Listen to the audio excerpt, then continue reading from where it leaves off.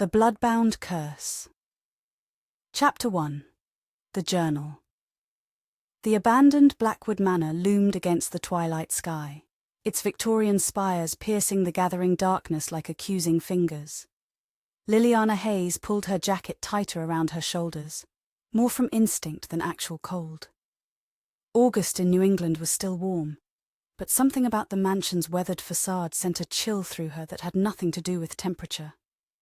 "This is ridiculous," she muttered to herself, adjusting the strap of her messenger bag. Inside was her digital recorder, notebook, camera, and the other tools of her journalistic trade. Urban legends and ghost stories. What's next, Lil? Bigfoot exposes. But her editor had been clear. Supernatural fluff pieces got clicks, and clicks kept independent news sites like The Truth Seeker afloat. So here she was, investigating rumours of strange lights and sounds at the abandoned Blackwood estate, a property that had stood empty for decades despite numerous attempts to renovate or demolish it. The wrought iron gate groaned in protest as Lilliana pushed it open. The sound echoed across the overgrown grounds, startling a crow from a nearby oak tree. Its harsh cry seemed like a warning. "Just old hinges," she told herself firmly, "not an omen." The gravel path leading to the front door had long since been reclaimed by nature, forcing Lilliana to pick her way through tangled weeds and fallen branches. Her boots crunched on dead leaves that shouldn't have been there in summer, as if the property existed in its own season. The front door was locked, but a side entrance yielded to her gentle pressure, swinging inward with that same mournful creak. Lilliana hesitated at the threshold, suddenly aware of how alone she was. No one knew exactly where she'd gone, just that she was checking out that old Blackwood place for a story. "Hello?" she called, more to dispel the silence than from any expectation of response. "Anyone home?" Only dust motes, dancing in the beams of fading sunlight that streamed through broken windows, answered her. Lilliana stepped inside, the floorboards protesting beneath her weight. The air smelled of decay and something else, something metallic and old. The foyer opened into what must have once been a grand entrance hall. A sweeping staircase curved upward to the second floor, its banister intact but dulled by years of neglect. She took out her camera, snapping photos of the ornate ceiling mouldings and the remains of what had once been elegant wallpaper. Good atmospheric shots for the article, at least. As she moved deeper into the house, she kept her recorder running, narrating her observations in a low voice. The interior of Blackwood Manor remains surprisingly intact, despite decades of abandonment. Local legends claim the house is haunted, with reports of lights seen in the upper windows and sounds described as mournful wailing heard on certain nights of the year. Lilliana paused, frowning at her own words. This was the kind of sensationalist drivel she'd always scorned in journalism school. She'd wanted to expose corruption, champion the underdog, speak truth to power, not chase ghost stories for clickbait. Yet something about this place tugged at her. Not supernatural nonsense, but a sense of history, of stories untold. She'd always had a knack for finding the truth behind legends, for separating fact from fiction. Maybe there was something here worth uncovering after all. The library was where she found it. Unlike the rest of the house, this room seemed almost preserved, as if time had moved more slowly within its walls. Floor-to-ceiling bookshelves lined 3 walls, many volumes still in place despite the obvious signs that looters had been through at some point. A massive desk dominated the centre of the room, its surface thick with dust except for a strange circular pattern, as if something had recently been removed. Lilliana approached the desk, running her fingers along its edge. Solid oak, probably handcrafted, the kind of furniture no one made anymore. One of the drawers was partially open, and when she pulled it further, she found it empty, except for a small brass key. "Now we're getting somewhere," she murmured, pocketing the key. Journalists weren't above a little breaking and entering when a story was at stake. At least, that's what she told herself. The key fit none of the obvious locks she tried, not the desk's other drawers nor the cabinet in the corner. Frustrated, Lilliana leaned against one of the bookshelves, causing it to shift slightly. She froze, then pushed against it more deliberately. The shelf moved, revealing a small alcove behind it. Secret rooms, of course. She rolled her eyes at the cliché, even as excitement quickened her pulse. The alcove contained a single item, a leather-bound book, its cover unmarked except for a strange symbol embossed in the center, a circle intersected by a vertical line. When Lilliana picked it up, she was surprised by its weight and the warmth of the leather, as if it had recently been handled. The brass key fit perfectly into a small lock on the side of the book. With a soft click, it opened. The pages were filled with handwritten text, the script elegant but strange, with flourishes that spoke of another era. Lilliana flipped carefully through the brittle pages, her journalist's instinct telling her she'd found something significant. The entries were dated, but in a way that made no sense. The same date, August 17th, repeated over and over, but with different years spanning centuries. August 17th, 1792, August 17th, 1823, August 17th, 1901, and on, the most recent entry dated just last year. Each entry was written in the same hand, despite the impossible time span they covered. Lilliana's skepticism warred with her curiosity. A hoax, obviously. Some elaborate prank or art project. But who would go to such trouble in an abandoned house? And why did the handwriting remain so consistent across entries supposedly written centuries apart? She turned to a random page and began to read. August 17th, 1901. Another year, another dawn I should not see. The curse holds fast, though I have travelled far from where it began. America is not so different from Europe in the ways that matter. The night is still dark, blood still sustains me, and she is still gone. I met a woman today who reminded me of her. The same laugh, though her face was different. For a moment, I allowed myself to hope. But when I approached her, the resemblance faded. It is always thus. The curse toys with me, offering glimpses of what I have lost only to snatch them away. Dr. M claims to have found new information about my condition. I do not trust him, but I have little choice. After 3 centuries, I would bargain with the devil himself for release. Lilliana's breath caught. The entry read like a vampire story, but something about the voice felt authentic. The weariness, the resignation, not the florid prose of a Gothic novel, but the matter-of-fact recording of someone documenting their existence. A sudden noise from upstairs made her jump, nearly dropping the journal. A thump, then silence. Probably just the old house settling, but her heart raced nonetheless. "Hello?" she called again, louder this time. "Is someone there?" Silence answered her, but it felt different now. Expectant, as if the house itself were holding its breath. Lilliana glanced at her watch. The sun had set while she'd been absorbed in her discovery, and darkness had claimed the mansion. She should leave, come back tomorrow in daylight.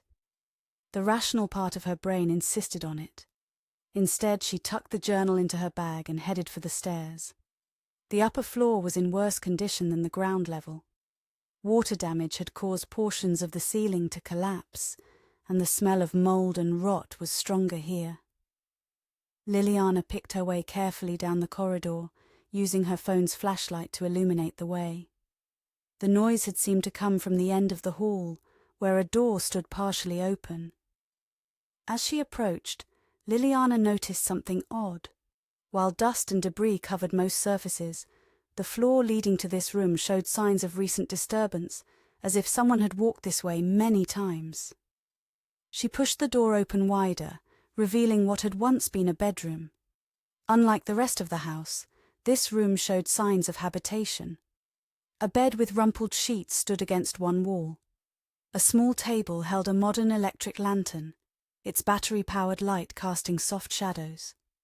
Books were stacked neatly on the floor, their spines showing titles from various eras. A vintage record player sat in one corner, beside a collection of vinyl that spanned decades. Someone was living here, or at least using this room regularly.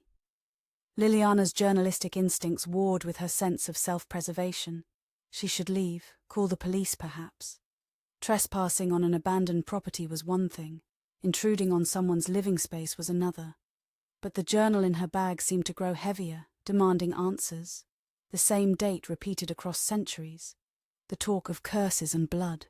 And now this room preserved and used while the rest of the mansion crumbled. A soft click behind her was her only warning. Most people have the courtesy to knock before entering a gentleman's bedchamber. The voice was male, cultured, with an accent she couldn't quite place. Not quite British, but definite. Telly, not American. It held a hint of amusement beneath the steel. Liliana turned slowly, her heart hammering against her ribs. He stood in the doorway, blocking her exit. Tall and lean, with dark hair that fell just past his shoulders. His face was all angles and shadows in the dim light, but she could make out high cheekbones and eyes so dark they seemed to absorb the lantern's glow rather than reflect it. He wore simple clothes, dark jeans and a white button-down shirt that looked expensive despite its simplicity. He didn't look like a squatter or a drug addict. He looked like he belonged here in this decaying mansion more than she belonged in her own apartment. "I'm sorry," Liliana managed, her journalist training kicking in despite her fear. "I'm Lilliana Hayes with The Truth Seeker. I'm researching a story about Blackwood Manor. I didn't realize anyone was living here." One dark eyebrow arched elegantly. "The Truth Seeker? How aptly named?" His gaze dropped to her bag, where the corner of the journal was just visible. "And it seems you've found something that doesn't belong to you." Liliana's grip tightened on her bag. "I found it in the library. It was locked away behind a bookshelf." "Yes," he said, taking a step toward her. "I put it there." The impossible implications of his words hung in the air between them. If he had hidden the journal and it contained entries spanning centuries. "Who are you?" she asked, surprised by the steadiness of her own voice. His lips curved in a smile that didn't reach his eyes. "I think you already know, Miss Hayes. You've been reading my journal after all." He extended a hand, palm up. "My name is Evo, and I believe you have something that belongs to me." Chapter 2. The Vampire. Liliana's mind raced through possibilities, each more implausible than the last. A historical reenactor, a method actor researching a role, a mentally ill man with a detailed delusion, anything but what the journal suggested. A vampire cursed to relive the same day year after year, century after century. "Evo," she repeated, buying time. "Just Evo? No last name?" His smile widened slightly, revealing teeth that looked perfectly normal. "I've had many surnames over the centuries. None of them matter now." He gestured toward her bag again. "The journal, please." Instead of handing it over, Liliana took a step back. "If this is your journal, then you're claiming to be, what, hundreds of years old?" 334 to be precise. He said it matter-of-factly, as if stating his height or eye color. "That's impossible. And yet, here we are." He moved further into the room, his movements fluid and graceful. "You've read enough to know what I am, Miss Hayes. Your pulse gives away your fear, though you hide it well." Liliana swallowed hard. "Vampires don't exist." "Don't they?" He was closer now, close enough that she could see his eyes weren't actually black but a deep midnight blue. "You found my journal in a secret compartment in an abandoned mansion. You read entries spanning centuries, all in the same hand. You discovered a room that shows signs of habitation when the rest of the house is crumbling. What does your journalist's instinct tell you?" "That you're an excellent con artist," she replied, though her conviction was wavering. "Or that I'm being punked for some bizarre reality show." Evo laughed, a sound both musical and sad. "I assure you, my existence is neither a con nor entertainment." He gestured toward a chair near the window. "Please sit. If I meant you harm, you would know it already." It wasn't the most reassuring statement, but Liliana found herself taking the offered seat. Her curiosity was overriding her fear, a trait that had served her well as a journalist, but had also gotten her into trouble more than once. Evo remained standing, leaning against the wall with casual elegance. You have questions? Ask them. Where to begin? Lilliana took a deep breath. The journal mentions a curse. What kind of curse? Something flickered across his face, pain perhaps, or resignation. A clever opening question. Most people start with the vampire aspect. He crossed to the window, looking out at the night. The curse is complicated. But in essence, I'm bound to relive the same day each year, August 17th, the day my mortal life ended. The rest of the year I exist in a kind of stasis, neither fully conscious nor truly asleep. That's why the journal entries are all dated August 17th, Lilliana realized. But if you're only awake one day a year, how do you... feed? He supplied, turning back to face her. I don't require much blood in my dormant state, and on my one day of wakefulness I've learned to be... efficient. A chill ran down Liliana's spine. You kill people? Not for a very long time, he said quietly. There are alternatives now, blood banks, willing donors in certain communities. The modern world has made some aspects of my existence easier, if not the curse itself. Liliana's journalistic instincts took over, pushing past her fear. The journal mentioned someone called Dr. M. Who is that? Evo's expression hardened. Dr. Marlow, a historian or so he claims. He approached me some decades ago, expressing interest in my condition. He believes he may have found a way to break the curse. And has he? Not yet, but he continues to research. Evo's tone suggested he didn't entirely trust this Dr. Marlow. He'll be disappointed to have missed you. He's quite interested in how others perceive my situation. Liliana frowned. So he knows about you? About what you are? He knows what I've told him, which is not everything. Evo moved to the record player, running his fingers lightly over the vinyl collection beside it. Music is one of the few pleasures I allow myself during my brief periods of wakefulness. Each year I discover what humanity has created in my absence. The casual mention of his inhuman existence sent another shiver through Liliana. Why are you telling me all this? Why not just take your journal and, I don't know, hypnotize me to forget or whatever it is vampires do? Evo selected a record, something classical that Liliana didn't recognize, and placed it carefully on the turntable.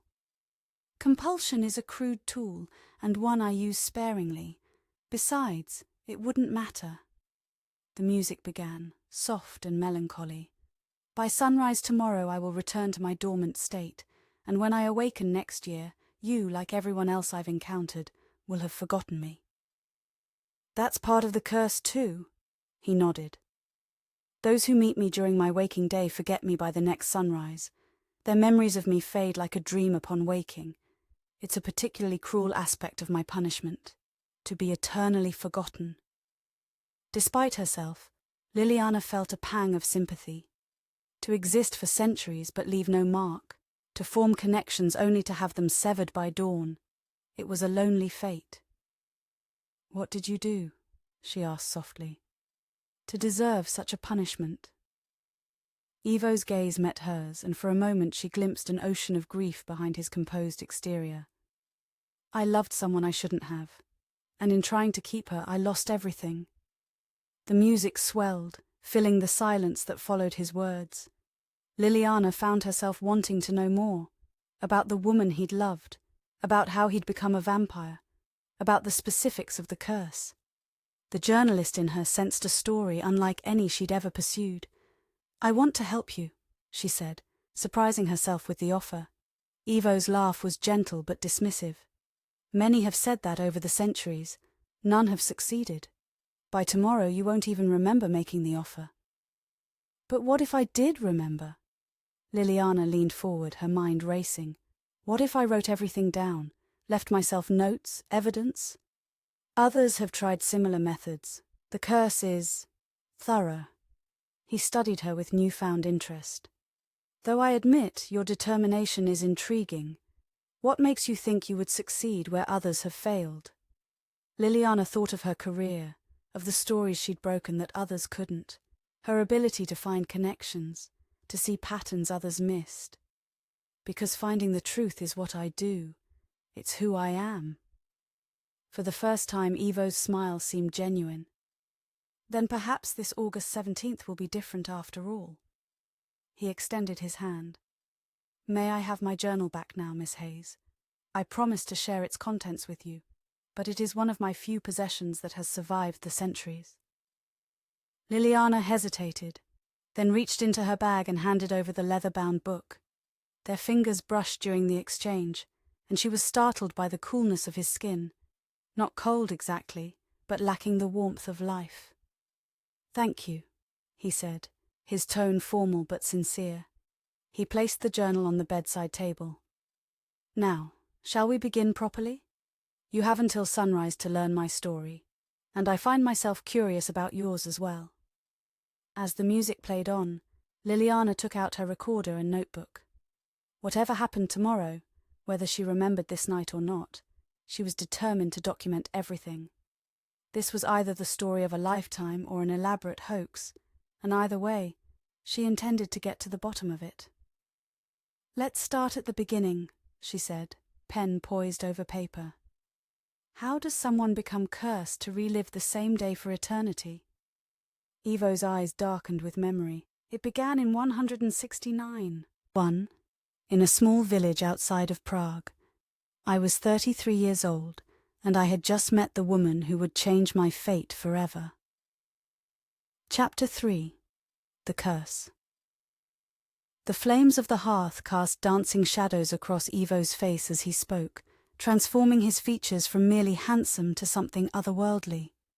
Lilliana found herself mesmerized not just by his story, but by the way he told it, his voice shifting subtly as he moved through centuries, adopting the cadences of different eras as naturally as changing clothes. Her name was Eliska, he said, his accent thickening as he spoke the name. She was the daughter of a local nobleman far above my station. I was merely the village physician, educated but common-born. A doctor? Lilliana interrupted, surprised. Not a nobleman yourself? Ivo's lips curved in amusement. Vampires in fiction are often aristocrats, aren't they? No, I was a man of science even then. I studied at the university in Prague, learned the medical arts from masters across Europe. It was unusual for someone of my background, but my father sacrificed much for my education. He paused, lost in memory. Medicine in the 17th century was primitive by your standards.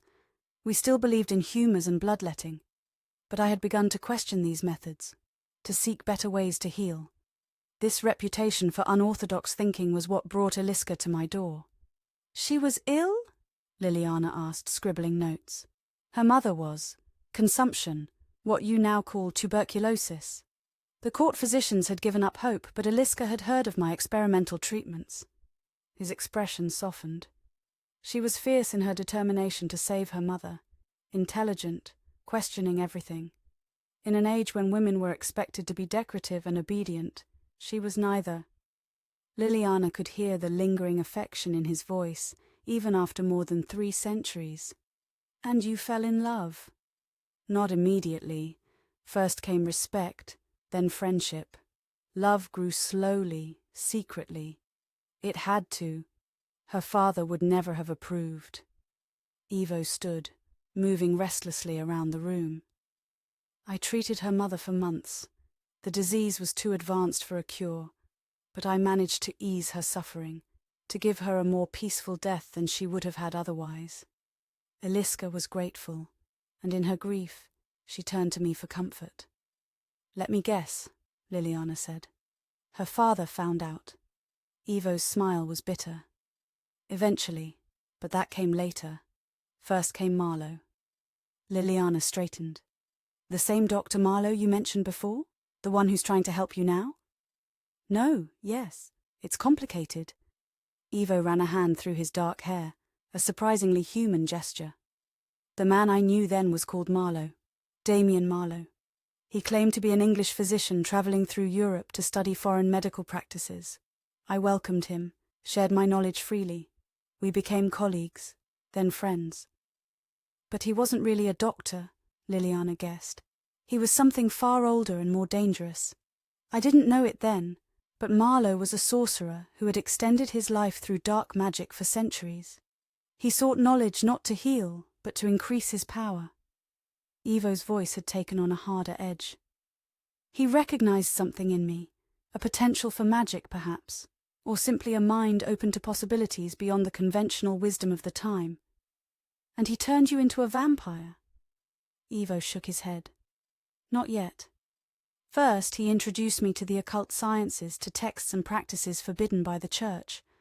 I was skeptical at first, but then I saw the results, healing that seemed miraculous, knowledge that no mortal should possess. You were seduced by the power, Lilliana said, understanding. By the possibility of doing good, Evo corrected gently. Imagine being a physician in an age of plagues and poxes, when the smallest infection could kill, when childbirth was a death sentence for many women. What would you not do to save lives? Lilliana nodded, conceding the point. So what happened with Aliska? She discovered what Marlow and I were studying. Instead of being frightened, she was fascinated. She had a natural affinity for the work, stronger than mine, Marlow said. Evo's expression darkened. That should have been my first warning. Marlow became fixated on her abilities. He began teaching her separately, excluding me from their sessions. You were jealous, Lilliana observed. Concerned, Evo countered, and rightly so. Aliska began to change, becoming withdrawn, secretive. She spoke of visions, of voices that called to her from beyond our world. When I confronted Marlow, he dismissed my fears. He said she was merely awakening to her true potential. Evo fell silent, staring into the middle distance as if seeing events unfold across the centuries. What happened next? Lilliana prompted gently. Her father announced her betrothal to a count from a neighbouring province, an advantageous match politically and financially. Aliska was devastated. We had been meeting in secret for months by then, planning to elope to England or the New World. His voice grew softer. She came to me that night, desperate and afraid. She begged me to use what Marlow had taught us to prevent the marriage. And did you? I refused. Some lines should not be crossed, I told her. We would find another way. Evo's face was a mask of ancient regret. She left angry, determined to take matters into her own hands. She went to Marlow. Lilliana felt a chill of foreboding. What did he do? He gave her a ritual, a blood magic spell that would bind her father's will to hers, but such magic requires sacrifice. Evo's voice had dropped to barely above a whisper. The spell went wrong, or perhaps it worked exactly as Marlow intended. The entire household died, her father, the servants, even the animals, dozens of lives extinguished in an instant. My God, Lilliana breathed, and Aliska. The magic consumed her. When I found her, she was changed, neither alive nor dead, but something in between. A revenant filled with power but empty of the woman I had loved. His hands clenched into fists. Marlow arrived soon after.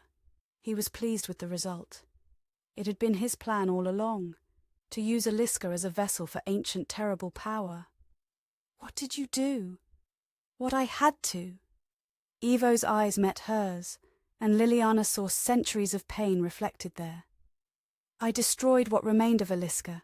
I couldn't save her, but I could release her from what she had become. I used the knowledge Marlow had taught me against him, binding his power temporarily. But I was no match for him in the end. He cursed you, Lilliana said, understanding dawning. He did worse than kill me. He transformed me, made me a vampire, immortal but bound by the limitations of my kind. Then he added his curse, that I would relive the day of Aliska's death for eternity, that all who met me would forget me by sunrise, that I would be conscious only on that one day each year. Evo's voice was steady, but Lilliana could sense the depth of emotion beneath his control. He said it was fitting punishment for one who had interfered with his plans, who had destroyed a vessel he had spent decades preparing. But why keep you alive at all? Why not just kill you? Death would have been merciful. Marlow does not deal in mercy. Ivo moved to the window, looking out at the night sky. Besides, he had use for me. Over the centuries he has returned periodically to study the effects of his curse, to refine his magic. I am his experiment, his living laboratory. Lilliana struggled to process the enormity of what she was hearing.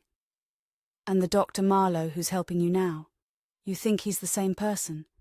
The sorcerer who cursed you? I know he is, Ivo said simply. He no longer bothers to disguise himself from me.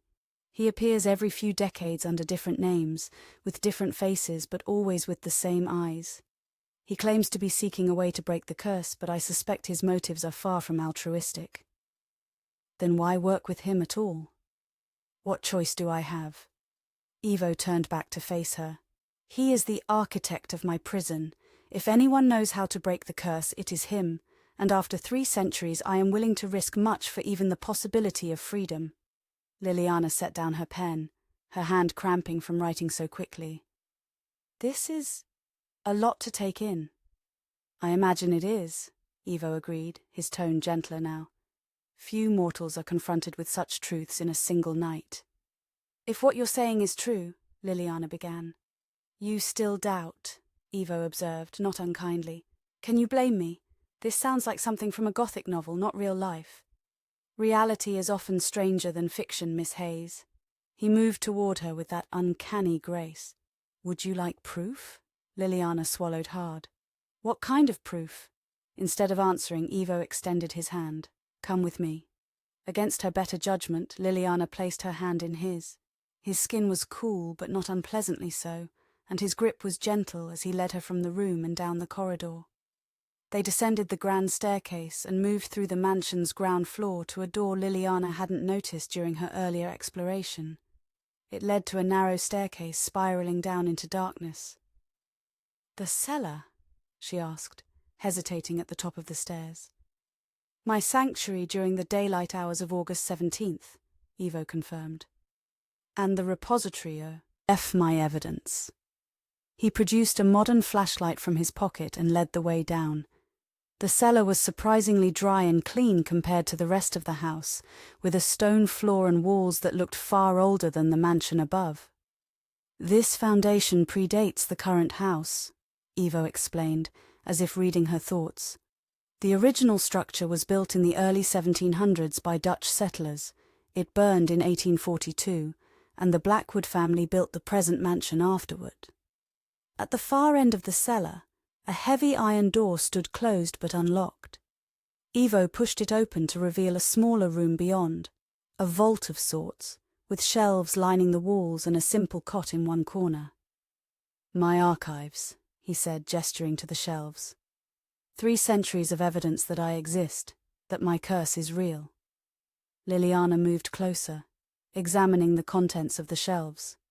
There were journals similar to the one she'd found, dozens of them, their leather bindings in various states of preservation, newspapers from different eras, carefully preserved, photographs dating back to the earliest days of photography, letters, documents, artifacts from across the centuries. She picked up a daguerreotype in a tarnished silver frame. It showed a man in mid-19th century clothing, his face unmistakably Ivo's, though his hair was shorter, and he wore the side whiskers fashionable at the time. Boston, 1851, Ivo said quietly, one of the few images of myself I've managed to preserve. Lilliana set it down carefully and moved to a shelf containing more modern items. A Polaroid from what looked like the 1970s showed Ivo with longer hair and a period-appropriate shirt, standing in front of the very mansion they were now in. A cassette tape labelled August 17th, 1988, sat beside a digital voice recorder of more recent vintage. I document each waking day, Ivo explained. It helps me maintain my sense of self, to remember that I exist beyond the curse. Lilliana picked up a newspaper from 1918, its headline announcing the end of World War I. Beside it lay a ration book from World War II, a ticket stub from Woodstock, a first-generation iPhone. You've lived through so much history, she murmured. Observed it, rather than lived it, Ivo corrected. 1 day per year is hardly living. Lilliana turned to face him. I believe you, she said simply. The evidence before her was too comprehensive, too consistent to be fabricated. Either Ivo was exactly what he claimed to be, or he was perpetrating a hoax of such complexity and dedication that it bordered on madness. Relief flickered across his features. Thank you. It's been a very long time since anyone has truly believed me. This Dr. Marlow, when did you last see him? Last year. He said he was close to a breakthrough, that he needed one final component for the ritual that might break the curse. Ivo's expression grew troubled. He was more excited than I've seen him in decades, almost eager. Which made you suspicious, Lilliana guessed. Marlow is never eager to help unless it serves his own purposes. Ivo moved to a small safe tucked in the corner of the vault. He entered a combination and opened it, removing a small wooden box. He gave me this, said it was part of the ritual preparation. Inside the box lay a silver amulet on a chain, inscribed with symbols similar to the one on Ivo's journal. In the center was a small red stone that seemed to pulse with its own inner light. What is it? Lilliana asked, resisting the urge to touch it. He called it a soul anchor. It's supposed to help stabilize my essence during the ritual. Ivo closed the box. But I've learned enough about magic over the centuries to be wary of such gifts. Liliana's mind was racing, connecting pieces of the puzzle. If the curse makes everyone forget you by sunrise, how does Marlow remember you from one appearance to the next? An excellent question. Ivo returned the box to the safe. He cast the curse. He exists outside its parameters. Or perhaps being something other than human himself, he is immune to its effects. Are there others like him? Other sorcerers or supernatural beings? Fewer than there once were. The modern world is hostile to magic in ways the ancient world was not. Ivo led her back into the main cellar. But yes, they exist. They hide, as I do, in the shadows of your rational, technological society. As they climbed the stairs back to the ground floor, Liliana checked her watch. It was past midnight. If Ivo's story was true, she had less than 6 hours before sunrise, before he returned to his dormant state, and she forgot everything she'd learned. We need to document everything, she said decisively. Not just your past, but what's happening now, with Dr. Marlow. If he's planning something, if there's a way to break the curse, it won't matter, Ivo interrupted gently. By tomorrow you'll have forgotten me. Any notes you take, any recordings you make, they'll seem like fiction to you, or the ramblings of a dream. That's how the curse works. Liliana shook her head stubbornly. There has to be a way around it. What if I email everything to myself, or publish it online before sunrise? Others have tried similar methods, Ivo said, his voice tinged with resignation. One journalist in 1973 managed to file his story before dawn. By the next day, he believed he'd written a work of fiction during a blackout episode. The curse doesn't just erase memories, it reshapes reality to accommodate the erasure. They had reached the library again. Liliana paced the room, unwilling to accept defeat. But you said Dr. Marlow thinks he's close to breaking the curse. What's changed? What's different now compared to the last 3 centuries? Ivo considered this. He mentioned something about celestial alignments, about this year being significant. August 17th falls on a full moon this year, which apparently hasn't happened on the anniversary of my curse for centuries. That could be important, Liliana said, excitement building. In folklore, full moons often amplify magical effects or create windows for breaking enchantments. Perhaps, Ivo conceded, but Marlow has claimed breakthroughs before, only to reveal later that they were merely tests or experiments. Liliana stopped pacing suddenly, struck by a thought. You said the curse makes everyone forget you by sunrise. Has anyone ever actually tested that, documented the exact moment their memories changed? Ivo looked intrigued. Not to my knowledge. Most simply wake the next day with no memory of me at all. Then that's what we'll do, Liliana decided. I'll stay with you until sunrise. I'll record everything. Video, audio, written notes. I'll document the exact moment the curse takes effect. To what end? Evo asked, though she could see he was interested despite himself. Understanding how something works is the first step to defeating it, Lilliana explained. If we can pinpoint exactly how the memory erasure happens, maybe we can find a weakness, a loophole. Evo studied her with newfound respect. Your determination is remarkable, but I warn you the experience may be unsettling. I've watched recognition fade from people's eyes as the sun rises. It's not a gentle process. I'm willing to risk it, Lilliana said firmly. Besides, if you're right, I won't remember being unsettled anyway. A ghost of a smile touched Evo's lips. A pragmatic view. Very well, Miss Hayes.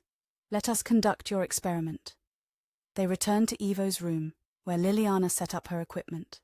She positioned her phone to record video, started her digital recorder for audio, and opened her laptop to take notes in real time. Tell me more about Dr. Marlow, she said as she worked. What does he look like now? How does he present himself? In this era, he appears to be in his 50s, distinguished, grey at the temples. He dresses conservatively, speaks with a slight Boston accent. He claims to be a professor of medieval history at a small private college in New Hampshire. Evo sat on the edge of the bed, watching her preparations. He's adapted well to the digital age, has quite a convincing online presence. Do you have a name, something I could research?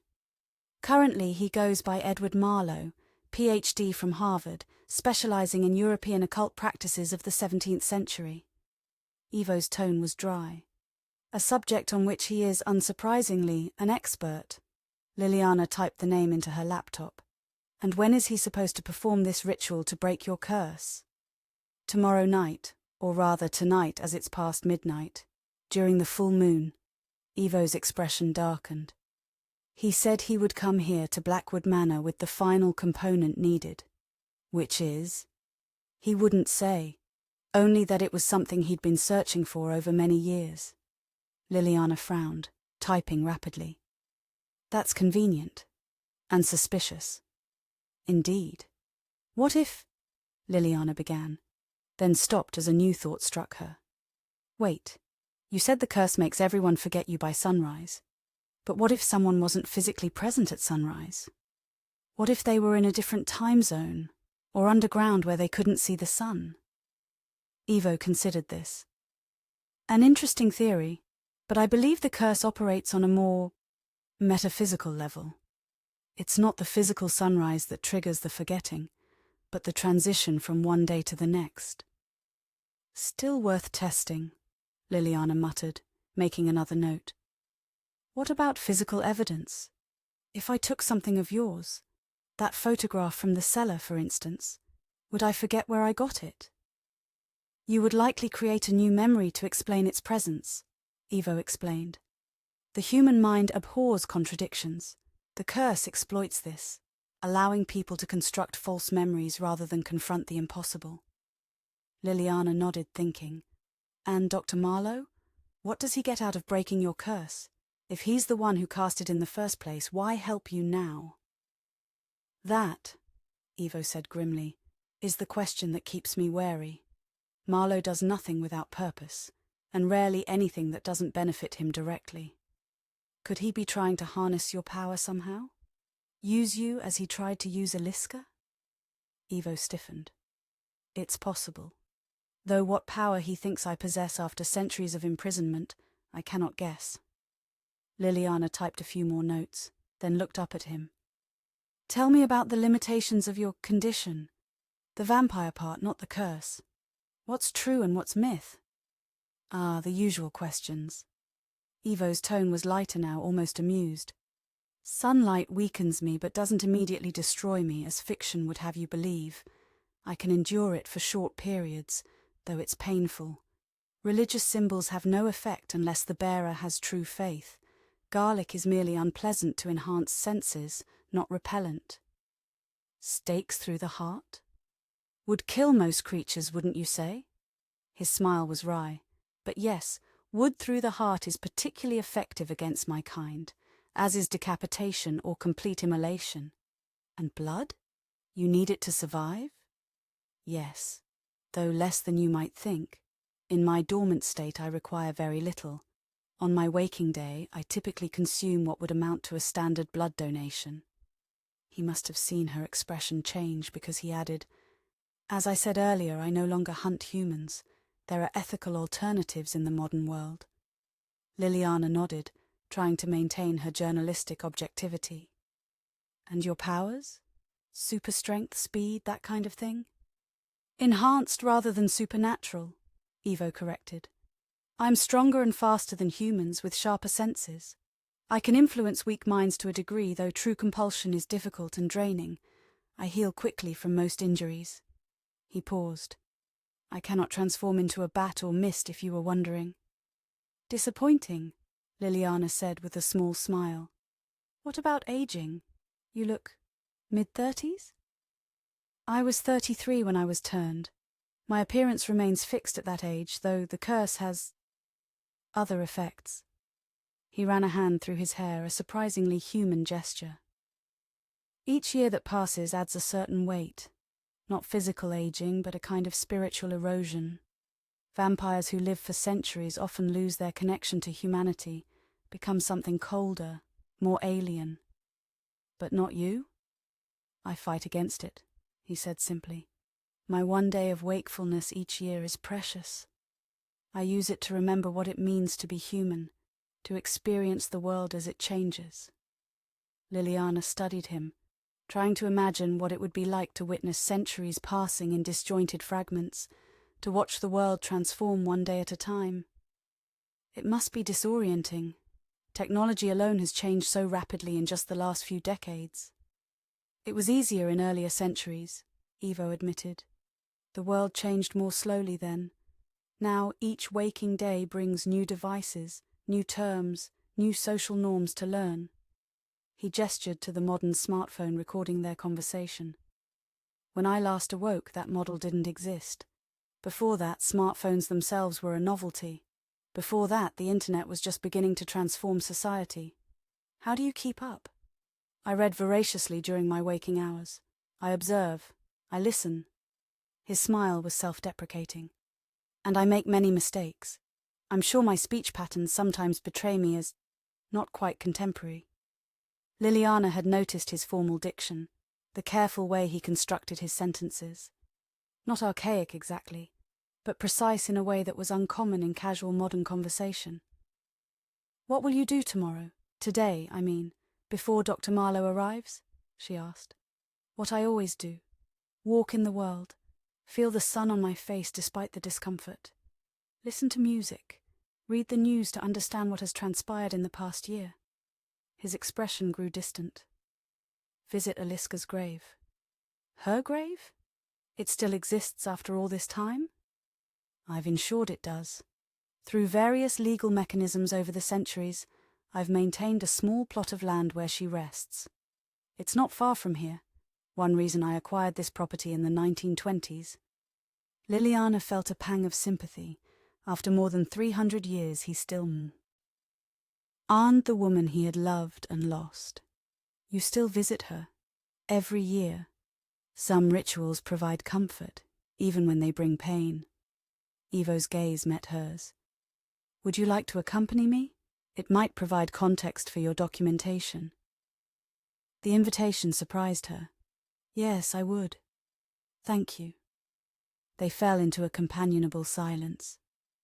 Lilliana continued typing notes, occasionally asking questions about specific aspects of Evo's existence or the nature of the curse. As the night deepened, she found herself growing more comfortable in his presence, her initial fear giving way to fascination and a strange sense of connection. Around 3 in the morning, Evo suggested she rest. "Dawn is still hours away, and you've been working intensely." Lilliana shook her head. "I'm fine. There's too much to document, too many questions to ask."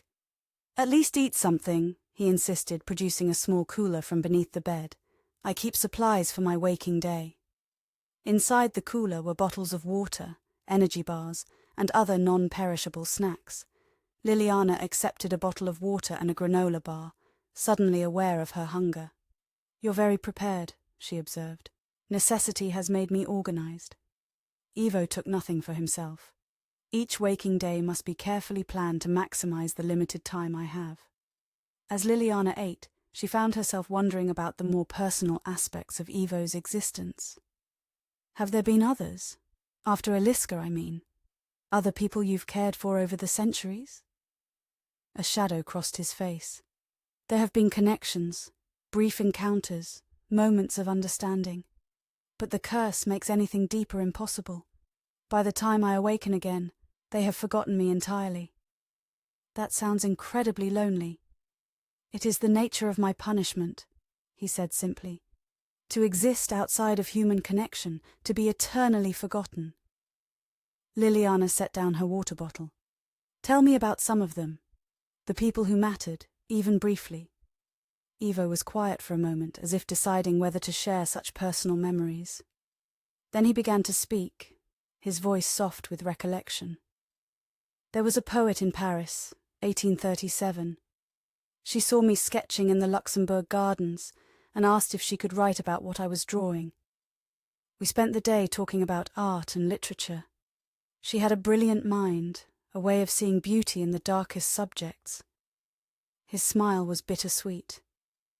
The next year, when I awoke, I discovered she had published a collection of poems.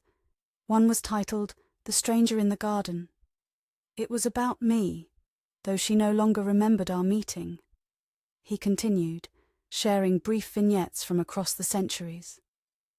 A Civil War surgeon who had discussed medical ethics with him during a brief respite from battlefield horrors.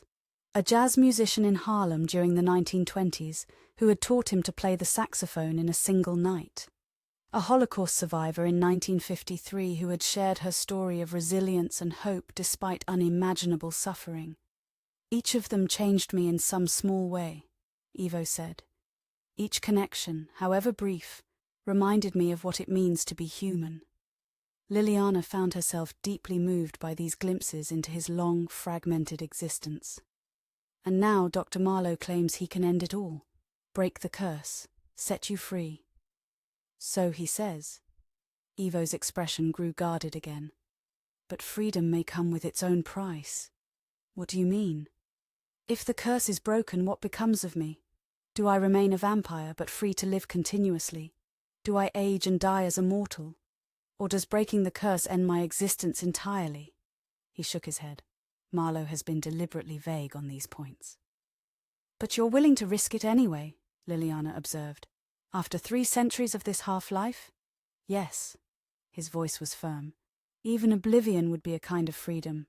Lilliana felt a chill at his words. What can I do to help? If I'm going to forget everything by sunrise anyway, at least let me be useful while I remember. Ivo studied her thoughtfully. Your documentation may prove valuable, even if only to me. And perhaps... He hesitated. Perhaps you could be present for the ritual tonight. An objective observer might notice things I would miss. You want me to witness the ritual? Isn't that dangerous? Potentially, he admitted. But Marlow is unlikely to reveal his true intentions if he believes we are alone. A third party might force him to maintain his benevolent facade. Or it might make him more dangerous, Lilliana pointed out. A risk I'm willing to take if you are. Ivo's gaze was intense. But I would understand if you chose to stay away. Lilliana considered for only a moment. I'll be there. If this Dr. Marlow is as dangerous as you believe, you shouldn't face him alone. Relief and something like admiration flickered across Ivo's features. Thank you, Miss Hayes. Lilliana, she corrected. If I'm going to help you confront an immortal sorcerer, I think we can drop the formalities. His smile was genuine this time. Lilliana, then. Outside, the night had begun to soften toward dawn. Lilliana checked her watch. Just past 4 in the morning. Less than 3 hours until sunrise. We should prepare for our visit to Aliska's grave, Ivo said, rising from his seat. And then perhaps we can formulate a strategy for dealing with Marlow. As he gathered a few items for their journey, Lilliana found herself watching him with a complex mixture of emotions. Fascination, certainly. Professional interest in the story of a lifetime. But also something more personal.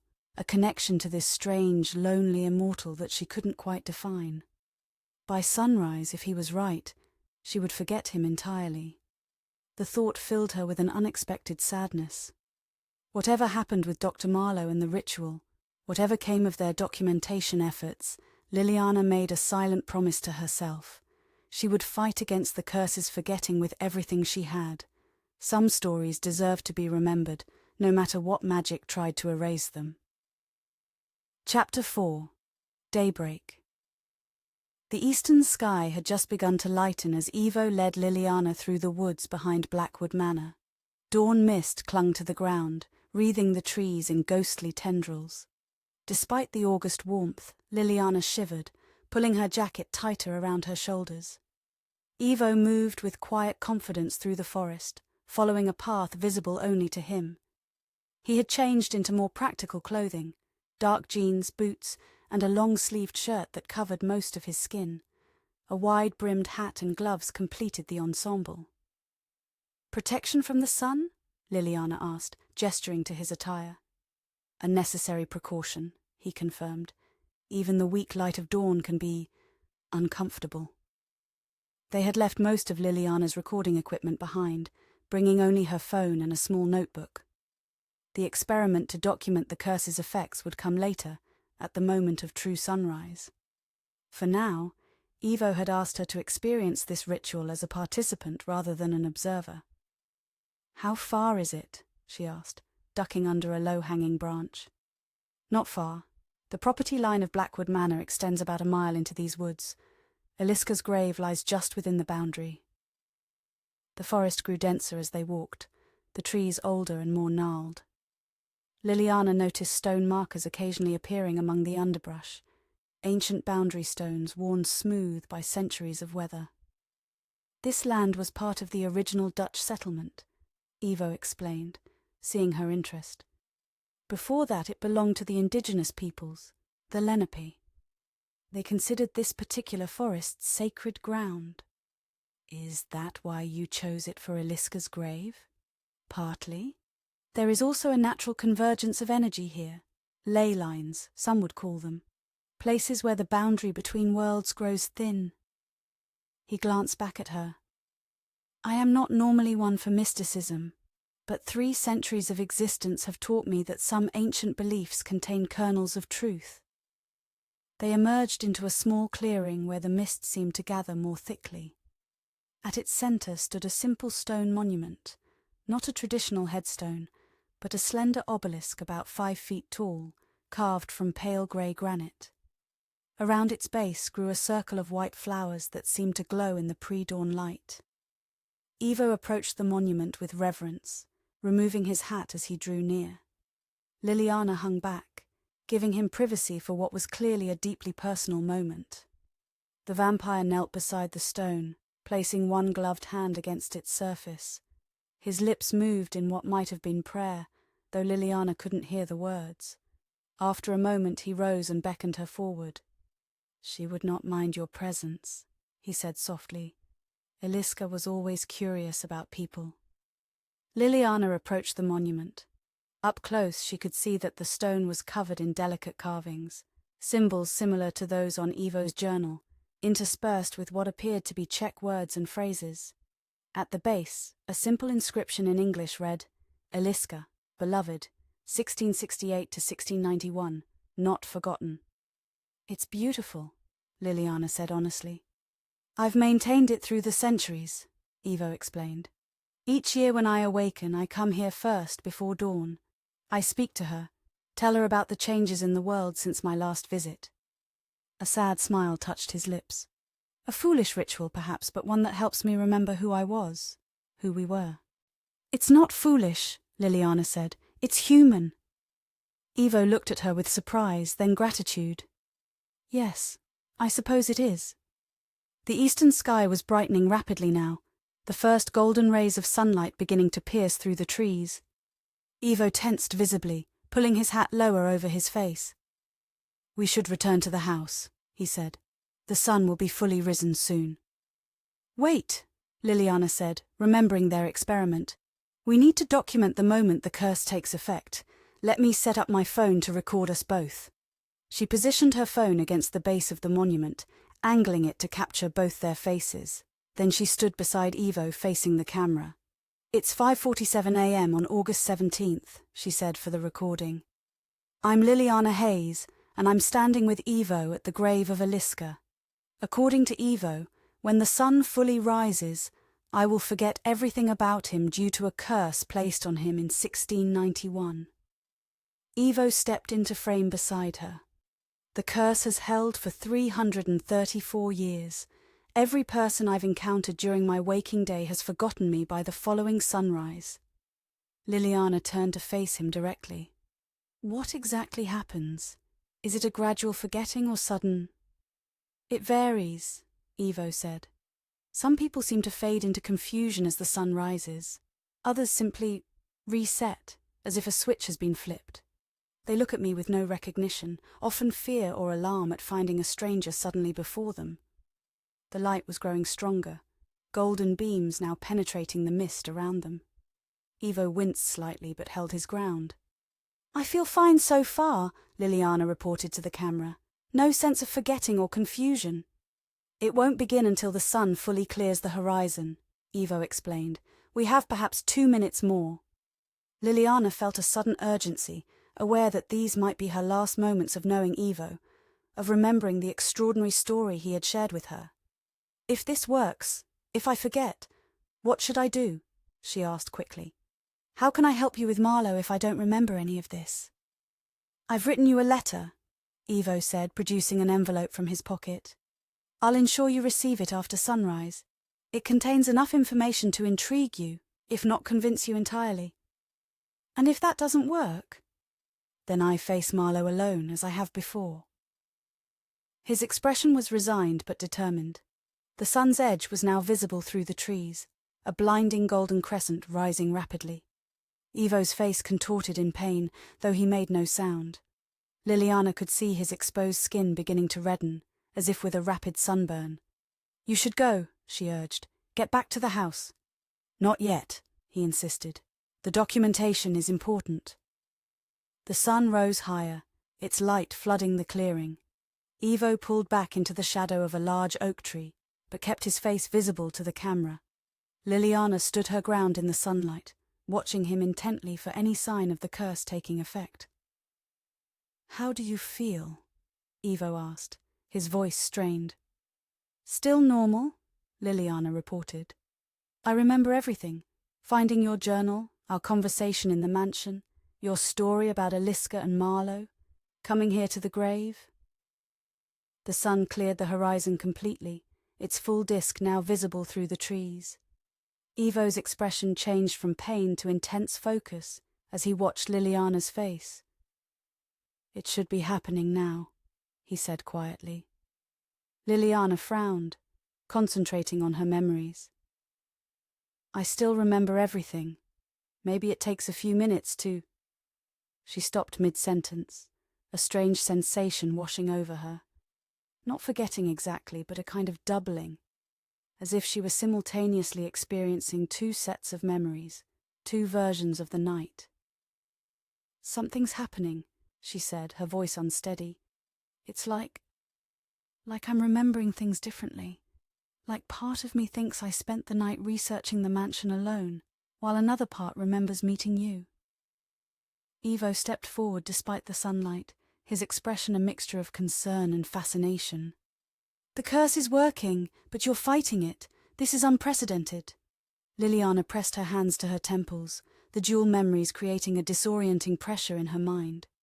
"It hurts, like cognitive dissonance made physical." "Focus on what you know is true," Ivo urged. "Hold on to the real memories." "They both feel real," Lilliana gasped.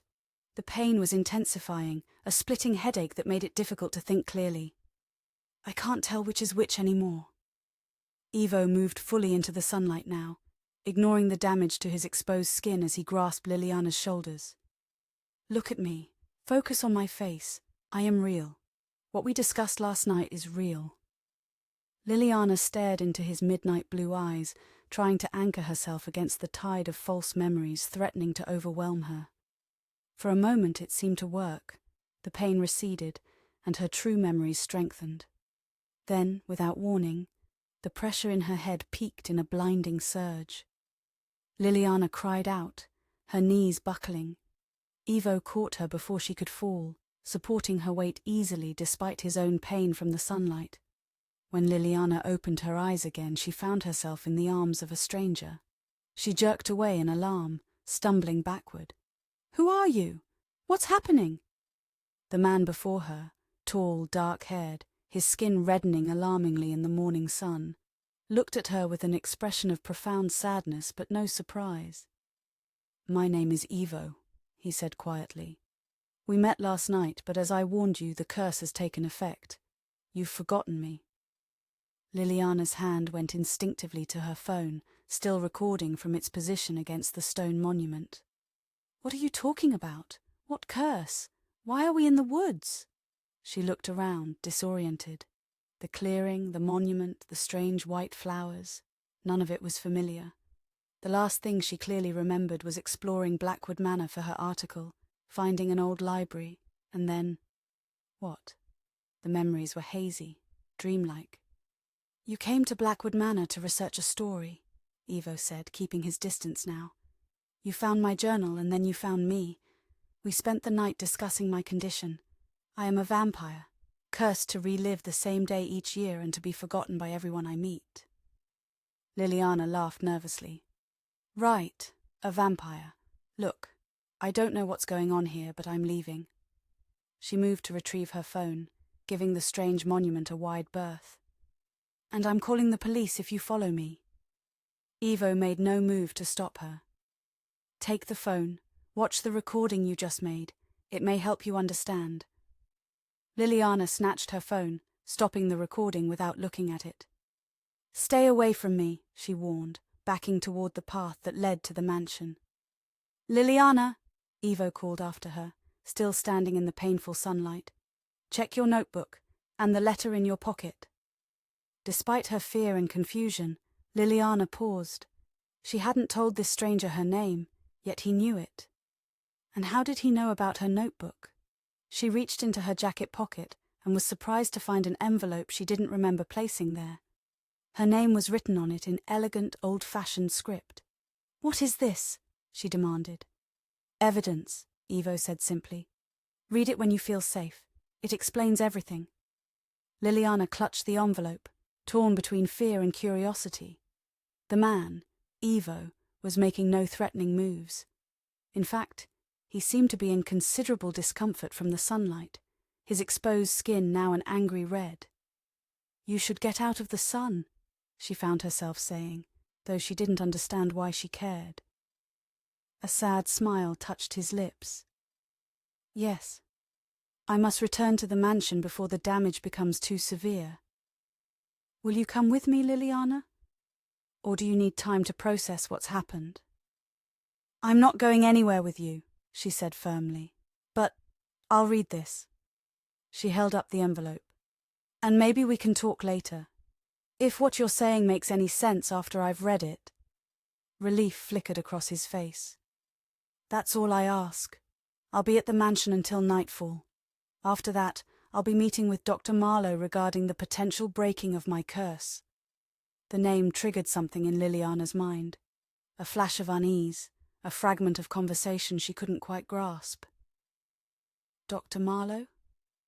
"It's in the letter," Ivo said, already retreating into the shadows of the trees. "Be careful, Liliana. Trust your instincts." Before she could respond, he was gone, moving with uncanny speed through the forest. Liliana stood alone in the clearing, the morning sun now fully above the trees, warming her back as she stared at the envelope in her hands. What had happened to her? Why couldn't she remember the night before? And why did the name Dr. Marlow fill her with such inexplicable dread?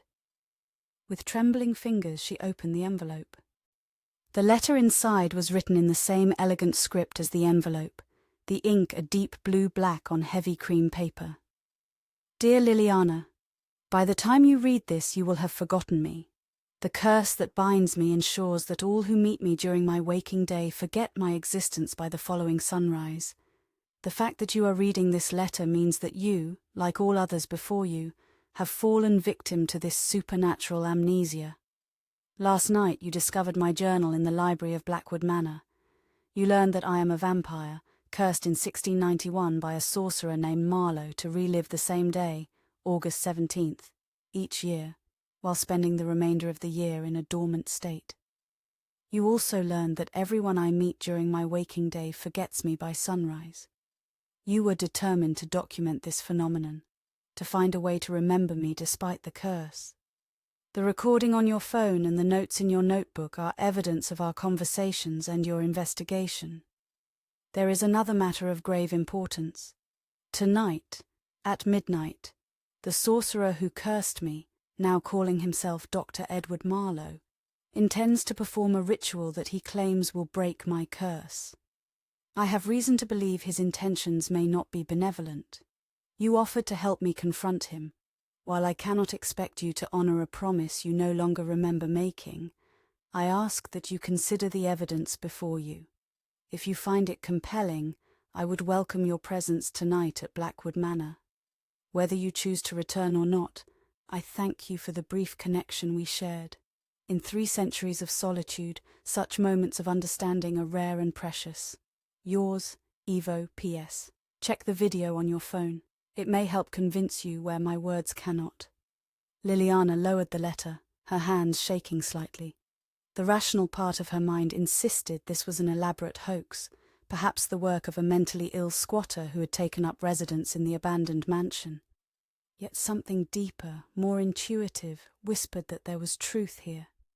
She opened her notebook, flipping through pages filled with her own handwriting, notes about vampirism, curses, a sorcerer named Marlow, and something called a soul anchor.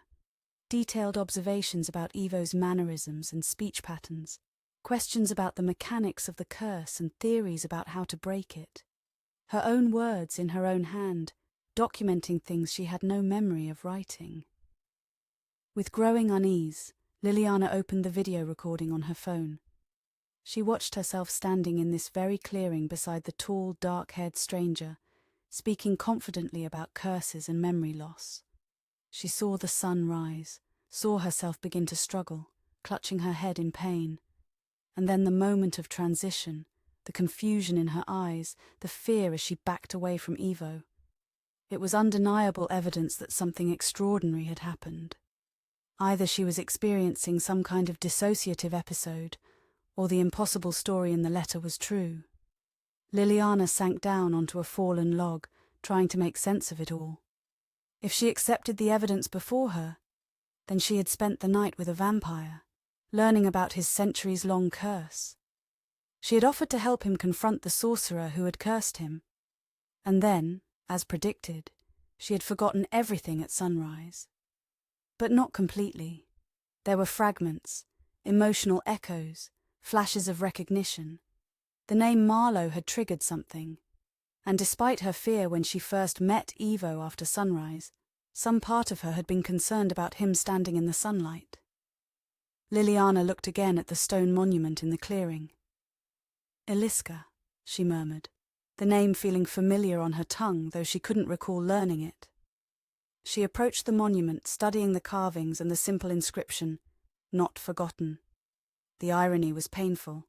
Evo had maintained this memorial for centuries, refusing to let Eliska be forgotten, while he himself was doomed to be forgotten by everyone he met. If the story was true, it was heartbreaking. Lilliana checked the time, 6:30 a.m. According to the letter, Evo would be at the mansion until nightfall, when he would meet with this Dr. Marlow.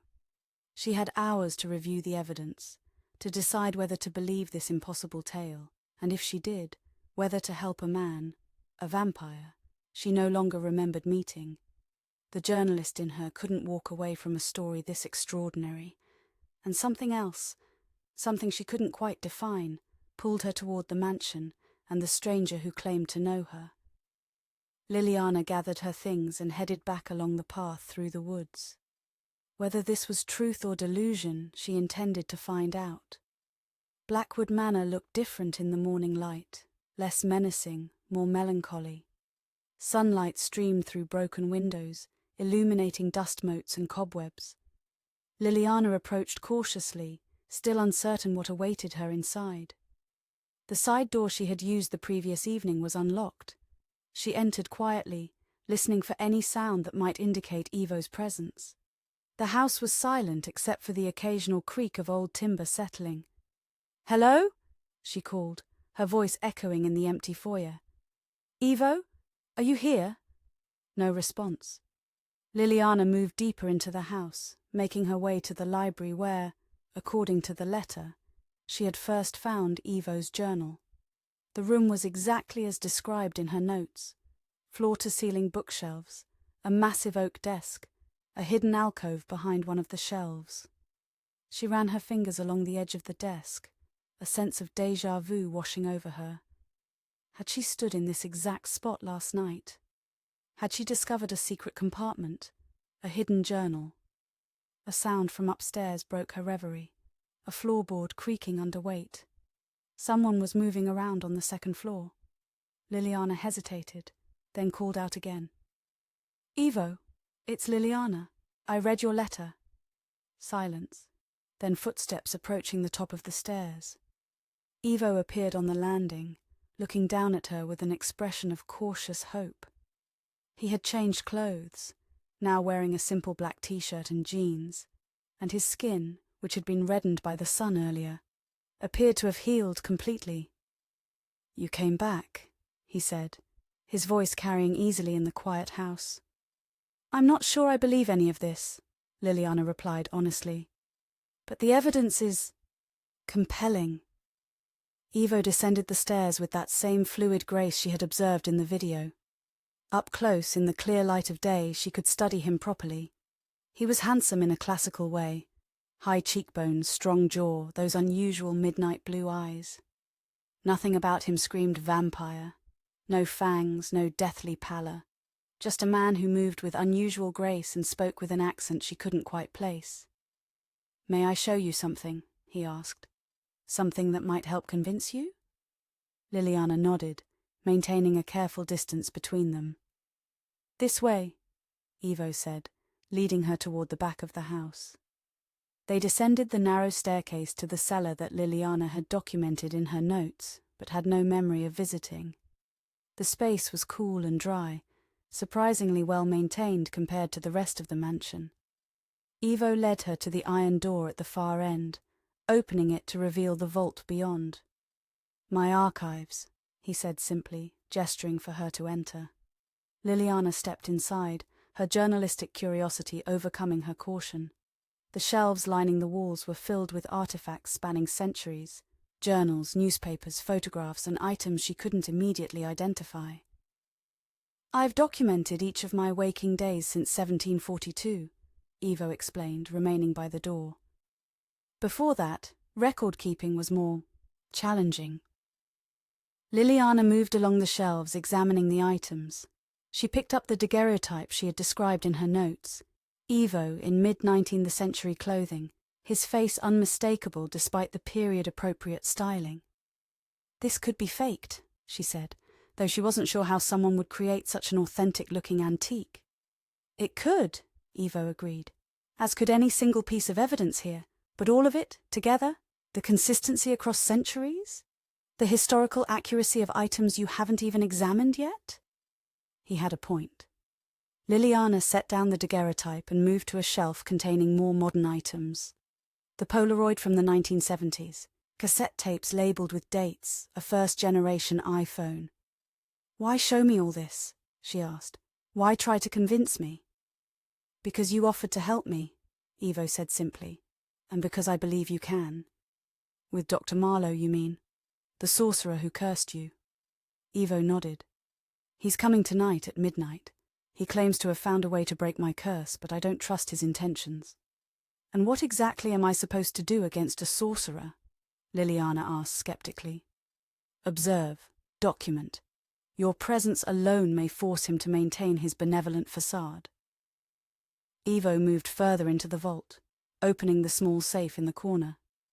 "And perhaps help me determine if this is truly what he claims it to be." He removed the wooden box Lilliana had described in her notes, opening it to reveal the silver amulet with its pulsing red stone. The soul anchor, she murmured, the term coming to her though she had no memory of learning it. Ivo looked at her sharply. Yes, you remember? Not exactly, it's more like déjà vu, fragments. Lilliana approached, studying the amulet without touching it. What is it supposed to do? According to Marlow, it will stabilize my essence during the ritual to break the curse. It's meant to ensure that when the curse is lifted, I remain intact rather than dissipating. And you don't trust it? I don't trust anything Marlow gives me, Ivo said grimly. But I have no choice but to proceed with the ritual. After 3 centuries of this half-existence, even oblivion would be a kind of freedom. The words echoed what she had written in her notes, and Lilliana felt a strange pang of sympathy. What do you think will happen if the ritual works as Marlow claims? Best case? The curse is broken. I remain a vampire but free of the time loop and the forgetting effect. I would be able to exist continuously to form lasting connections. Ivo's expression was carefully neutral, but Lilliana sensed the longing beneath his control. Worst case? The ritual destroys me entirely or transforms me into something worse than I already am. And you're willing to risk that? Wouldn't you in my position? He countered. 300 years of solitude, of being eternally forgotten, of watching the world change in disjointed fragments one day at a time. Put that way, Lilliana could understand his desperation. All right. Say I believe all this. Say I agree to help you. What's the plan? Relief flickered across Ivo's features. Marlow will arrive at midnight. He'll want to perform the ritual in the clearing where Eliska is buried. It's a place of power, a convergence of energy lines. We need to determine his true intentions before the ritual begins. How do we do that? I'm not certain, Ivo admitted. But having you there, someone he doesn't expect, may force him to reveal more than he intends. Lilliana considered this. If the story was true, if vampires and sorcerers and curses were real, then she was way out of her depth.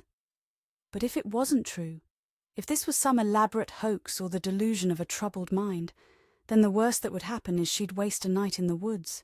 And if it was true, this was the story of a lifetime.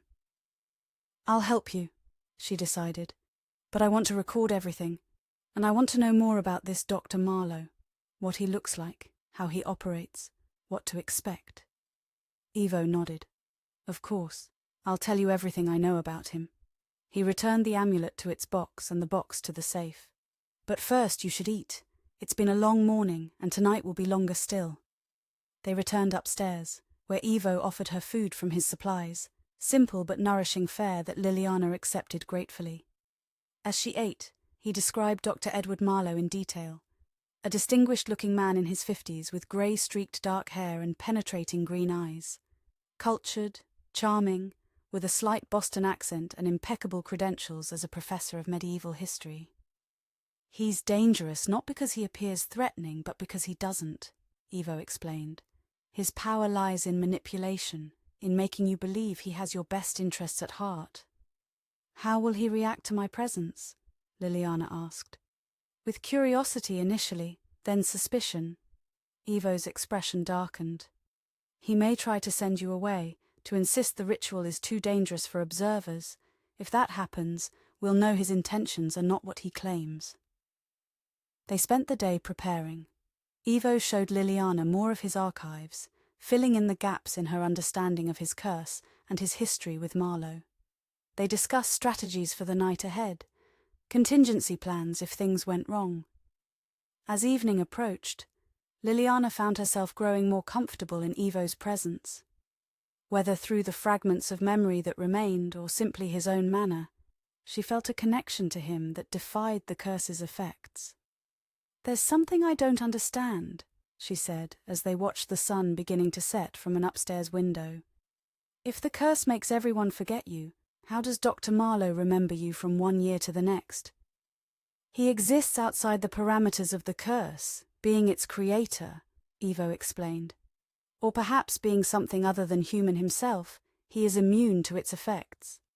And what about me? This morning after sunrise I forgot you completely, but now, after reading your letter and seeing the evidence, I feel connected to you somehow, like I'm remembering fragments of our conversations." Evo looked at her with renewed interest. "That's unprecedented. The curse has never allowed even partial memories to remain before." "Could it be weakening?" Lilliana suggested. "You said this year is significant, the full moon coinciding with your waking day." "Perhaps." Evo seemed troubled by the possibility. "Or perhaps you are simply more resistant to the curse than others have been. Either way, it may be important for tonight's confrontation with Marlow." As darkness fell, they made final preparations. Lilliana checked her recording equipment, making sure everything was fully charged. Evo changed into clothing suitable for the ritual, dark pants and a simple white shirt that reminded Lilliana of historical illustrations she'd seen. "The amulet," she said suddenly, remembering something from her notes. "You said it's supposed to anchor your soul during the ritual. What if that's literal? What if it's designed to trap you somehow?" Evo nodded grimly. "I've considered that possibility, but without it the ritual may destroy me entirely. It's a risk I must take." "Unless we can find a way to modify it," Lilliana suggested, "or create some kind of protection against whatever Marlow might be planning. In the few hours before midnight. I admire your optimism, but even in my long existence I've never found a way to counter Marlow's magic effectively." Lilliana wasn't ready to give up. "Show me the amulet again. Maybe there's something we're missing." They returned to the vault, where Evo once more removed the wooden box from the safe. The silver amulet lay nestled on black velvet, its red stone pulsing with a subtle inner light. "May I?" Lilliana asked, extending her hand. Evo hesitated. "Be careful, even I don't know exactly what powers it might possess." Lilliana picked up the amulet carefully, holding it by its silver chain. The metal was cool to the touch, but the stone emanated a strange warmth. As she studied it, she noticed something she hadn't seen before: tiny inscriptions around the edge of the setting, almost invisible to the naked eye. "There's writing here," she said, squinting to make it out. "Some kind of symbols." Evo leaned closer, his expression intent. "You're right. I hadn't noticed them before." "Do you recognize them? Are they the same as the symbols on your journal?" "Similar, but not identical." Evo frowned. "They appear to be a variant of the magical script Marlow uses, but with subtle differences." "Could they change the function of the amulet?" Lilliana asked. "Alter whatever it's supposed to do?" "Possibly." Evo took the amulet from her, examining the inscriptions more closely. "If I could decipher them."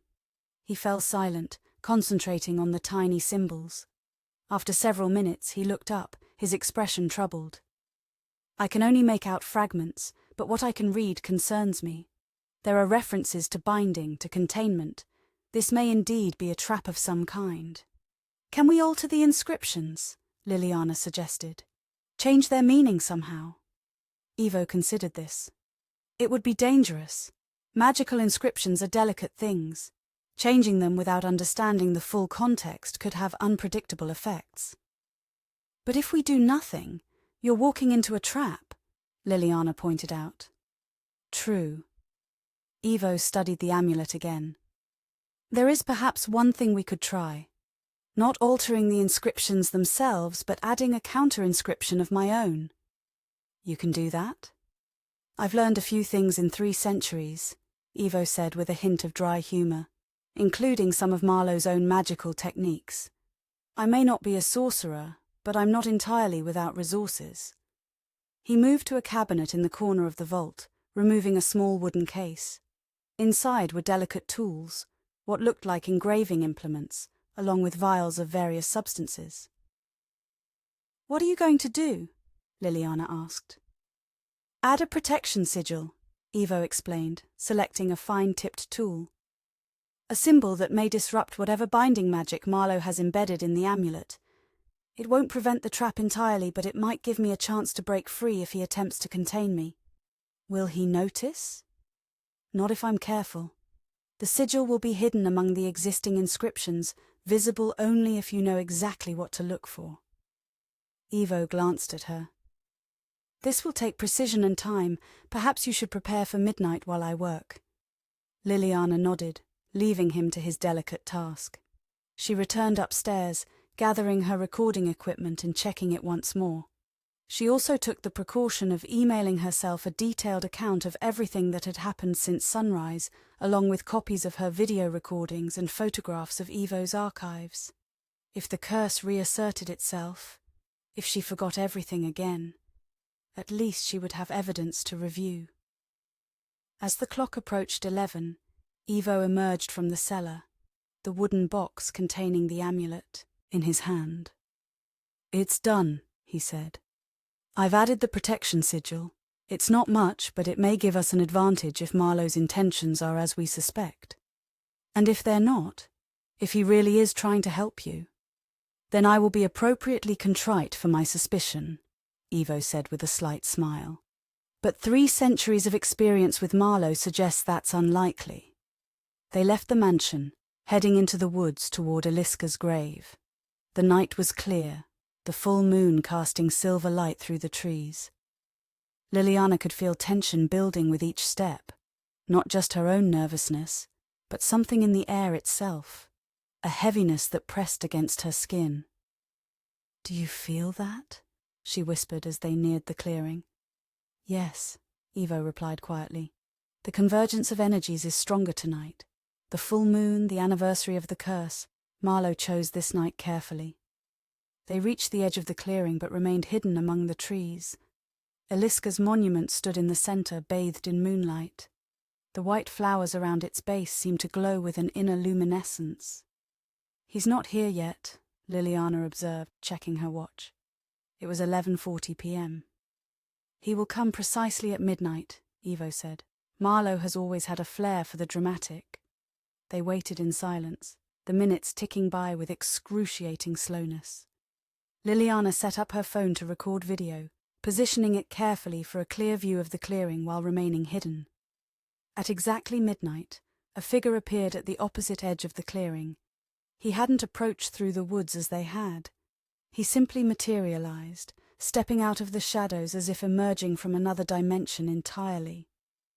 Dr. Edward Marlow matched Ivo's description perfectly. Distinguished, grey-streaked dark hair, penetrating green eyes that seemed to glow in the moonlight. He wore a tailored suit that looked incongruous in the forest setting and carried a leather satchel in one hand. "Ivo," he called, his voice carrying easily across the clearing. "I know you're there. Please join me. It's time." Ivo squeezed Liliana's hand briefly. "Stay hidden until I signal you," he murmured. "Watch carefully." Then he stepped out of the trees and into the moonlit clearing, the wooden box containing the amulet held at his side. "Marlow," he acknowledged, his voice neutral. "You're punctual as always." The sorcerer smiled, the expression not quite reaching his eyes. "Some habits persist across centuries. I see you've brought the soul anchor. Excellent." "Before we begin," Ivo said, "I want to be clear about what this ritual will accomplish. If the curse is broken, what becomes of me?" Marlow set his satchel down beside Eliska's monument. "You will remain as you are, a vampire, but free of the time loop and the forgetting effect. You will exist continuously, able to live whatever life you choose." He began removing items from the satchel, candles, a silver bowl, packets of what looked like herbs or powders. "Isn't that what you want? Freedom from your eternal punishment?" "And what do you gain from this, Marlow?" Ivo asked, taking a step closer.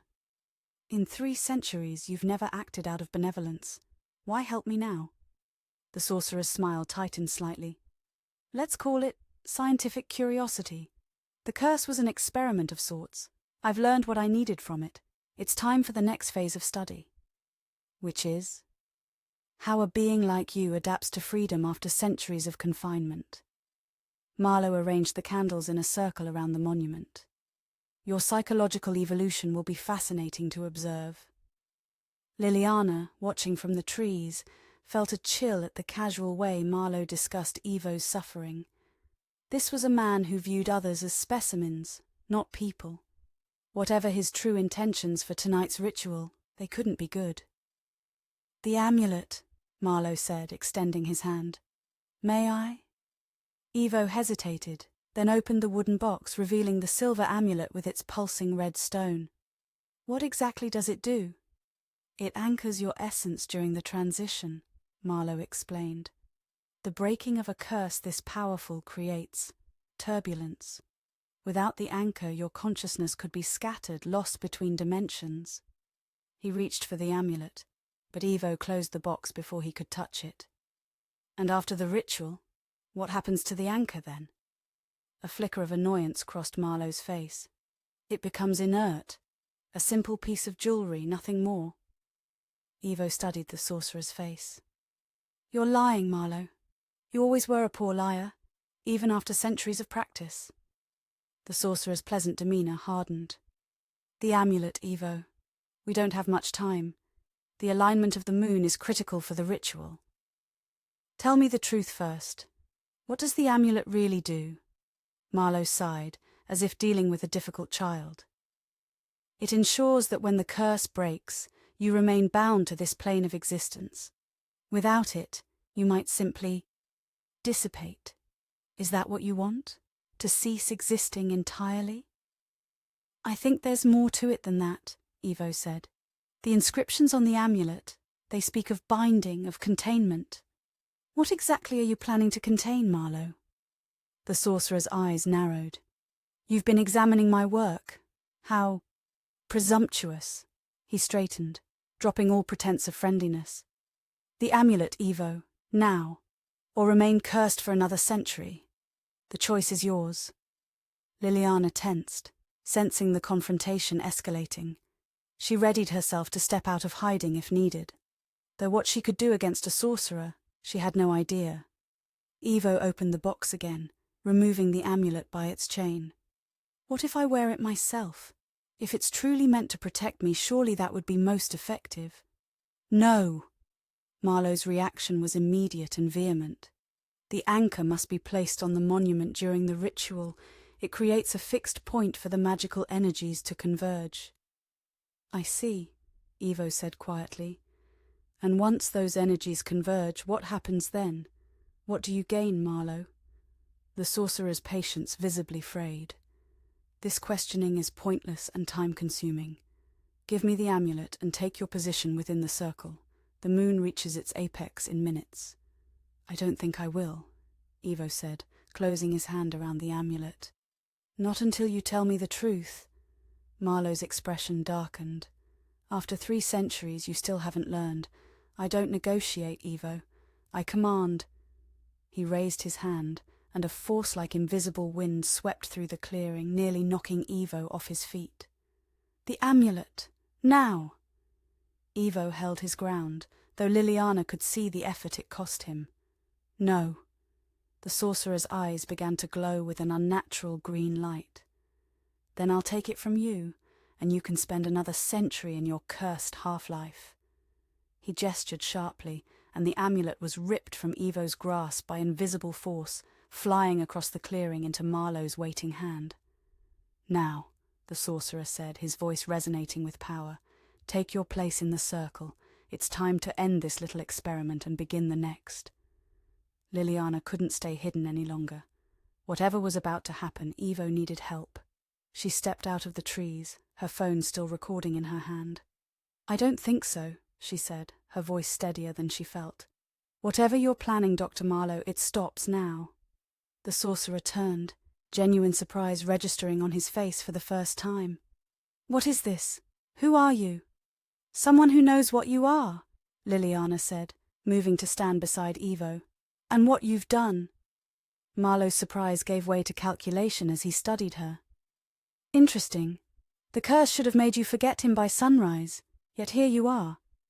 His gaze shifted to Evo. "You've been busy, I see. Found yourself a new ally.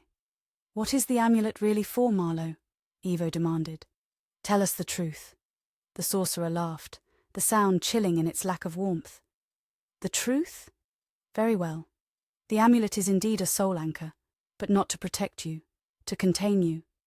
He held up the silver pendant, its red stone pulsing more rapidly now. When the curse breaks, your essence, your power, will be released. This will capture it, harness it. For what purpose? Lilliana asked. Power, of course. Marlow's eyes gleamed with avarice. 3 centuries of compressed existence, of magical energy accumulating within a vampire's immortal form. When released, that power could fuel spells beyond imagining. And what happens to Ivo? He remains a vampire, free of the curse as promised, diminished perhaps, but alive. Marlow shrugged.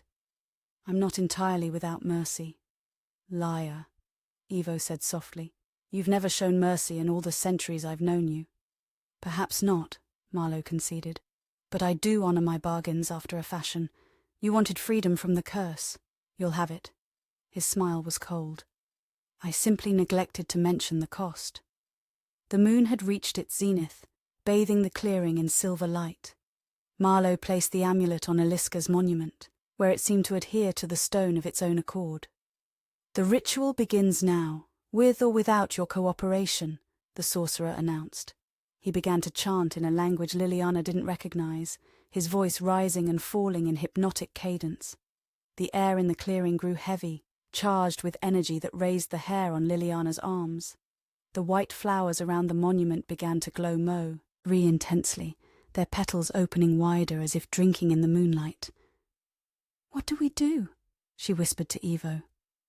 The protection sigil, he murmured back. It may disrupt the binding effect of the amulet, but only if I'm close enough when the curse breaks. And if it doesn't work, then Marlow gets what he wants. Ivo's expression was grim but determined. But not without a fight. Marlow's chanting grew louder, and the ground beneath their feet began to tremble.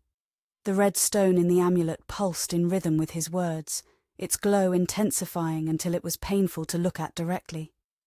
It's starting, Ivo said, his voice tight with pain. The curse is unraveling.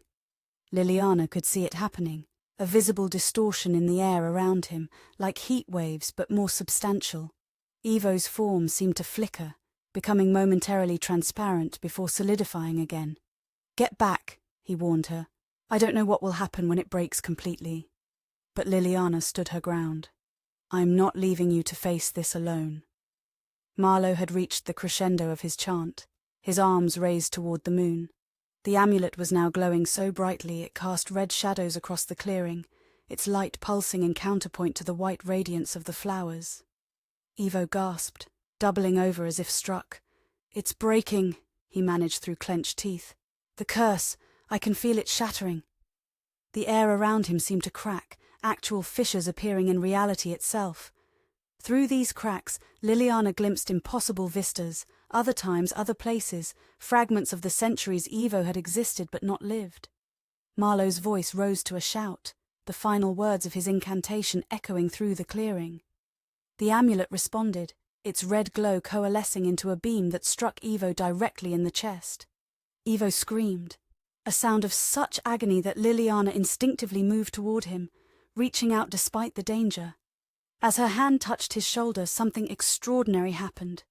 The protection sigil Ivo had carved into the amulet flared to life, a tiny blue spark in the midst of the red glow. The beam connecting the amulet to Ivo's chest wavered, then split, part of it still flowing into the amulet as Marlow had intended, but part of it deflecting toward Liliana. "No!" Marlow shouted, his concentration broken. "What have you done?" Liliana felt the energy enter her body, not painful as it seemed to be for Ivo, but overwhelming, like being filled with light and sound and memory. Centuries of experience flooded into her mind, fragments of Ivo's existence, his memories, his knowledge, and with them came understanding. "The curse!" she gasped, her voice sounding strange to her own ears. "It's not just about punishment, it's about containment. You've been using Ivo as a vessel, Marlow, storing power in him for centuries." The sorcerer's face contorted with rage. "Clever girl, too clever." He gestured sharply, and Liliana felt invisible force slam into her, driving her to her knees. "But it changes nothing. The power will be mine. Ivo had collapsed to the ground, the beam from the amulet still drawing energy from him, but his eyes were open, fixed on Lilliana with desperate intensity. "The monument," he managed to say. "Eliska's monument. Touch it." Lilliana didn't understand, but she trusted him. Fighting against Marlow's invisible restraint, she crawled toward the stone obelisk at the center of the clearing. The sorcerer shouted another incantation, and pain lanced through her body, trying to stop her progress. But the fragment of power she had absorbed gave her strength. Inch by painful inch, she made her way to the monument. Behind her, she could hear Marlow approaching, his footsteps heavy with purpose. "Stop her!" he commanded, though there was no one else in the clearing to obey. "The ritual must complete." Liliana's fingers brushed the base of the monument, where the white flowers grew. Instantly she felt a connection, not to the stone itself, but to something beneath it, something that had been waiting for centuries. Eliska. Not her physical remains, but something else. A presence. A consciousness preserved through Ivo's devotion and Marlow's magic. The woman who had been the catalyst for all of this had never truly departed. Understanding flooded through Liliana.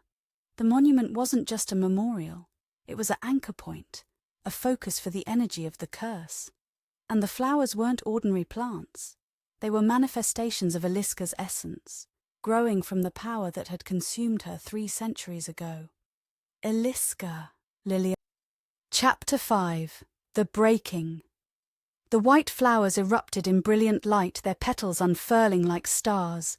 The radiance spread outward in a shockwave, knocking Marlow backward and severing the red beam connecting Ivo to the amulet.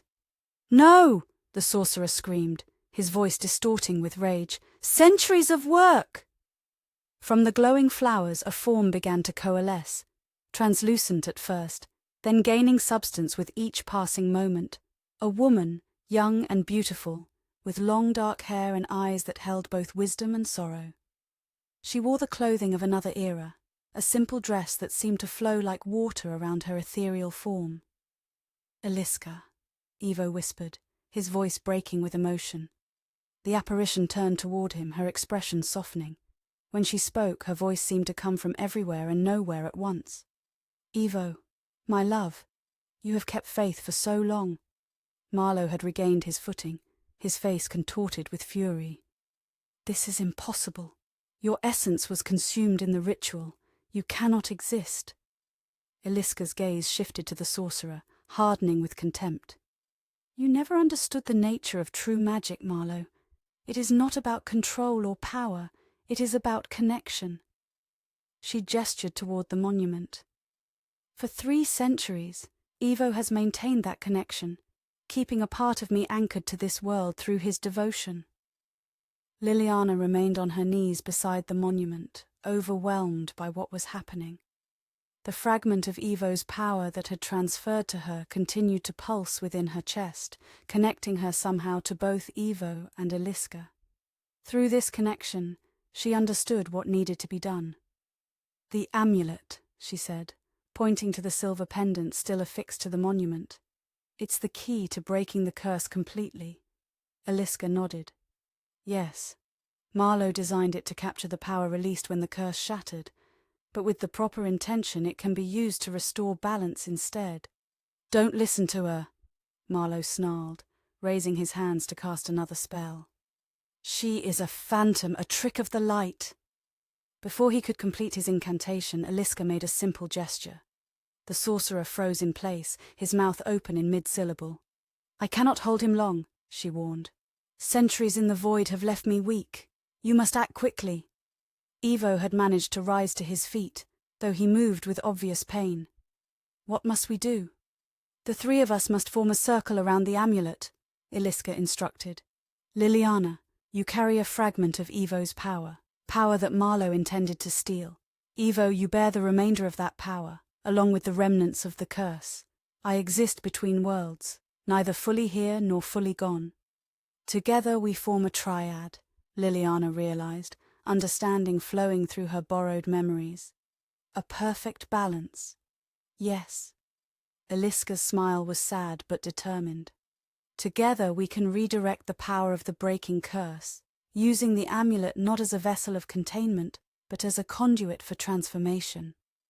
They positioned themselves around the monument, Evo, Lilliana, and Aliska's spectral form forming a perfect triangle. At the center, the amulet continued to pulse with red light, though less intensely than before. "Join hands," Aliska instructed. Lilliana took Evo's hand, feeling the coolness of his skin against her own. His grip was weak but steadied as their eyes met. With her other hand she reached toward Aliska, expecting her fingers to pass through the apparition. Instead, she felt a sensation like touching cool mist that somehow maintained a solid form. Evo and Aliska completed the circle, their connection visibly sending a ripple through Aliska's spectral form, making her briefly more substantial. "Now," Aliska said, "we must each offer something to complete the breaking of the curse, a sacrifice freely given." "What kind of sacrifice?" Lilliana asked, suddenly wary. "Not of blood or life," Aliska assured her, "but of something precious nonetheless." She looked at Evo. "My love, you must relinquish your grief, the guilt you have carried for 3 centuries over my fate." Evo's face contorted with emotion. "I failed you. I couldn't save you from Marlow's manipulation." "You did not fail me," Aliska said gently. "I made my own choices, however misguided. It is time to forgive yourself, to release the burden you have carried for so long." Tears slid down Evo's face as he nodded slowly. "I will try." Aliska turned to Lilliana. "You must sacrifice certainty. The journalist in you seeks definitive truth, concrete evidence. But some mysteries must remain unexplained, some truths felt rather than proven." Lilliana hesitated. Her whole career, her identity, was built around uncovering truth, documenting reality. To surrender that certainty, to accept that some things defied rational explanation. "I understand," she said finally. "I accept. And I," Aliska continued, "will sacrifice my continued existence in this form. The energy that allows me to manifest must be released if the curse is to be truly broken." "No!" Evo protested. "There must be another way." Aliska's smile was gentle but firm. "My love, I have existed in the void between worlds for centuries, neither truly alive nor at peace in death. It is time for me to move on, to find the rest I have been denied." Before Evo could argue further, Marlow broke free of Aliska's restraint with a roar of rage. "Enough of this sentimentality!" He thrust his hands forward, sending a bolt of green energy toward their circle. Aliska reacted instantly, her form expanding to create a shield around them. The sorcerer's attack dissipated against it, but the effort clearly weakened her. "We must complete the ritual now," she gasped. "Focus on your sacrifices. Let them flow through you, through our joined hands, into the amulet." Lilliana closed her eyes, concentrating on releasing her need for definitive proof, for rational explanation.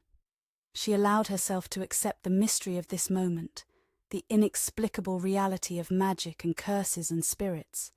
Beside her, she felt Evo's struggle as he fought to relinquish centuries of guilt and grief. His hand trembled in hers, then gradually steadied as he found the strength to let go. Aliska began to chant in a language that sounded like Czech but older, more primal. The amulet's red glow shifted, taking on hints of blue and white until it pulsed with pure, colourless light.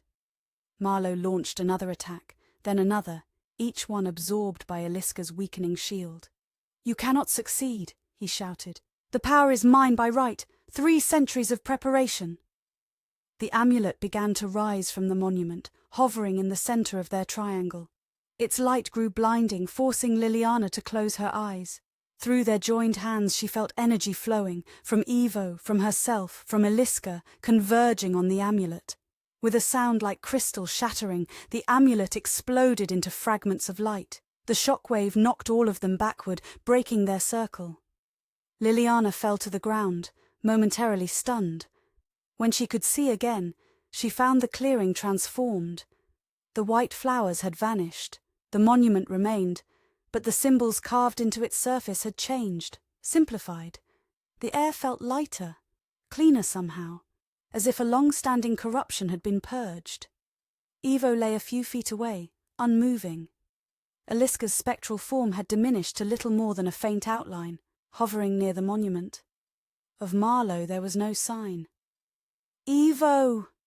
Lilliana crawled to his side, fearing the worst.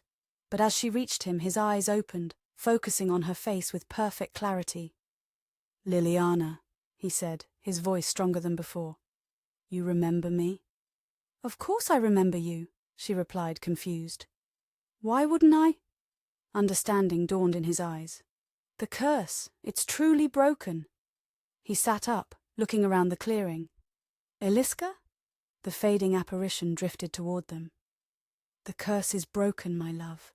You are free." Her voice was barely audible now, a whisper on the night breeze. "And soon, I will be too." "Don't go," Ivo pleaded, reaching toward her insubstantial form. "I must. It is my sacrifice, freely given." Eliska's outline flickered like a candle in the wind. "But know that I have never blamed you, never regretted loving you. Find happiness in your freedom, Ivo. Live the life denied to us." She turned her fading gaze to Lilliana. "Take care of him. He has been alone too long." Before either of them could respond, Eliska's form dissolved into motes of light that drifted upward, dispersing among the stars. For a moment the clearing seemed to hold its breath. Then a sense of peace settled over them, a gentle acceptance that something long broken had finally been mended. "She's gone," Ivo said softly, "truly gone this time." Lilliana placed her hand on his shoulder, offering silent comfort. After a moment she asked, "And Marlow?" Ivo scanned the clearing. "I don't know. The backlash from the ritual may have destroyed him, or merely banished him temporarily." His expression hardened. "But if he survived, he will return eventually. Power like his doesn't simply disappear." "We'll deal with that when it comes," Lilliana said with more confidence than she felt. "For now, we should focus on what's happened to you. How do you feel?" Ivo considered this, seeming to take inventory of his body and mind. "Different. Lighter, somehow. The weight of the curse is gone." He looked at her with wonder. "And you remember me? After all these centuries, someone finally remembers." Lilliana smiled. "Not just me. If the curse is truly broken, everyone you meet from now on will remember you too." The implications of this seemed to overwhelm him. After 3 centuries of isolation, of being eternally forgotten, the possibility of lasting connections, of being remembered. "What will you do now?" Lilliana asked gently. "You're free to live continuously, to build a life." "I hardly know how to begin," Ivo admitted. "For so long my existence has been defined by limitations. 1 day of wakefulness per year, no lasting relationships, no continuity." He looked around the clearing, then back at Lilliana. "But perhaps I could start by helping you complete your story. The journalist who uncovered the truth about Blackwood Manor?" Lilliana laughed softly. "It would make quite a headline. Centuries-old vampire curse broken by investigative reporter. Not sure my editor would believe it." "Then we'll find a version of the truth he will believe," Ivo suggested. "After all, you sacrifice certainty, not honesty." As they sat together in the moonlit clearing, discussing possibilities for the future, neither noticed the small green spark that flickered briefly near the edge of the trees before disappearing into the darkness. Nor did they see the crow that took flight moments later, its eyes gleaming with an unnatural intelligence as it winged its way toward the horizon. The curse was broken, but some stories never truly end. They merely turn the page to a new chapter. Chapter 6. Remembrance. 1 year later. Lilliana adjusted her scarf against the October chill as she made her way through the wrought-iron gates of Blackwood Manor. The property had changed dramatically in the past year. The overgrown grounds now carefully tended, the mansion itself restored to much of its former glory. What had once been a decaying ruin was now a stately home, its windows glowing with warm light against the twilight sky. She smiled at the sight. It still amazed her sometimes how much could change in a year. The front door opened before she could knock, revealing Ivo in casual modern clothing, jeans and a sweater that would have been unthinkable during his cursed existence. His hair was shorter now, styled in a contemporary cut that suited him, though he maintained that slight air of otherworldliness that no amount of modern fashion could entirely erase. "You're early," he said, smiling as he stepped aside to let her in. Traffic was lighter than expected. Lilliana unwound her scarf as she entered the warm foyer. "The place looks amazing. You've made a lot of progress since my last visit." "The East Wing is finally complete," Ivo confirmed, leading her through to the library, now restored to its former grandeur, with the bookshelves repaired and filled with volumes both ancient and modern. "The contractors finished last week.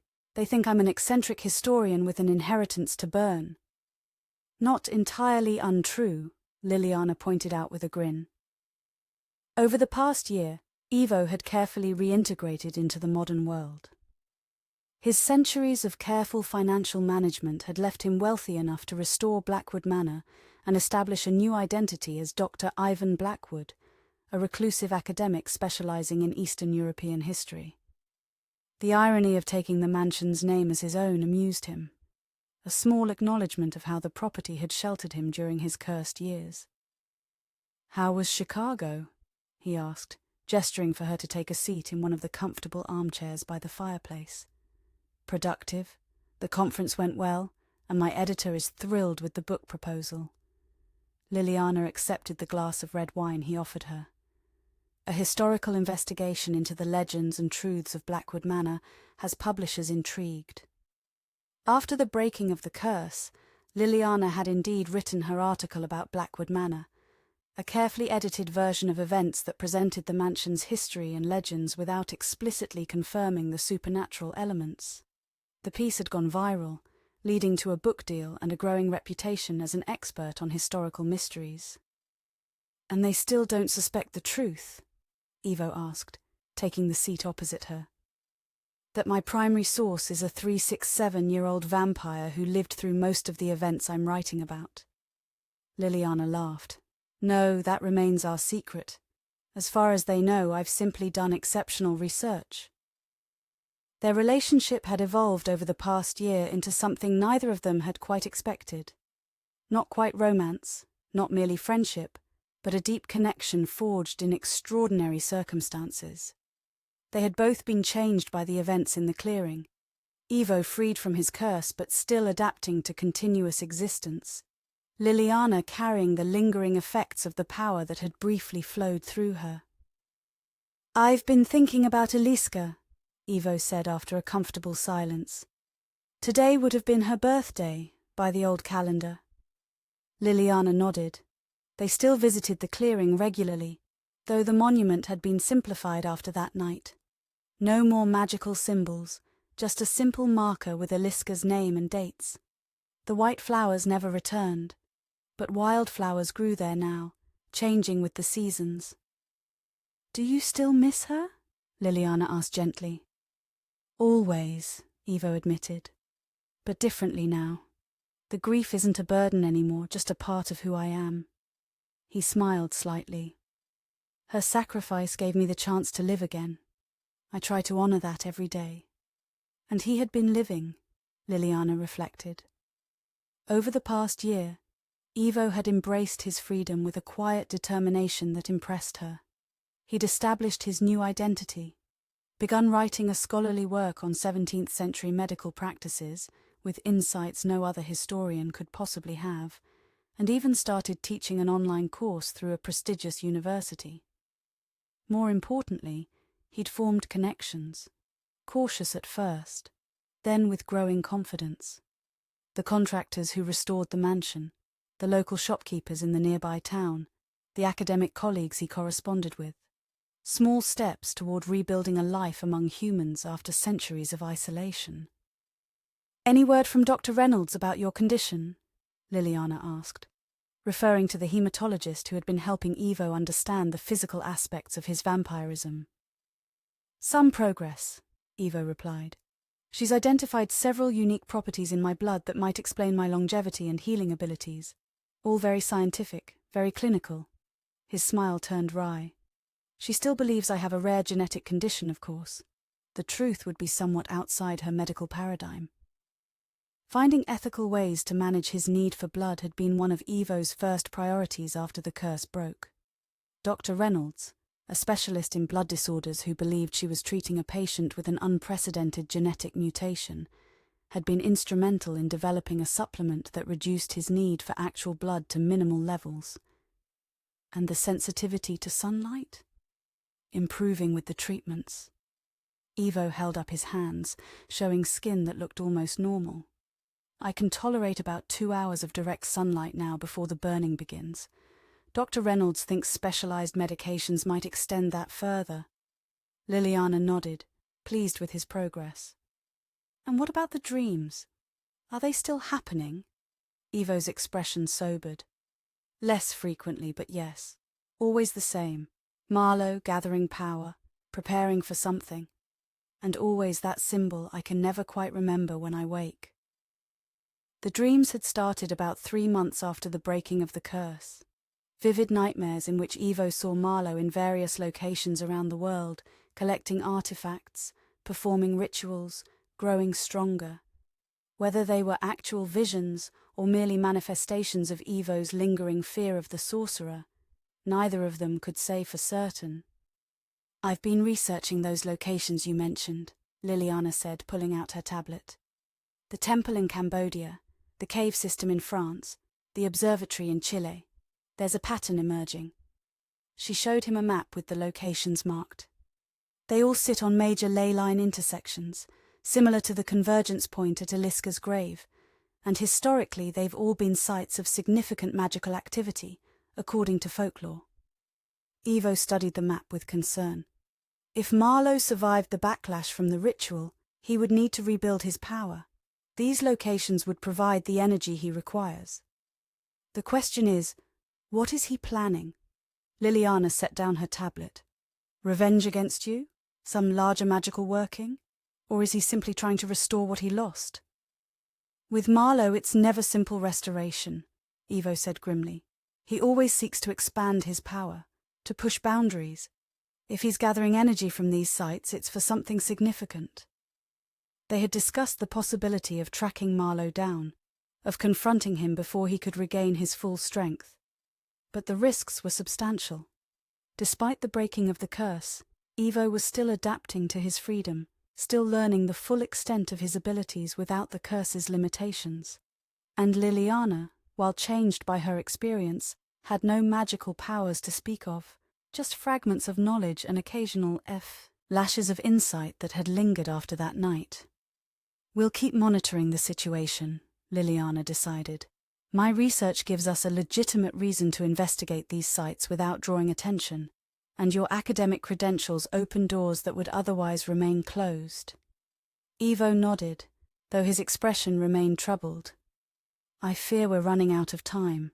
The dreams are becoming more frequent, more urgent. Then we'll accelerate our timeline.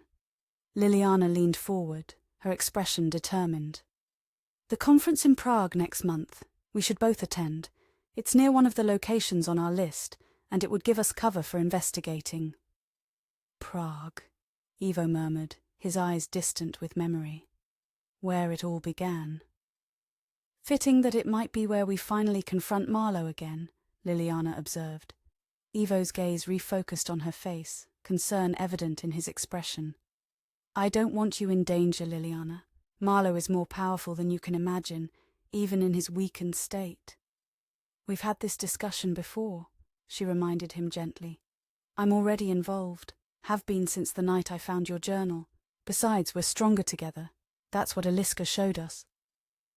Before Evo could respond, a chime sounded from the security system he'd had installed during the renovation. He checked the monitor on the wall, frowning slightly. A delivery? At this hour? Are you expecting something? Lilliana asked. No. Evo moved to the front door, his movements cautious. Centuries of survival instincts didn't fade easily, even after a year of relative peace. On the front step sat a small package wrapped in brown paper, with no delivery person in sight. No shipping label, no return address, just Evo's name written in elegant script that made Liliana's blood run cold. "Don't touch it," she warned, though Evo had already reached the same conclusion. They used every precaution, magical and mundane, before bringing the package into the house. Evo's centuries of dealing with Marlow had taught him various protective measures, which he employed methodically before carefully unwrapping the brown paper. Inside was a small wooden box, similar to the one that had contained the Soul Anchor amulet a year ago. When Evo cautiously opened it, they found a single item nestled on black velvet, a chess piece, a white knight, carved from what appeared to be ivory, its base marked with a symbol that made Evo inhale sharply. "What is it?" Liliana asked, noting his reaction. "The symbol from my dreams," he said quietly, "the one I could never quite remember upon waking." Beneath the chess piece lay a small card with a handwritten message. "The game continues, old friend. Your move." "He's alive," Liliana whispered, "and challenging us directly." Evo carefully replaced the chess piece in its box. "This changes everything." "What do we do?" Evo's expression hardened with determination. "We accept his challenge, but we play by our rules, not his." He looked at Liliana, his eyes reflecting the firelight. "Prague, as you suggested. But we go prepared, with knowledge, with allies if we can find them." "Allies?" Liliana raised an eyebrow. "Are there others who would stand against Marlow?" "In 3 centuries, Marlow has made enemies besides me," Evo confirmed. "I've avoided contact with the supernatural world since the curse broke, but now—" He shook his head. "Now we need every advantage we can get." As they discussed strategies late into the night, the white knight sat on the mantelpiece, its ivory surface gleaming in the firelight. The symbol carved into its base seemed to shift in the flickering light, sometimes resembling a rune, sometimes a more complex sigil. The curse had been broken, but the story was far from over. A new chapter was beginning, one that would take them back to where it all started, to confront the architect of centuries of suffering. Outside, a crow perched on a branch near the library window, its unnaturally green eyes fixed on the 2 figures inside. After several minutes of observation, it took flight, disappearing into the night sky with a single harsh cry that sounded almost like laughter. In the distance, thunder rolled across the autumn sky, though no storm had been forecast. The game had indeed begun again, with higher stakes than ever before. Marlow stood at the window of his penthouse apartment in Prague, watching lightning illuminate the ancient city's spires. The storm was his creation, a small demonstration of the power he had regained over the past year. Not yet what he had once possessed, but growing stronger each day. On the table behind him sat a chessboard with pieces arranged in the opening moves of a game. The Black Knight had already advanced, mirroring the White Knight he had sent to Evo. "They'll come," he said to the empty room. "They'll have no choice." From the shadows in the corner, a soft voice responded, feminine but with an unnatural resonance that made the air vibrate. "And when they do?" Marlow smiled, turning from the window to face the darkness where his companion lurked. "When they do, my dear, we'll complete what we began 3 centuries ago. The power I harvested from Evo was only a fraction of what I require, but combined with what I can take from the girl—" "She carries the fragment," the voice acknowledged. "I can sense it even across an ocean." "Yes. The ritual transferred a portion of the accumulated power to her, power that rightfully belongs to us." Marlow approached the chessboard, moving another piece with deliberate precision. "When they arrive in Prague, everything will be in place." "And Evo? What of him?" Marlow's smile turned cruel. "Freedom was never meant for creatures like him. He'll serve his purpose, as he always has." Lightning flashed again, briefly illuminating the figure in the shadows, a woman's silhouette that seemed to waver between solidity and mist, her eyes glowing with the same unnatural green as Marlow's. "Rest, my dear," the sorcerer said gently. "Conserve your strength. Soon you'll have a proper vessel, and all the power you need to fully manifest in this world.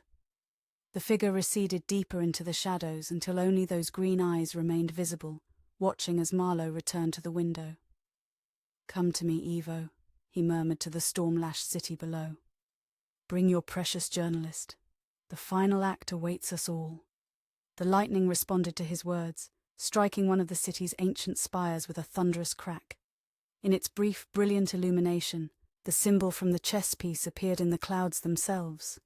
A promise, a threat, a summoning that echoed across time and space. The game had begun again, but this time Marlow intended it to be the last. The Bloodbound Curse.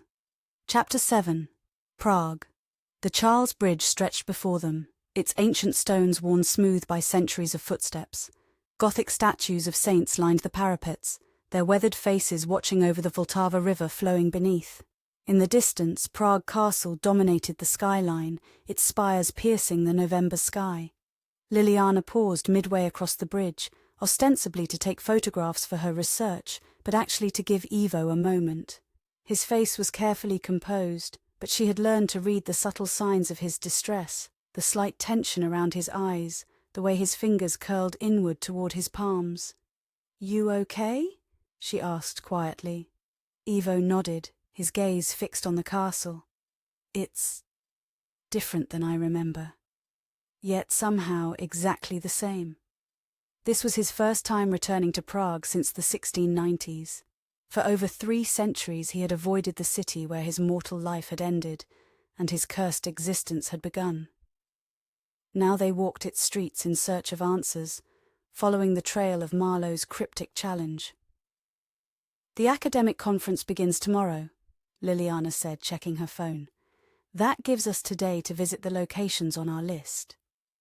They had identified 3 sites in Prague connected to Ivo's past, and potentially to Marlow's current activities: the remains of the apothecary where Ivo had practiced medicine in the 17th century, now a small museum of medical history, the university library where he had first met Marlow, and the ruins of a church outside the city where, according to Ivo's fragmented memories, the original curse had been cast. "The apothecary first," Ivo decided. "It's closest, and perhaps the least likely to be watched if Marlow is monitoring our movements." They made their way through the winding streets of the old town, Ivo occasionally pausing as a particular view or architectural detail triggered memories. The building that had housed his apothecary was now sandwiched between a souvenir shop and a cafe, its medieval facade preserved but the interior completely renovated. "Medical Museum," read the small sign beside the door, with opening hours listed in Czech and English. "Ready?" Lilliana asked as they approached. Ivo took a deep breath and nodded. 3 centuries is a long time to avoid one's past. It's time I faced it. The museum was small but meticulously curated, displaying medical instruments and pharmaceutical equipment from the medieval period through the 19th century. A bored-looking attendant barely glanced up from her phone as they purchased tickets and entered the main exhibition room. Ivo moved through the displays with increasing tension, his eyes lingering on certain instruments with recognition.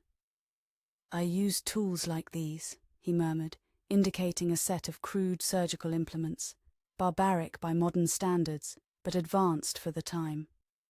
They reached a section dedicated to the 17th century, where a reconstructed apothecary shop had been created.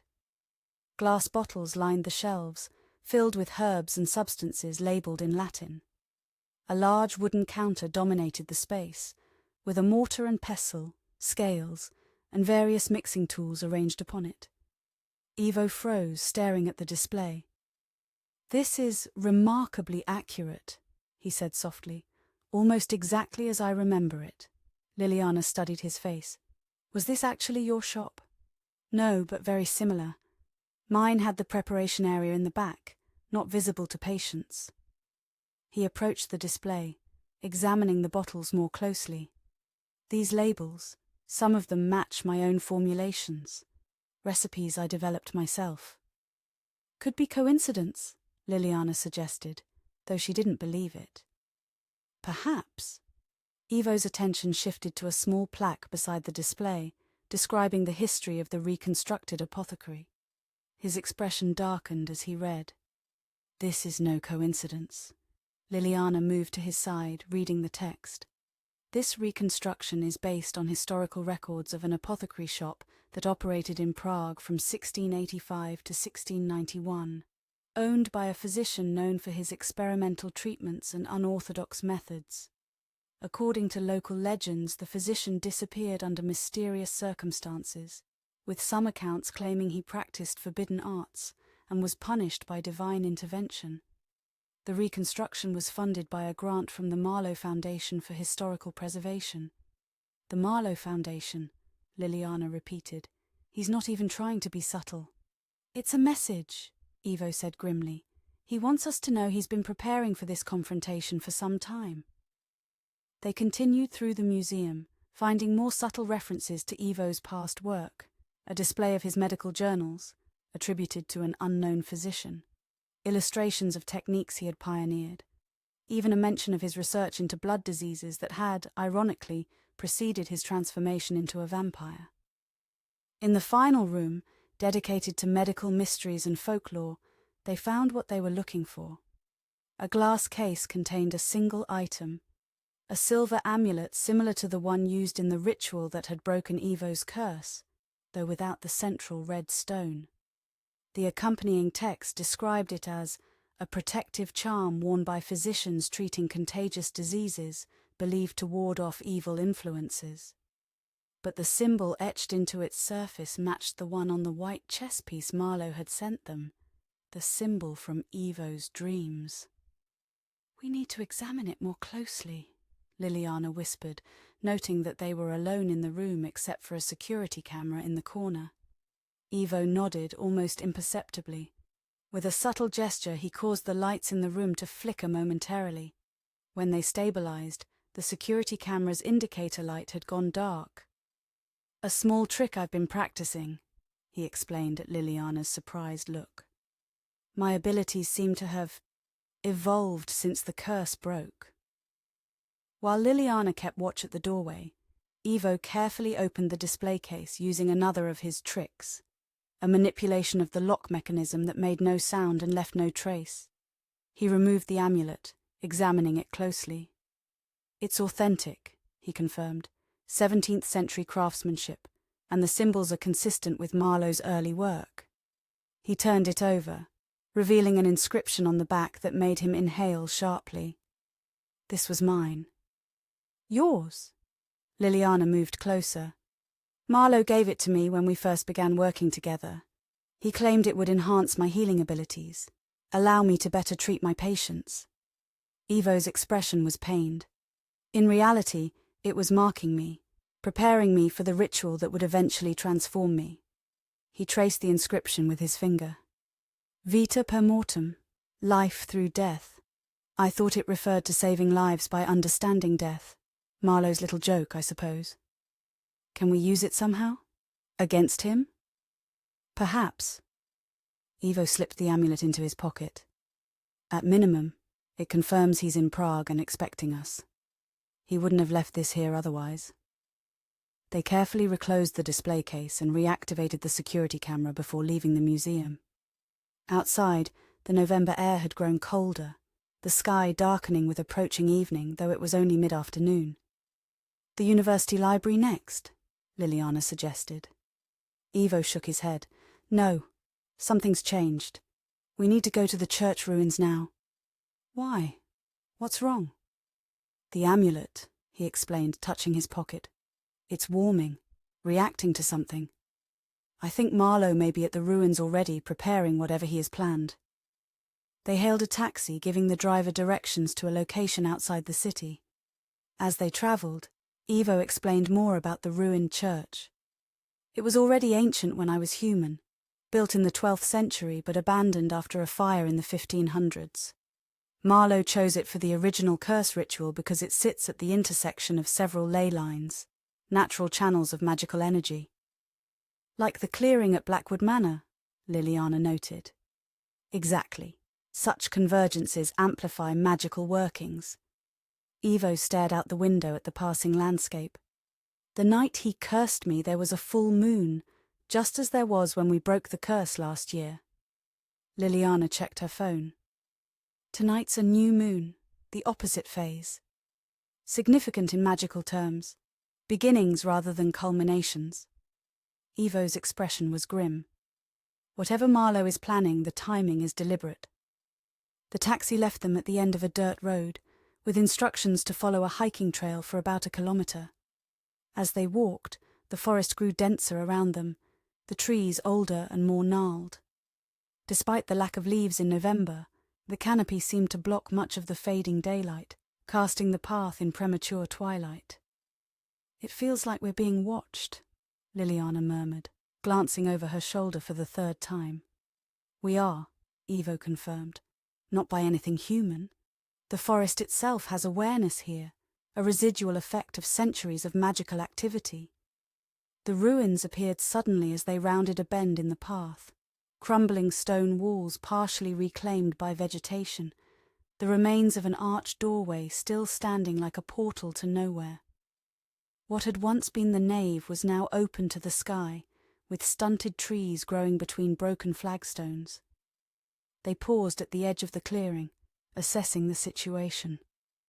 No one was visible among the ruins, but Ivo's tension was palpable. "He's been here recently," he said quietly. "I can sense the residue of his magic." Lilliana took out her phone, opening a specialized app they had developed for detecting energy anomalies. The screen immediately lit up with patterns of light, concentrating around the remains of what had once been the altar. "Something's active there," she said, indicating the reading. "Some kind of energy accumulation." They approached cautiously, Ivo slightly ahead, his senses alert for any threat. The ruined altar was a simple stone slab, cracked down the middle but still recognizable. On its surface, someone had carefully arranged a circle of small objects: a feather, a piece of amber, a dried flower, a small vial of what looked like blood, and a fragment of parchment with writing too faded to read. In the center of the circle lay another chess piece, a white bishop this time, marked with the same symbol as the knight. "Another message?" Lilliana said, photographing the arrangement before anything was disturbed. Ivo studied the items without touching them. These represent the classical elements: air, earth, fire, water, and spirit. It's a summoning circle, but incomplete, missing the catalyst. Which would be what? Something connected to the entity being summoned. Ivo's expression darkened. Or someone. Before Lilliana could respond, a voice spoke from behind them, cultured, slightly accented, and chillingly familiar. "How predictable you both are, always rushing toward danger rather than away from it." They turned to find Dr. Edward Marlow standing in the ruined doorway, impeccably dressed in a tailored overcoat despite the remote location. He looked exactly as he had a year ago in the clearing at Blackwood Manor. Distinguished, grey-streaked dark hair, penetrating green eyes that seemed to glow in the gathering darkness. "Marlow," Ivo acknowledged, positioning himself slightly in front of Lilliana. "Your invitation was difficult to ignore." The sorcerer smiled, the expression not reaching his eyes. "Hardly an invitation, more a notification of inevitable events." He gestured toward the altar. "I see you found my little arrangement. What do you make of it, Miss Hayes? Your journalistic instinct serving you well?" Lilliana met his gaze steadily. "It's a trap. The question is, for which one of us?" Marlow laughed, the sound echoing unnaturally among the ruins. "Clever girl, always seeing beneath the surface." He took a step forward and Ivo tensed visibly. "Oh, relax, Ivo. If I wanted to harm either of you, I would hardly need to lure you to such a remote location.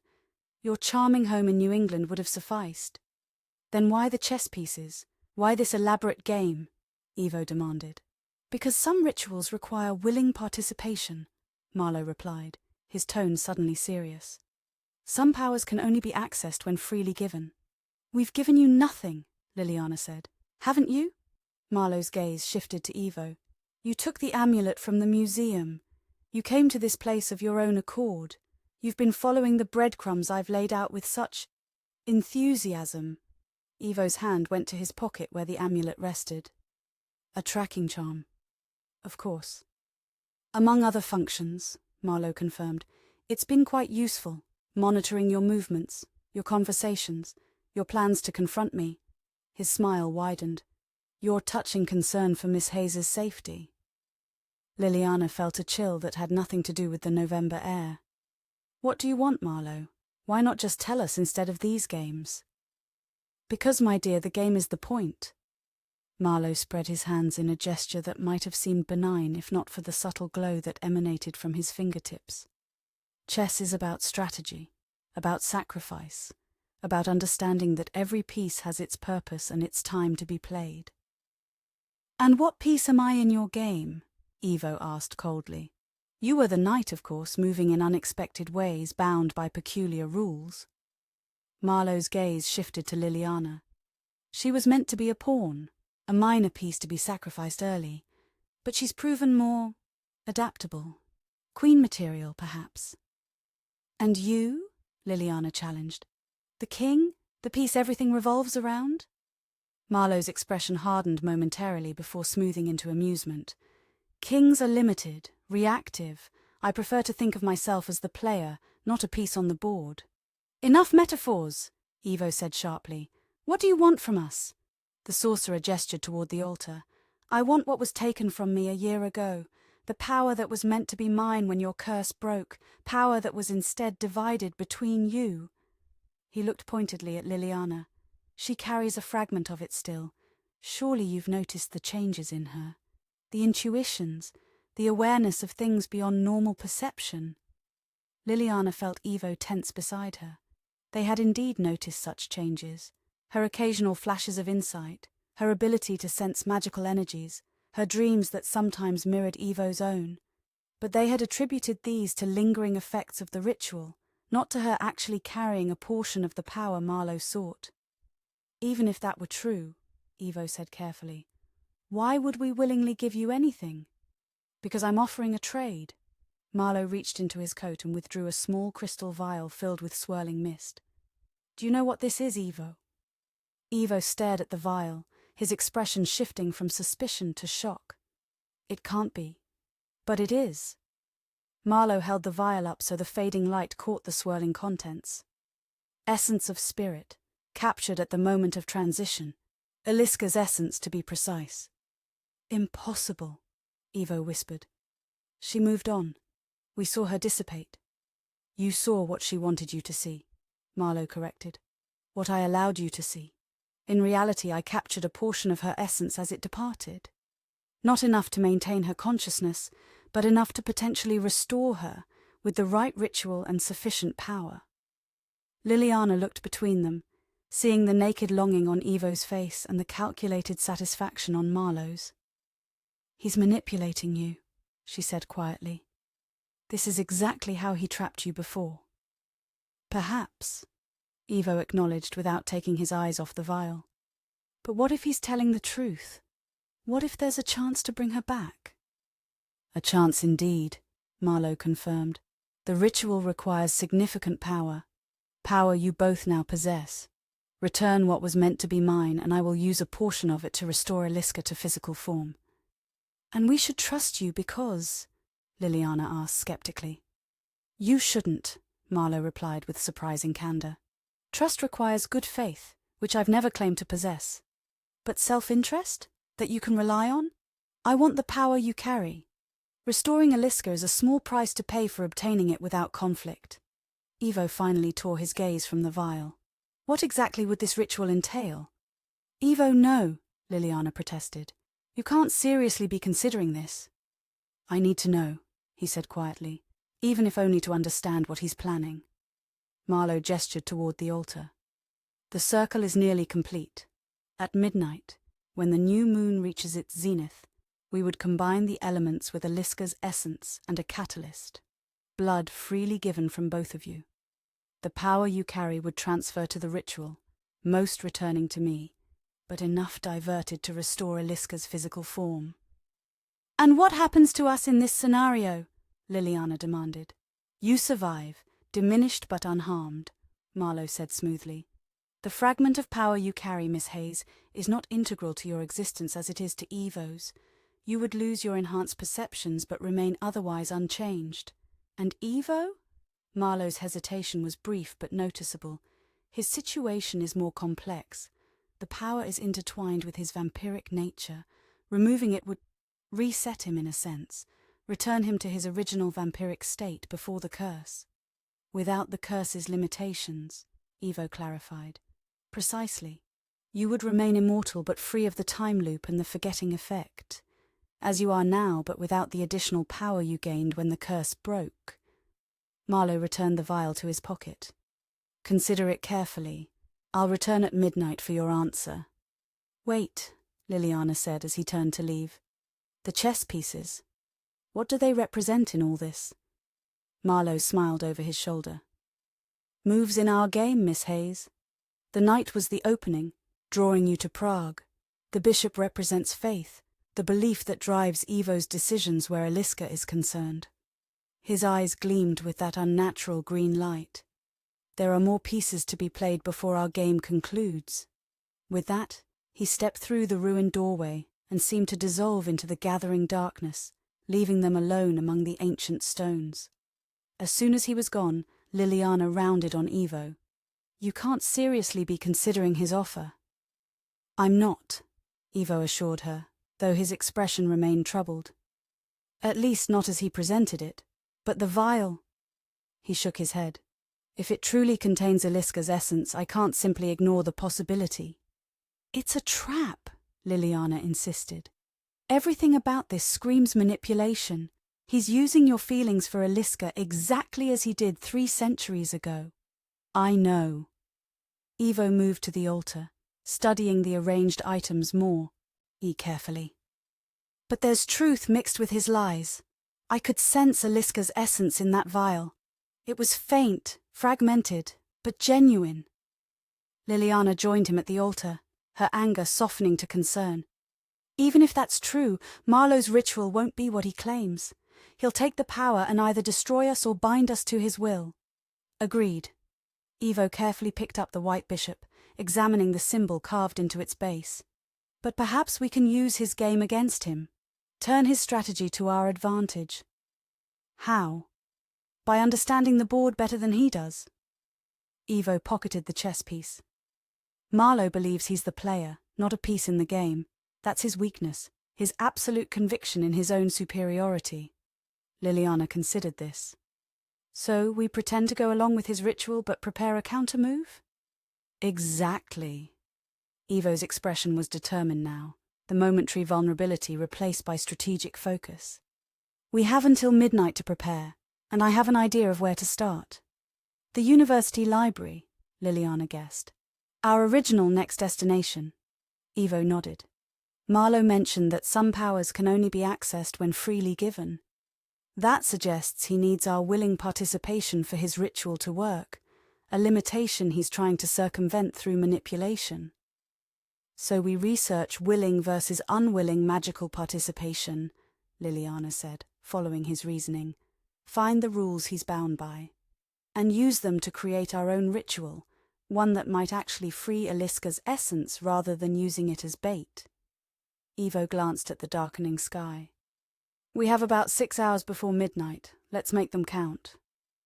As they left the ruins, neither noticed the crow watching from a broken window arch, its unnaturally green eyes following their departure. Nor did they see the subtle shimmer in the air near the altar, a distortion that briefly took on a feminine silhouette before fading back into invisibility. The game continued, with pieces moving on both sides of the board, but as in all games of strategy, the true objective might not be what it first appeared. Chapter 8. Countermoves.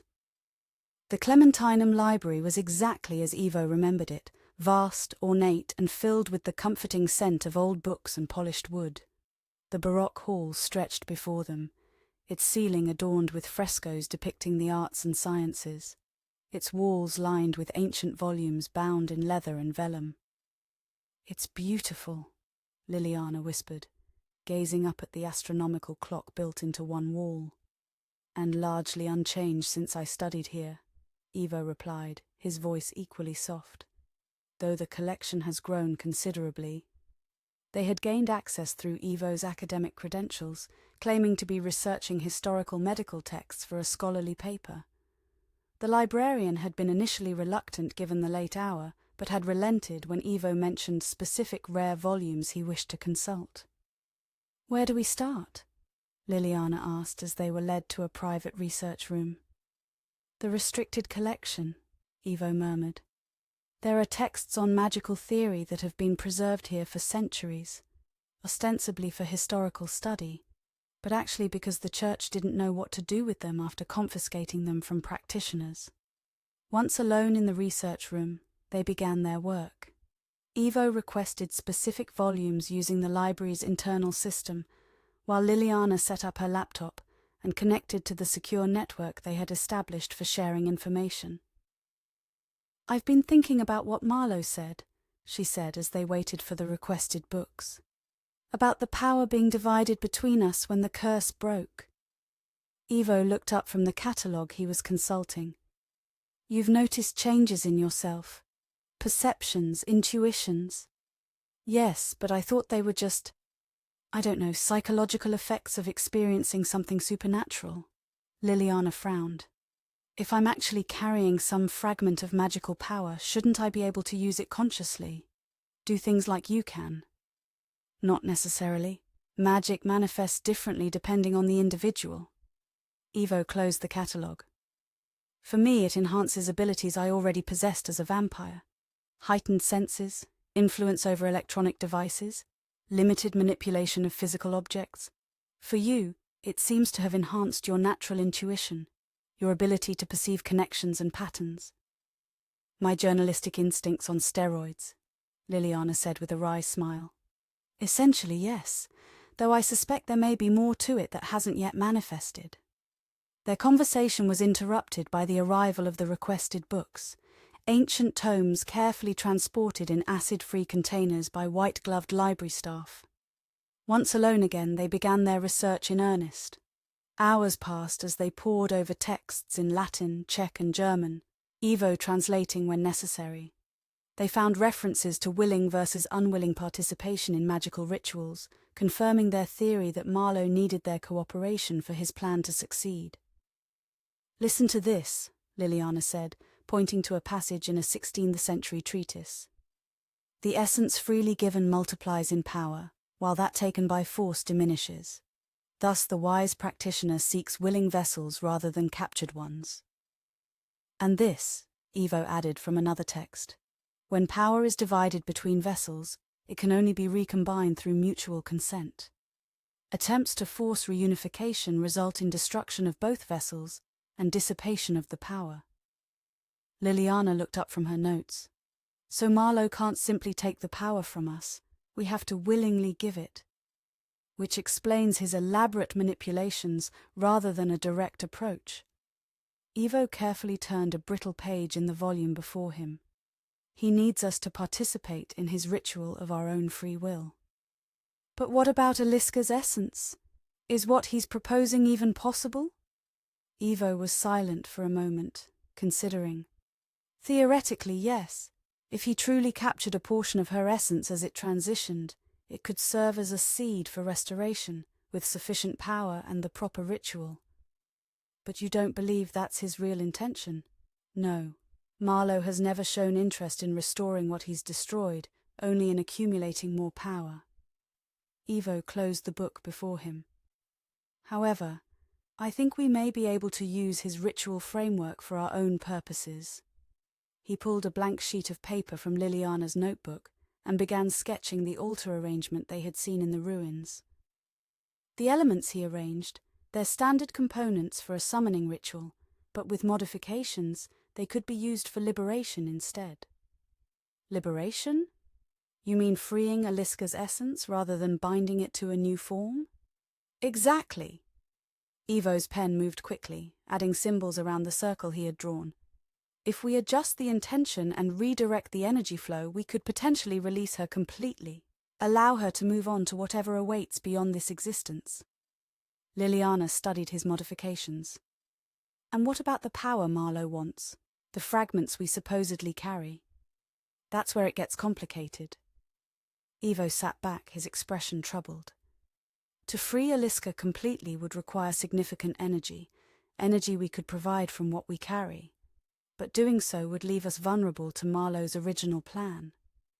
Unless we find a way to direct that energy specifically toward Aliska's liberation, preventing Marlow from capturing it. Lilliana tapped her pen against her notebook thoughtfully. The texts mention intention as a key component in magical workings. If our intention is focused solely on freeing Aliska... It might work, Ivo agreed, but it would require perfect synchronization between us and absolute clarity of purpose. Any doubt, any hesitation, and Marlow could redirect the energy flow. They continued researching, refining their plan as midnight approached. By the time they needed to leave the library, they had developed a counter-ritual that might work, if they could implement it without Marlow realizing their true intentions until it was too late.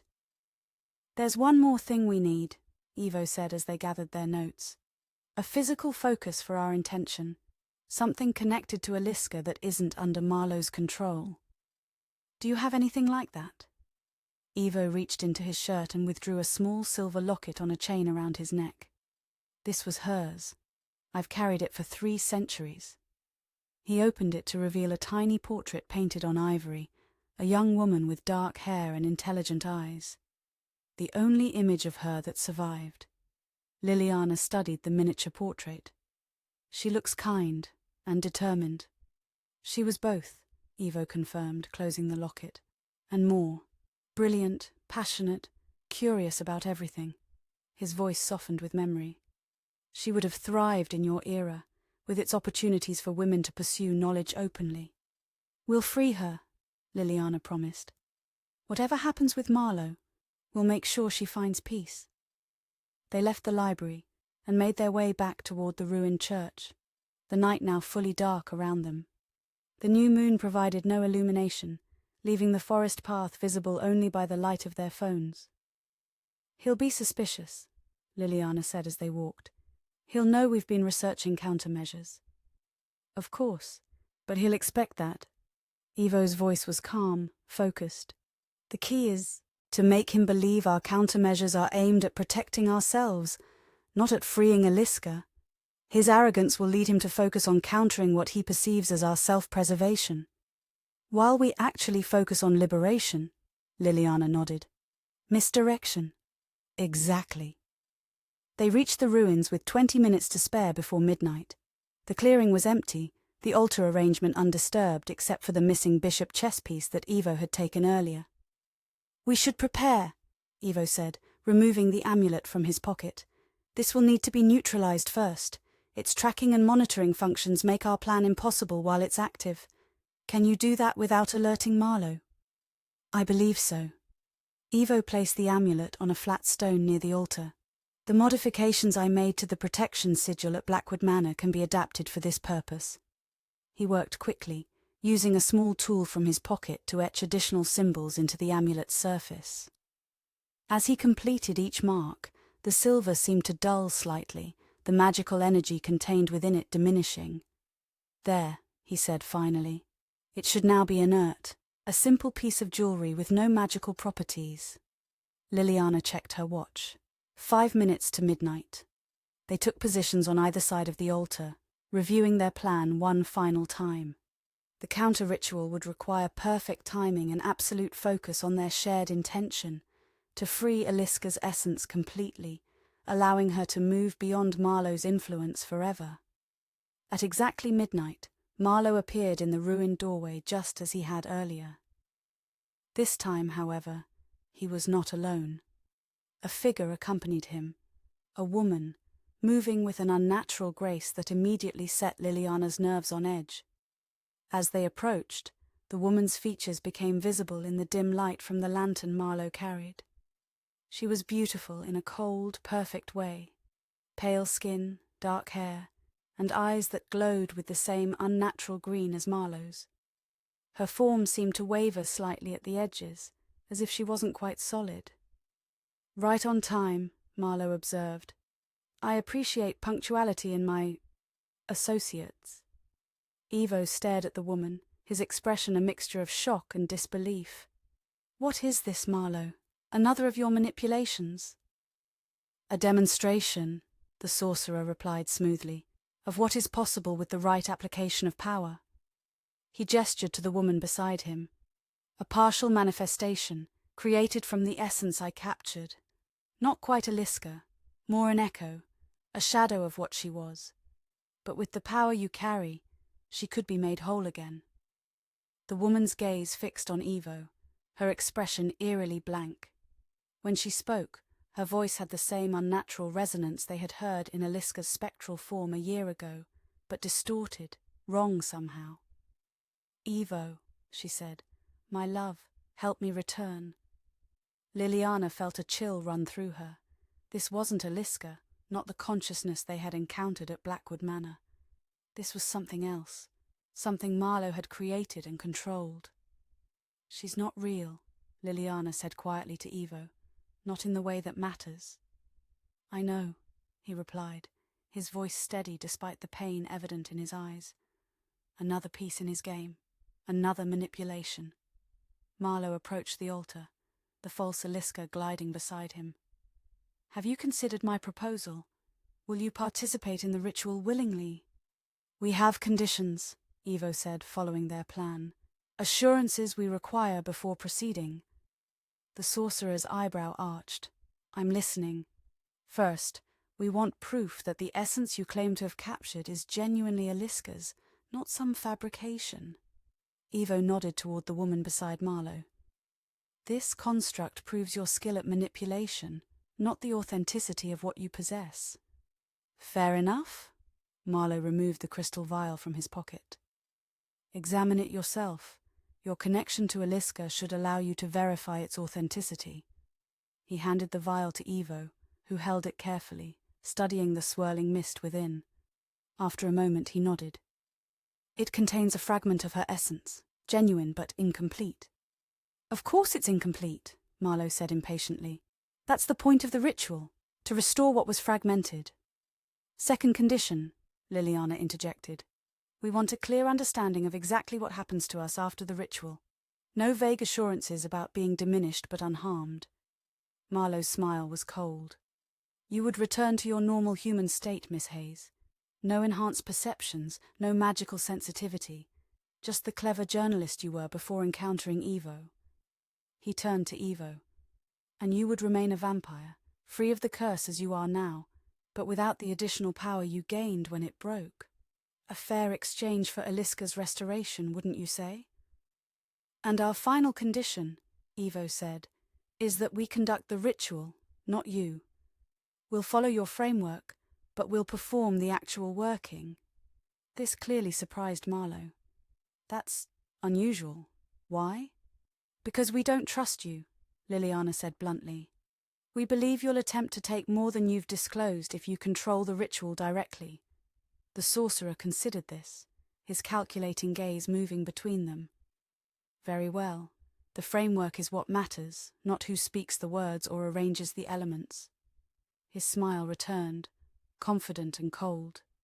"The outcome will be the same." "Then we agree," Ivo said. "We'll participate willingly in the ritual to restore Aliska under these conditions." Marlow nodded, satisfied. "Excellent. Let us begin." He gestured to the false Aliska, who moved to stand at the edge of the clearing, watching with those unnaturally glowing eyes. "She will serve as a vessel for the restored essence once the ritual is complete." Lilliana and Ivo exchanged a glance, silently confirming their true plan. They would appear to follow Marlow's ritual framework while actually implementing their counter-ritual, redirecting the energy to free Aliska's essence completely, rather than binding it to the false vessel Marlow had created. "The elements are already arranged," Marlow said, indicating the items on the altar. "We need only add the catalyst, blood freely given from both of you, and Aliska's essence." He handed Ivo a small silver knife with an ornate handle. "A few drops from each will suffice." Ivo examined the knife carefully before making a small cut on his palm. He allowed several drops of his blood to fall onto the center of the arranged elements, then passed the knife to Lilliana. She hesitated only briefly before following suit, wincing slightly as the blade bit into her skin. Her blood joined Evo's on the altar, the drops merging together. "Now the essence," Marlow instructed. Evo uncorked the crystal vial, holding it poised above the altar. This was the critical moment in their plan, when he would need to modify the ritual without Marlow noticing. "The words of binding," Marlow prompted, watching closely. "I know them," Evo replied. He began to speak in an ancient language, the syllables flowing with practiced ease. But the words he spoke were not those Marlow expected. They were subtly altered, changing bind to release, contain to free, return to transcend. Lilliana joined in at the appropriate moments, speaking the responses they had practiced. She could feel something building in the air around them. A tension, a gathering of energy that made the hair on her arms stand on end.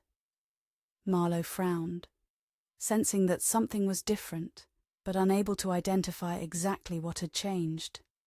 The false Aliska at the edge of the clearing began to flicker more noticeably, her form becoming less stable as the ritual progressed. "Pour the essence," Marlow commanded, his voice sharp with sudden suspicion. Evo tipped the vial, allowing the swirling mist to flow onto the altar. As it touched their mingled blood, it began to glow with a soft blue light. Not the red Marlow had expected. "What have you done?" the sorcerer demanded, stepping forward. "Those aren't the correct words." "They're the true words," Evo replied, continuing the ritual without pausing. "The words of liberation, not binding." Lilliana reached across the altar, taking Evo's hand to complete the circuit of energy. With her other hand she touched Aliska's locket, which Evo had placed beside the elements. "By our will and with our power, we free what was captured. We release what was bound." The blue light intensified, spreading outward from the altar in concentric rings. The elements, feather, amber, dried flower, blood, parchment, began to dissolve into the light, feeding the growing energy. "Stop this!" Marlow shouted, raising his hands to cast a counterspell. Green energy crackled around his fingers, but before he could release it, the false Aliska suddenly screamed, a sound of rage rather than pain. "They betray us!" she cried, her form elongating, distorting into something less human. "They would rob us of our vessel!" Marlow spun toward her, momentarily distracted. "Contain yourself! The ritual can still be salvaged." It was the opening Evo and Lilliana needed. Together they spoke the final words of their counter-ritual. "What was taken we restore. What was broken we make whole. What was bound we set free. By our power and our sacrifice, we release you, Aliska, to find your true peace." The blue light erupted upward in a column, piercing the night sky. Within it, a form began to coalesce. Not the cold, controlled construct Marlow had created, but a warm, luminous presence that radiated peace and gratitude. The true Aliska appeared before them, her spectral form more substantial than when they had seen her at Blackwood Manor. Her eyes were her own, dark and intelligent, not the unnatural green of Marlow's magic. "Evo," she said, her voice clear and free of the distortion that had marked the false version. "Lilliana, thank you." "No!" Marlow shouted, abandoning his attempt to control the false Aliska and lunging toward the altar. "The power is mine by right!" But he was too late. The ritual had taken on a momentum of its own, the energy flowing according to Evo and Liliana's intention rather than his. The false Aliska collapsed into mist, the construct unable to maintain cohesion as the true essence was liberated. Aliska's spectral form turned toward Marlow, her expression serene but resolute. "You have held me in fragments for too long, sorcerer. No more," she gestured, and the blue light surrounding her pulsed outward, knocking Marlow backward. He crashed into the ruined wall of the church, momentarily stunned. "I cannot remain long," Aliska said, turning back to Evo and Liliana. "The energy sustaining me will soon be exhausted." "We understand," Evo said, his voice thick with emotion. "We didn't perform this ritual to bind you to this world, but to free you from it completely. And I am grateful." Eliska's smile was radiant. But before I go, I can offer you protection, a shield against what is to come. What do you mean? Lilliana asked. Marlow will not surrender easily. His game has many moves yet to play. Eliska's form began to shimmer, becoming less distinct. The power you carry, the fragments he seeks, I can help you conceal them, make them inaccessible to him. How? Evo asked. By binding them not to your physical forms but to your connection to each other. Eliska raised her hands, and the blue light surrounding her flowed toward them, enveloping both Evo and Lilliana in a gentle radiance. What is freely shared cannot be taken by force. Lilliana felt a warmth spreading through her, centering in her chest where the fragment of power resided. It seemed to pulse in rhythm with her heartbeat, then with Evo's, the two synchronizing until they beat as one. There, Eliska said, her voice growing fainter. The power is now shared between you, accessible only through mutual consent. Marlow cannot take it from one without the other's permission.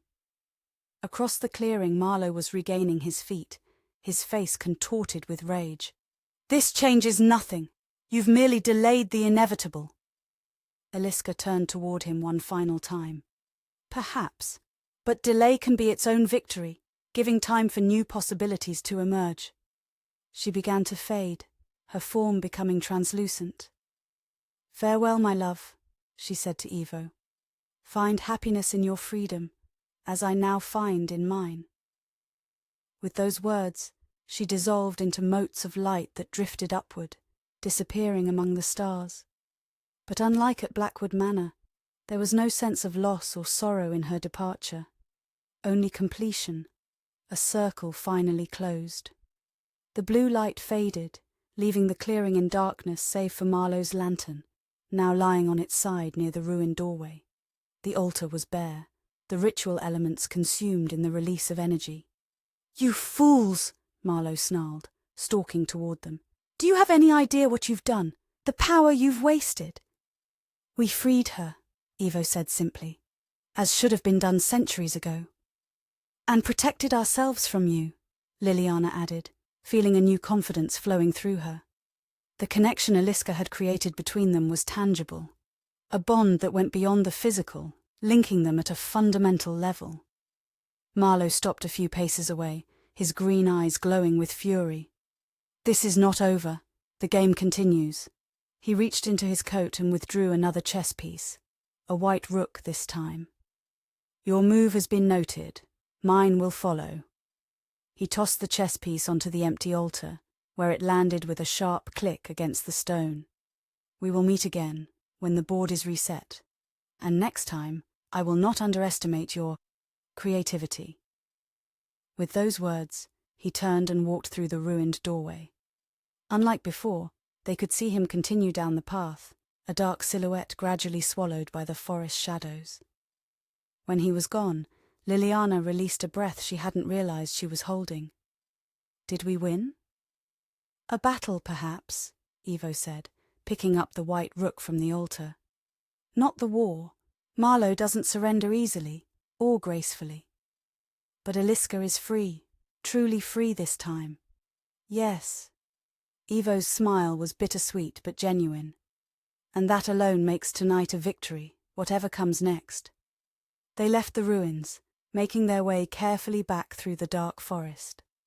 The connection between them hummed with energy, a constant awareness of each other that transcended normal perception. What did she mean about binding the power to our connection? Lilliana asked as they walked. I can feel something different, but I don't understand exactly what's changed. I think she created a kind of magical symbiosis, Evo explained. The power we each carry is now interdependent. Neither of us can access or transfer it without the other's participation. So Marlow can't take it from either of us individually. Exactly. And more importantly, he can't manipulate one of us into surrendering it without the other's consent. Evo's expression was thoughtful. It's an elegant solution, and one that would never have occurred to Marlow. Because he doesn't understand connection, Lilliana realized. Everything for him is about control, about dominant, CE. The idea of power being strengthened through sharing rather than hoarding is foreign to him. Which gives us an advantage moving forward. Ivo checked his watch. It's nearly 2 a.m. The academic conference begins in a few hours. We should get some rest. They returned to their hotel in the old town, both physically and emotionally exhausted from the night's events. As they parted in the hallway to their respective rooms, Lilliana felt a momentary disorientation as the distance between them stretched their new connection. "That's going to take some getting used to," she murmured. Ivo nodded, experiencing the same sensation. "We'll need to experiment, learn the parameters of this bond, but not tonight. Tonight, we rest." "Good night, Ivo," Lilliana said, unlocking her door. "And I'm glad we freed her. Whatever comes next, that was the right thing to do." "It was," he agreed softly. "Good night, Lilliana." As she prepared for bed, Lilliana found herself reflecting on how much had changed in the year since she'd first discovered Ivo's journal at Blackwood Manor. From skeptical journalist to someone bound by magical symbiosis to a centuries-old vampire. Definitely not the career path she had envisioned. Yet despite the dangers, despite Marlow's ongoing threat, she couldn't bring herself to regret any of it. The story she had sought had become her story too, intertwined with Ivo's in ways neither of them had anticipated. She fell asleep wondering what the next chapter would bring, unaware that across the city, in a penthouse apartment overlooking the Vltava, Marlow was already planning his next move, and that the white rook on his chessboard had just been joined by a new piece, one that would change the game entirely. Chapter 9. Revelations. The conference hall buzzed with academic energy, scholars from around the world discussing obscure historical topics with passionate intensity.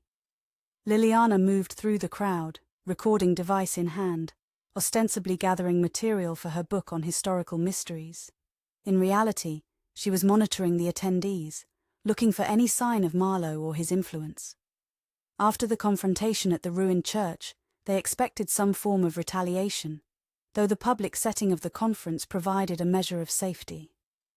Ivo was across the room, engaged in conversation with a group of medical historians. His credentials as Dr. Ivan Blackwood had granted him immediate acceptance in these circles, his knowledge of historical medical practices impressing even the most skeptical academics. Through their new connection, Lilliana could sense his location without seeing him, a constant awareness like a compass needle pointing toward magnetic north. She could also feel hints of his emotional state, currently calm but vigilant, dividing his attention between the scholarly discussion and the same surveillance she was conducting. "Miss Hayes?" A voice interrupted her thoughts. "Lilliana Hayes, the journalist?" She turned to find a young woman with short blonde hair and wire-rimmed glasses clutching a conference program. "Yes, that's me. I'm Dr. Sophie Novak, University of Vienna." The woman extended her hand. "I read your article on Blackwood Manor. Fascinating work, especially your analysis of the local legends surrounding the property." "Thank you," Lilliana replied, shaking her hand. "Are you presenting at the conference?" "Tomorrow morning. Folklore as historical record, separating fact from fantasy in Central European legends." Dr. Novak smiled. "Your work was actually an inspiration. The way you approached the Blackwood legends, treating them as potentially containing kernels of historical truth rather than dismissing them outright. It's refreshingly open-minded." As they chatted about research methodologies, Lilliana felt a sudden spike of alertness through her connection with Ivo. She glanced in his direction and saw that he had stiffened slightly, his attention fixed on someone entering the hall. Following his gaze, she saw a distinguished older woman in a tailored suit, her silver hair swept into an elegant updo. Several conference attendees immediately gravitated toward her, clearly recognizing someone of importance. "That's Dr. Eleanor Vance," Dr. Novak explained, noticing Lilliana's interest. "The keynote speaker. She's brilliant, revolutionized the study of medieval alchemical texts. Quite intimidating, actually." Through their connection, Lilliana could feel Ivo's reaction to the woman, not fear exactly, but intense caution and recognition. He excused himself from his conversation and began making his way toward Lilliana, his movements casual but purposeful. "Would you excuse me?" Lilliana said to Dr. Novak. "I need to confer with my colleague." "Of course. Perhaps we could continue our discussion later. I'd love to hear more about your research methods." Lilliana agreed and moved to intercept Ivo before he reached Dr. Vance's growing circle of admirers. They met near a display of historical manuscripts, positioning themselves to observe the silver-haired woman while appearing to discuss the exhibition. "You recognize her," Lilliana said quietly. "Not her specifically," Ivo replied, his voice equally low. "But what she is. She's like Marlow, a practitioner. Powerful, old, though not as ancient as he is." "How can you tell?" "The aura. It's subtle but unmistakable to those who know what to look for." Ivo's gaze remained fixed on Dr. Vance. "And she's noticed us as well. She's being careful not to look directly at us, but she's aware." Lilliana studied the woman more carefully. Dr. Eleanor Vance appeared to be in her 60s, with aristocratic features and penetrating grey eyes. Nothing about her screamed magical practitioner. She looked exactly like what her credentials claimed, a distinguished academic specializing in medieval studies. "Is she working with Marlow?" Lilliana asked. "I don't know, but her presence immediately after our confrontation with him is unlikely to be coincidence." Ivo frowned slightly. "We should avoid direct contact until we know more about her allegiances." They maintained their distance throughout the morning sessions, observing Dr. Vance from afar.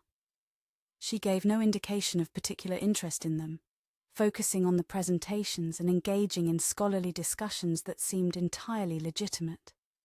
During the lunch break, they retreated to a small cafe across from the conference venue to compare notes. "I've been asking discreet questions about her," Lilliana said as they settled at a corner table. "Her academic credentials are impeccable. PhD from Oxford, 30 years of published work on medieval alchemy and esoteric traditions. No obvious connection to Marlow or his foundation." "The best covers are those built on truth," Ivo pointed out. "If she is a practitioner, her academic focus makes perfect sense. It gives her access to texts and artifacts that would be useful for her true work." "Like Marlow positioning himself as a professor of medieval history." "Exactly." Ivo sipped his coffee, a habit he had developed since the breaking of the curse. Though he didn't need sustenance beyond blood, he enjoyed the ritual of sharing meals with Lilliana. "The question is whether she's an ally, an enemy, or simply a neutral party who's noticed our presence. How do we find out without exposing ourselves to potential danger?" Before Ivo could respond, the cafe door opened and Dr. Eleanor Vance herself entered. She surveyed the room with casual interest before approaching the counter to order. If she noticed them in the corner, she gave no sign.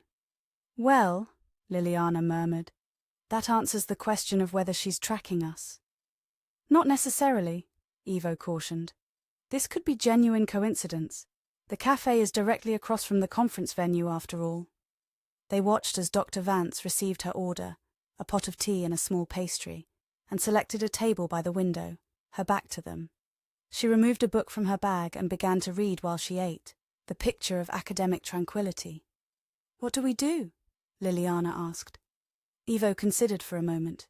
"We wait. If she's here for us, she'll make some move eventually. If not, we avoid unnecessary confrontation." They continued their conversation in low voices, discussing the afternoon conference sessions and their plans for investigating the university library. Their original destination before Marlow's intervention had diverted them to the ruined church. After about 20 minutes, Dr. Vance closed her book, gathered her things, and stood to leave. As she passed their table, she paused, her grey eyes meeting Ivo's directly for the first time.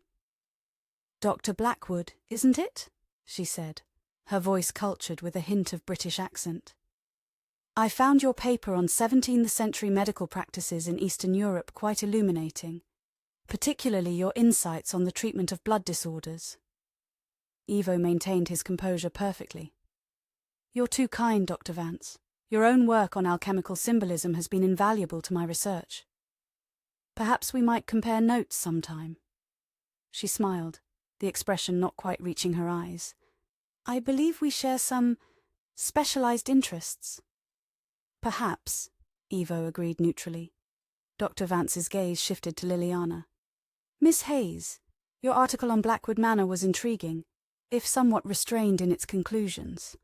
I suspect there was more to that story than made it to print, Lily. Anna felt a chill at the woman's knowing tone. The constraints of journalism often require focusing on what can be verified, she replied carefully. Indeed. Dr. Vance reached into her bag and withdrew a business card, placing it on their table. Should either of you wish to discuss matters beyond the conference's purview, I'm staying at the Alchemist Grand Hotel, Suite 307. I keep late hours. With that, she nodded politely and left the cafe, crossing the street back toward the conference venue. Evo picked up the card, examining it closely. Dr. Eleanor Vance, Professor Emerita, Oxford University, he read aloud. And an address in London that I suspect would prove to be perfectly legitimate if we checked. Was that an invitation or a threat? Lilliana asked. Both, I think. Evo turned the card over, revealing a symbol drawn in ink on the back. A circle containing a triangle with a smaller circle at its centre. This is interesting. What is it? A sigil used by a particular order of practitioners, the Custodes Arcanum, or Keepers of Secrets. They're ancient, predating even Marlow, and generally maintain neutrality in conflicts between individual practitioners. Evo's expression was thoughtful. If Dr. Vance is truly a member, her interest in us may not be directly related to Marlow. What would they want with us? Information, most likely. The breaking of a curse as powerful as mine would have created ripples in the magical community. They may simply be documenting what happened. Evo pocketed the card. Or they may have their own agenda entirely. Should we meet with her? Cautiously, yes. The Custodes can be valuable allies, or dangerous enemies if they believe you're disrupting the balance they seek to maintain. Evo checked his watch. But first, let's return to the conference. Maintaining our academic cover is important, especially now. They spent the afternoon attending sessions, Evo presenting his paper on historical medical practices to considerable acclaim.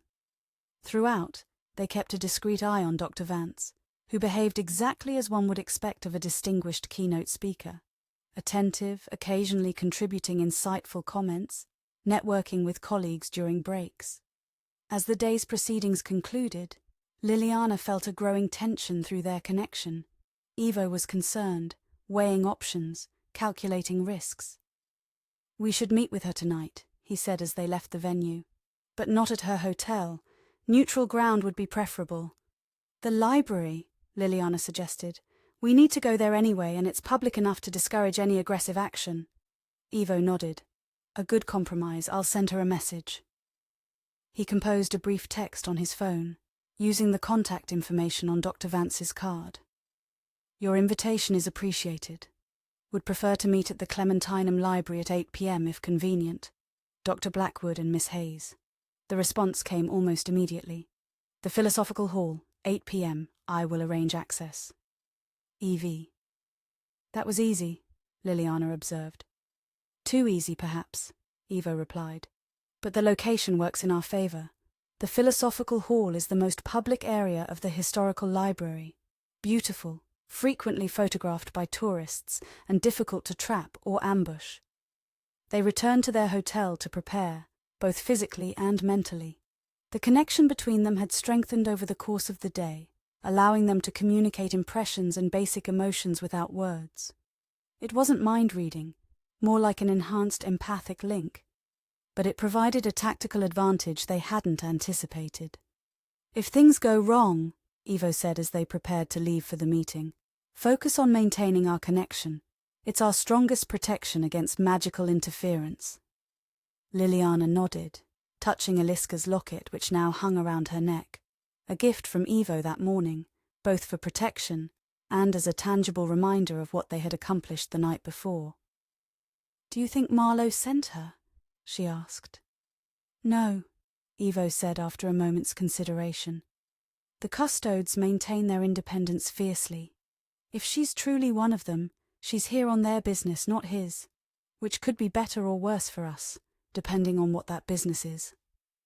The Clementinum was quiet at this hour, the tourist crowds gone, only a few researchers working in the modern sections of the library.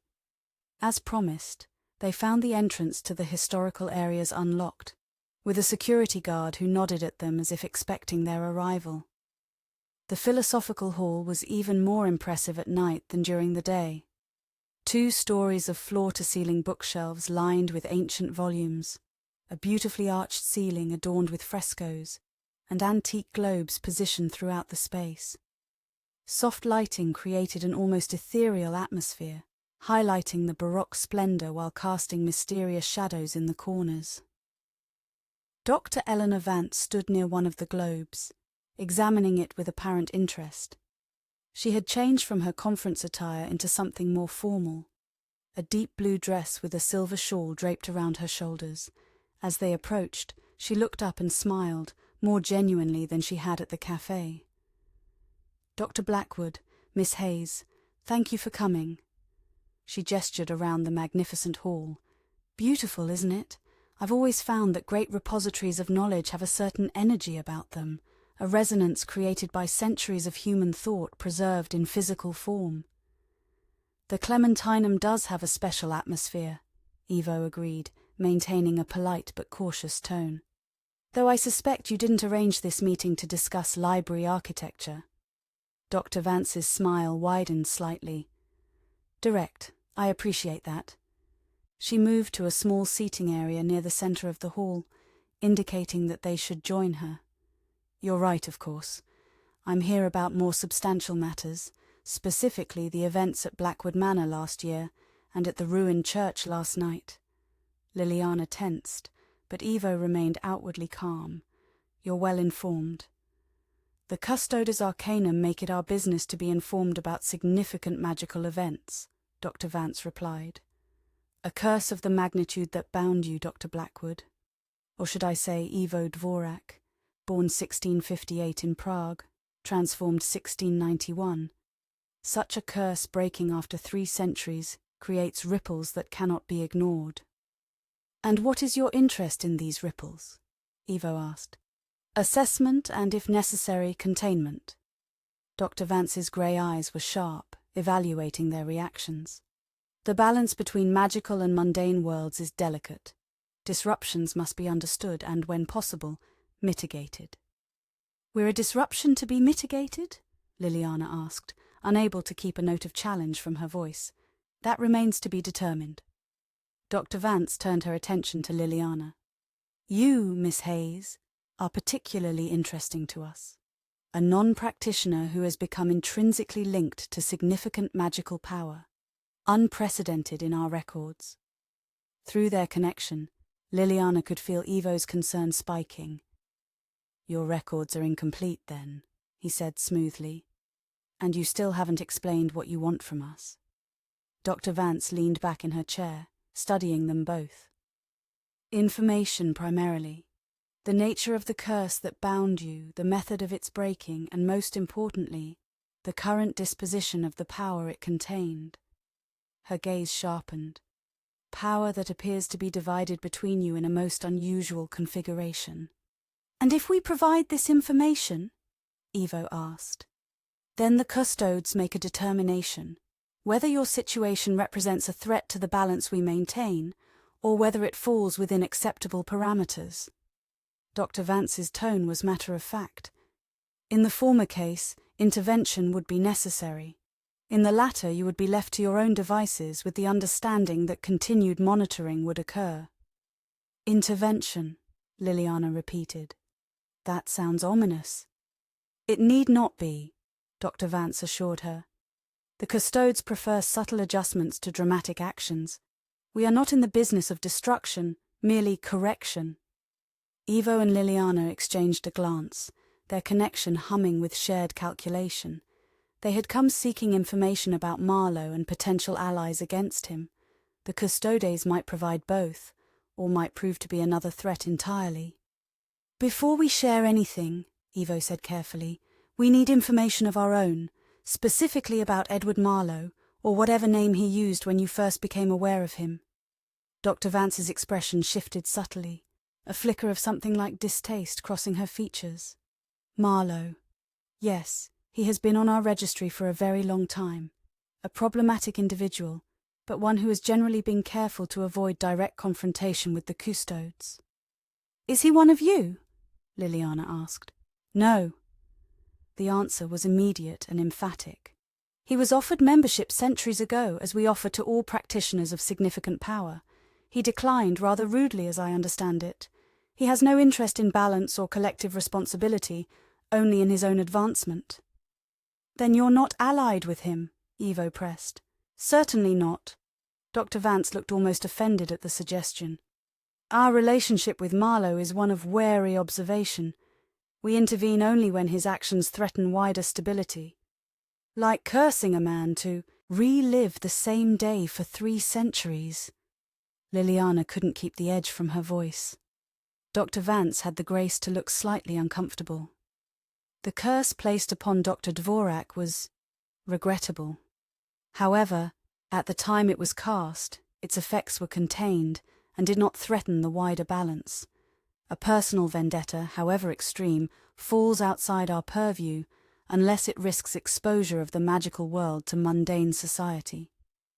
How convenient, Lilliana muttered. Evo placed a calming hand on her arm. What can you tell us about Marlow's current activities? He's made it clear that our confrontation is not over. Dr. Vance considered this request. I can share some information as a gesture of good faith. Marlow has been unusually active in the past year, accessing sites of magical significance across Europe and Asia. He appears to be gathering components for a major working, something that has drawn the custodes' attention more directly than his usual activities. What kind of working? Evo asked. We're not certain, but it involves soul magic, the manipulation and transfer of essence between vessels. Dr. Vance's expression grew more serious. Which brings us back to the events of last night.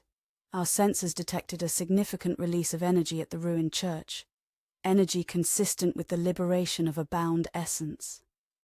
Eliska, Lilliana said softly. Yes, Eliska Novotna, the catalyst for your original transformation and curse. Dr. Vance nodded. Her essence appears to have been fully released from this plane of existence, a compassionate act by most standards. But not the outcome Marlow intended, Evo added. No, and therein lies our concern. Dr. Vance leaned forward slightly. Marlow does not accept defeat gracefully. His next move will likely be more direct, more dangerous. The chess pieces he's been leaving for you, they're not merely symbolic. They're part of a locating spell, allowing him to track your movements despite whatever protections you might employ. This was new information, and Lilliana felt Evo's surprise matching her own. How do you know about the chess pieces? She asked. The custodes have been monitoring Marlow's activities closely since the breaking of your curse, Dr. Vance explained. We have resources that allow us certain insights. Spies in his organization, Evo translated. Let's call them interested observers, Dr. Vance replied with a thin smile. The point is, Marlow is escalating. His next move will likely come soon, and it will target the power you both now carry. Which brings us back to your interest in that power, Evo noted. What exactly does your intervention entail if you determine we represent a threat to your balance? Dr. Vance met his gaze directly. In the most extreme case, removal and containment of the power, with appropriate adjustments to your memories of these events. She held up a hand as both Evo and Lilliana tensed. But that is a last resort, employed only when all other options have been exhausted. I'm not here to threaten you, but to assess and potentially assist. Assist how? Lilliana asked skeptically. Information, protection if necessary. The custodes have resources that could help you defend against Marlow's next attack. Dr. Vance's expression softened slightly. Contrary to what you might think, we're not unsympathetic to your situation. You've both shown remarkable restraint and responsibility in your use of the power you carry. Ivo and Lilliana exchanged another glance, their connection vibrating with shared calculation. After a moment, Ivo nodded slightly. We'll share some information, he said carefully, in exchange for your continued assistance regarding Marlow's activities and intentions. A reasonable arrangement, Dr. Vance agreed. Over the next hour, they provided a carefully edited account of the events at Blackwood Manor and the breaking of the curse. They explained how the power had been divided between them and further secured through Aliska's final intervention, creating the symbiotic bond that now connected them. Dr. Vance listened attentively, occasionally asking clarifying questions, but otherwise allowing them to tell their story without interruption. When they finished, she was silent for several moments, processing what she had heard. Fascinating, she said finally, and quite unprecedented in our records. The symbiotic bond Aliska created, it's an elegant solution to the problem of containing and protecting such significant power. Does this mean we pass your assessment? Lilliana asked directly. Dr. Vance smiled. For now, yes. The power appears to be stable and well contained. Your use of it has been responsible and largely defensive. The custodes see no immediate need for intervention. The relief Lilliana felt was echoed through her connection with Ivo, though both maintained their outward composure. And your assistance regarding Marlow? Ivo prompted. Yes. Dr. Vance reached into a small bag beside her chair and withdrew an object wrapped in silk. This may help. She unwrapped the silk to reveal a small silver compass, its face inscribed with symbols similar to those on the back of her business card. This will alert you to Marlow's proximity. The needle points not to magnetic north, but to the nearest concentration of his particular magical signature. Ivo accepted the compass carefully. Thank you. This could prove valuable. There's more, Dr. Vance continued. The custodes have been monitoring a property Marlow recently acquired here in Prague, a medieval tower house near the castle district. Our observers have noted increased activity there in the past 24 hours, suggesting he may be preparing for his next move. What kind of activity? Lilliana asked. Deliveries of specialized equipment, visitors with particular magical signatures, energy fluctuations consistent with preparatory rituals. Dr. Vance's expression was grave. Whatever he's planning, it appears to be imminent. Why are you helping us? Ivo asked. The question that had been hovering unspoken throughout their conversation. The custodes didn't intervene when Marlow cursed me. Why take an interest now? Dr. Vance considered her answer carefully. The magical landscape has changed significantly since the 17th century. The world has grown smaller, more connected. Incidents that might once have remained isolated now risk wider exposure. She paused. And there is the matter of Marlow himself. His recent activities suggest ambitions beyond his usual scope, ambitions that could threaten the balance we maintain. So we're useful to you, Lilliana concluded. Potential allies against a common problem. A crude but not inaccurate assessment, Dr. Vance acknowledged. Though I would frame it more as aligned interests rather than alliance. The custodes rarely form true alliances with non-members. And if our interests diverge? Ivo asked. Then we reassess. Dr. Vance's smile was thin but not unkind. For now, consider us a resource, one with limitations and conditions but potentially valuable nonetheless. She rose, signalling the end of their meeting. I've arranged for you to have access to the restricted archives tomorrow. There are texts there that may help you understand what Marlow is attempting with his soul magic experiments. Ask for the Codex Animarum. The librarians will know which collection I mean. Thank you, Ivo said, standing as well, for the information and the compass. One final piece of advice, Dr. Vance said as they prepared to leave. The chess pieces Marlow has been leaving for you. They're not just tracking devices. They're components of a larger working. I would suggest disposing of any you've collected, properly. Properly? Lilliana asked. Running water, Silver container, appropriate words of dissolution. Dr. Vance's expression was serious. Don't simply throw them away or destroy them physically. That could trigger whatever spell he's embedded within them. With that warning, they parted ways, Dr. Vance remaining in the philosophical hall as Ivo and Lilliana made their way out of the library. Neither spoke until they were well away from the Clementinum, walking along the Vltava River, where the sound of flowing water would mask their conversation from potential eavesdroppers. "Do you trust her?" Lilliana asked finally. "Trust is a strong word," Ivo replied. "I believe she was truthful about the custode's current position and interests. Whether that remains consistent is another matter entirely. The compass could be a tracking device itself." "Almost certainly is," Ivo agreed. "But that doesn't mean it isn't also functional as described. The custodes are pragmatic. They'll want to monitor us while also providing genuinely useful tools." Lilliana considered this. "So we use what she's given us, but remain cautious." "Exactly." Ivo removed the compass from his pocket, studying it in the light from the riverside lamps. The needle swung lazily before settling in a direction that pointed across the river toward the castle district. "And it appears to be working as promised. Marlow is indeed in that direction." "The tower house she mentioned?" "Likely." Ivo pocketed the compass again.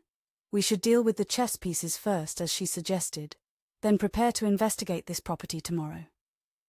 They returned to their hotel, stopping at a small silver shop along the way to purchase a simple silver bowl. In Ivo's room, they placed the two chess pieces they had collected, the white knight from Blackwood Manor and the white rook from the ruined church, into the bowl. "Running water," Lilliana said, filling the bathroom sink. "And appropriate words of dissolution. Any ideas?" "A few." Ivo placed the silver bowl containing the chess pieces into the sink, allowing the running water to flow over them. "This is a basic cleansing ritual, used to break connections between objects and spells cast upon them." He spoke several phrases in what Lilliana recognized as Latin, followed by something older, perhaps Czech, but with an archaic structure she couldn't follow. As he spoke, the chess pieces began to lose their pristine white color, the ivory darkening as if aging centuries in moments. The symbol carved into their bases flared briefly with green light before fading entirely. When the ritual was complete, the pieces looked like ordinary aged chess pieces, the magical connection apparently severed. "Did it work?" Lilliana asked. "I believe so." Ivo removed the bowl from the water, drying it carefully. "We should dispose of these separately just to be safe, different locations away from where we're staying." They agreed on a plan, then turned their attention to preparing for the next day. The conference would continue in the morning, providing their cover, but they intended to visit the restricted archives Dr. Vance had mentioned, and if possible, conduct reconnaissance on Marlow's tower house. As they reviewed their plans, Lilliana became aware of a subtle change in their connection, a deepening, a clarification that allowed more nuanced communication without words. She could sense not just Ivo's emotions but fragments of his thoughts, particularly when they focused on the same subject. "The bond is evolving," Ivo noted, obviously experiencing the same phenomenon. "Becoming more sophisticated." "Is that good or concerning?" Lilliana asked. "Both, perhaps." Ivo's expression was thoughtful. "It provides tactical advantages, but also creates potential vulnerabilities. If one of us were compromised, the other would be affected as well," Lilliana finished. "We need to learn how to shield, how to modulate the connection." "Yes, though not tonight." Ivo checked his watch. "It's late, and tomorrow will require all our focus." They parted for the night, each taking one of the chess pieces to dispose of on their way to the conference in the morning. Despite her exhaustion, Lilliana found sleep elusive, her mind racing with all they had learned and the implications of Dr. Vance's warnings. When she finally drifted off, her dreams were vivid and strange, fragments of memory that weren't her own, glimpses of places she had never visited, faces she had never seen. Through the evolving bond, Evo's centuries of experience were bleeding into her subconscious, a sharing neither had anticipated. Across the hall, Evo experienced the same phenomenon in reverse. Dreams of Liliana's childhood, her college years, her early career as a journalist. Moments of triumph and disappointment, love and loss, all the experiences that had shaped her into the woman who had discovered his journal at Blackwood Manor. By morning, both had gained insights into the other that would have taken years of conversation to achieve.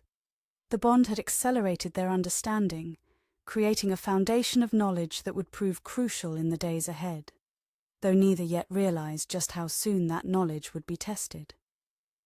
Chapter 10. Convergence. The Codex.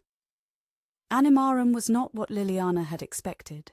Rather than a single ancient tome, it was a collection of manuscripts, scrolls, and fragments spanning centuries, all dealing with the nature of the soul and its manipulation through magical means.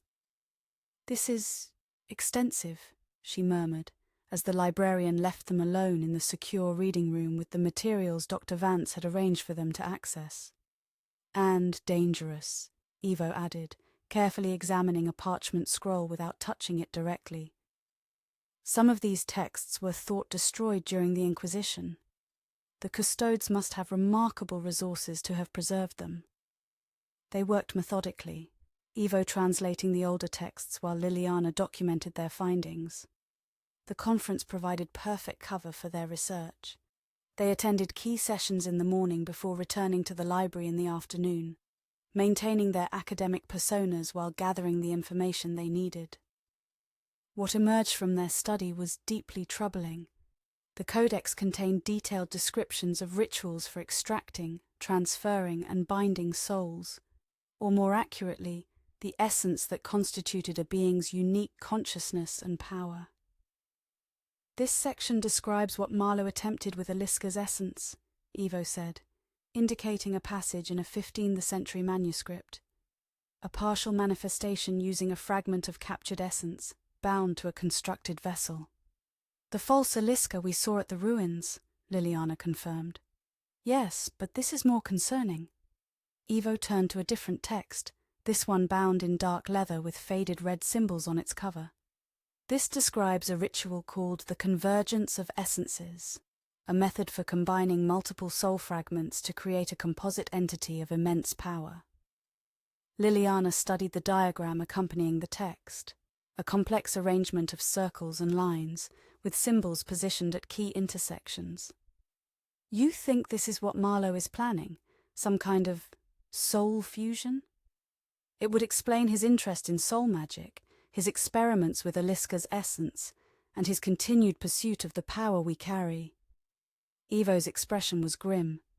According to this text, such a convergence requires specific components: essence fragments from beings of power, a suitable vessel to contain the composite entity, and a catalyst to initiate the fusion. "What kind of catalyst?" "Blood sacrifice," Evo said quietly. "Willing or unwilling, depending on the practitioner's alignment." They continued their research, finding more details about the convergence ritual and its potential consequences. The texts warned of the dangers: unstable composites that could break free of control, essence fragments that might retain enough individual consciousness to resist fusion, catastrophic energy releases if the ritual was performed incorrectly. "No wonder the custodes are concerned," Liliana said as they prepared to leave the library. "If Marlow is attempting something like this, the potential for disaster extends well beyond our personal conflict with him," Evo agreed. "A failed convergence could create magical disruptions affecting an entire region." They had arranged to meet Dr. Vance that evening to share their findings and discuss next steps. In the meantime, they planned to conduct reconnaissance on the tower house she had identified as Marlow's current base of operations. The medieval structure stood on a narrow street near Prague Castle, its stone walls and single tower looking much as they had for centuries. From the outside, it appeared to be simply another historical building in a city full of them, well-maintained but unremarkable. They observed from a cafe across the street, noting the modern security cameras discreetly positioned around the entrance and the occasional comings and goings of individuals who seemed ordinary enough, but moved with the subtle awareness that Evo had identified as characteristic of those with magical training. Apprentices, perhaps, he murmured, or hired help, not practitioners of significant power themselves, but aware of the magical world. The silver compass Dr. Vance had given them confirmed Marlow's presence inside the tower house, the needle pointing steadily toward the building with an occasional quiver when someone entered or exited. "We need to get closer," Lilliana said after an hour of observation. "See what's happening inside." "Too risky in daylight," Evo cautioned. "And with our connection, if one of us is detected, both are compromised." They decided to return after dark, when Evo's enhanced night vision and other vampiric abilities would provide advantages. In the meantime, they met with Dr. Vance at a small private dining room in her hotel, sharing what they had learned from the Codex Animarum. "The convergence ritual," Dr. Vance said when they finished their report. "We suspected as much, but having confirmation is valuable, thank you." "What would Marlow hope to achieve with such a ritual?" Lilliana asked. "The texts described significant risks, even for an experienced practitioner." "Power, primarily," Dr. Vance replied. "A successful convergence would create an entity with combined abilities and knowledge from all the essence fragments used. Controlled by the practitioner who performed the ritual, such an entity would be an invaluable tool, or weapon." "And you believe he intends to use Iliska's essence as one of the components?" Evo asked, his voice carefully controlled. "The fragment he captured, yes, though your liberation of her complete essence has likely forced him to adjust his plans." Dr. Vance sipped her tea thoughtfully. "Our intelligence suggests he's been collecting essence fragments from various sources, some willingly given by followers, others taken by less ethical means." "But he still needs ours," Lilliana concluded. "The power divided between us when the curse broke. Yes, it would be the centerpiece of his convergence, the component that binds the others together and provides the majority of the power." Dr. Vance set down her cup. "Which is why your symbiotic bond is so problematic for him. He needs both fragments freely given to complete his ritual." "Hence the chess game," Evo said. "The manipulation rather than direct confrontation." "Precisely." Dr. Vance's expression grew more serious. "But I fear he may be reaching the limits of his patience. The custodes have detected increasing energy fluctuations around his tower house. Whatever he's planning, it appears to be approaching its final stages." "We intend to conduct closer reconnaissance tonight," Evo informed her. "Determine exactly what we're facing." Dr. Vance nodded. "A reasonable next step, but be cautious. Marlow will have significant protections in place." She reached into her bag and withdrew a small silver vial. "This may help. A concealment elixir developed by the custodes. It won't make you invisible, but it will blur magical perceptions of your presence, particularly useful against detection wards." Evo accepted the vial, examining it carefully. "Thank you. This could prove valuable." "1 dose each, applied externally at pulse points," Dr. Vance instructed. "The effect lasts approximately 3 hours. Use it wisely." As they prepared to leave, Dr. Vance added one final warning. "If you determine that Marlow is indeed in the final stages of preparing a convergence ritual, do not attempt to intervene directly. Contact me immediately. This situation may require a more coordinated response." "The custodes would intervene directly?" Lilliana asked, surprised given what they had been told about the organization's usual approach. "In extreme circumstances, yes." Dr. Vance's expression was grim. "A convergence ritual gone wrong could have consequences far beyond Prague. Some risks cannot be allowed, regardless of our preference for subtle action." They parted with this sobering thought, returning to their hotel to prepare for the night's reconnaissance. The connection between them continued to evolve, allowing increasingly complex communication without words, useful for their planned infiltration, but also a reminder of the unique nature of their bond. If Dr. Vance is right about Marlow's timeline, we may have very little opportunity to gather intelligence before being forced to act, Evo said as they reviewed their plan. Or before the Custodes act, Lilliana added. I'm still not entirely comfortable with their involvement. Their interests align with ours for now, but they have their own agenda, Evo finished. Yes, we should proceed as if we're on our own, using their resources but not counting on their intervention. Night fell over Prague, the castle and surrounding district illuminated by carefully positioned lights that highlighted the historical architecture, while creating deep shadows between buildings. Perfect conditions for their reconnaissance mission. They approached the tower house from different directions, using the concealment elixir as Dr. Vance had instructed, and maintaining constant communication through their bond. Evo circled the building, identifying potential entry points and security measures, while Lilliana observed from a position that allowed her to monitor the main entrance. 2 guards at the rear service entrance, Evo communicated through their bond. Human but magically enhanced in some way. Their auras show modification. Similar situation at the front, Lilliana responded, plus electronic security, cameras and what looks like a biometric lock on the main door. Evo continued his circuit, eventually identifying a potential vulnerability. A narrow window on the 2nd floor with a detection ward that showed signs of recent modification, perhaps not yet fully integrated into the building's overall security system. I can get through there, he communicated. The ward is incomplete, but it would be difficult for both of us. I'll maintain position here, Lilliana decided. Monitor external activity while you gather internal intelligence. Our bond should allow me to see through your eyes if we concentrate. They had discovered this capability accidentally during their research in the library, a deepening of their connection that allowed shared sensory experiences when both actively focused on the link between them. It was draining to maintain for extended periods but could prove invaluable for their current purpose. Evo approached the vulnerable window, using his enhanced strength and agility to scale the stone wall with minimal noise. The detection ward flickered as he carefully dismantled it using techniques he had learned over centuries of dealing with magical protections. Within minutes, he had created an opening large enough to slip through, entering what appeared to be a storage room filled with crates and artifacts.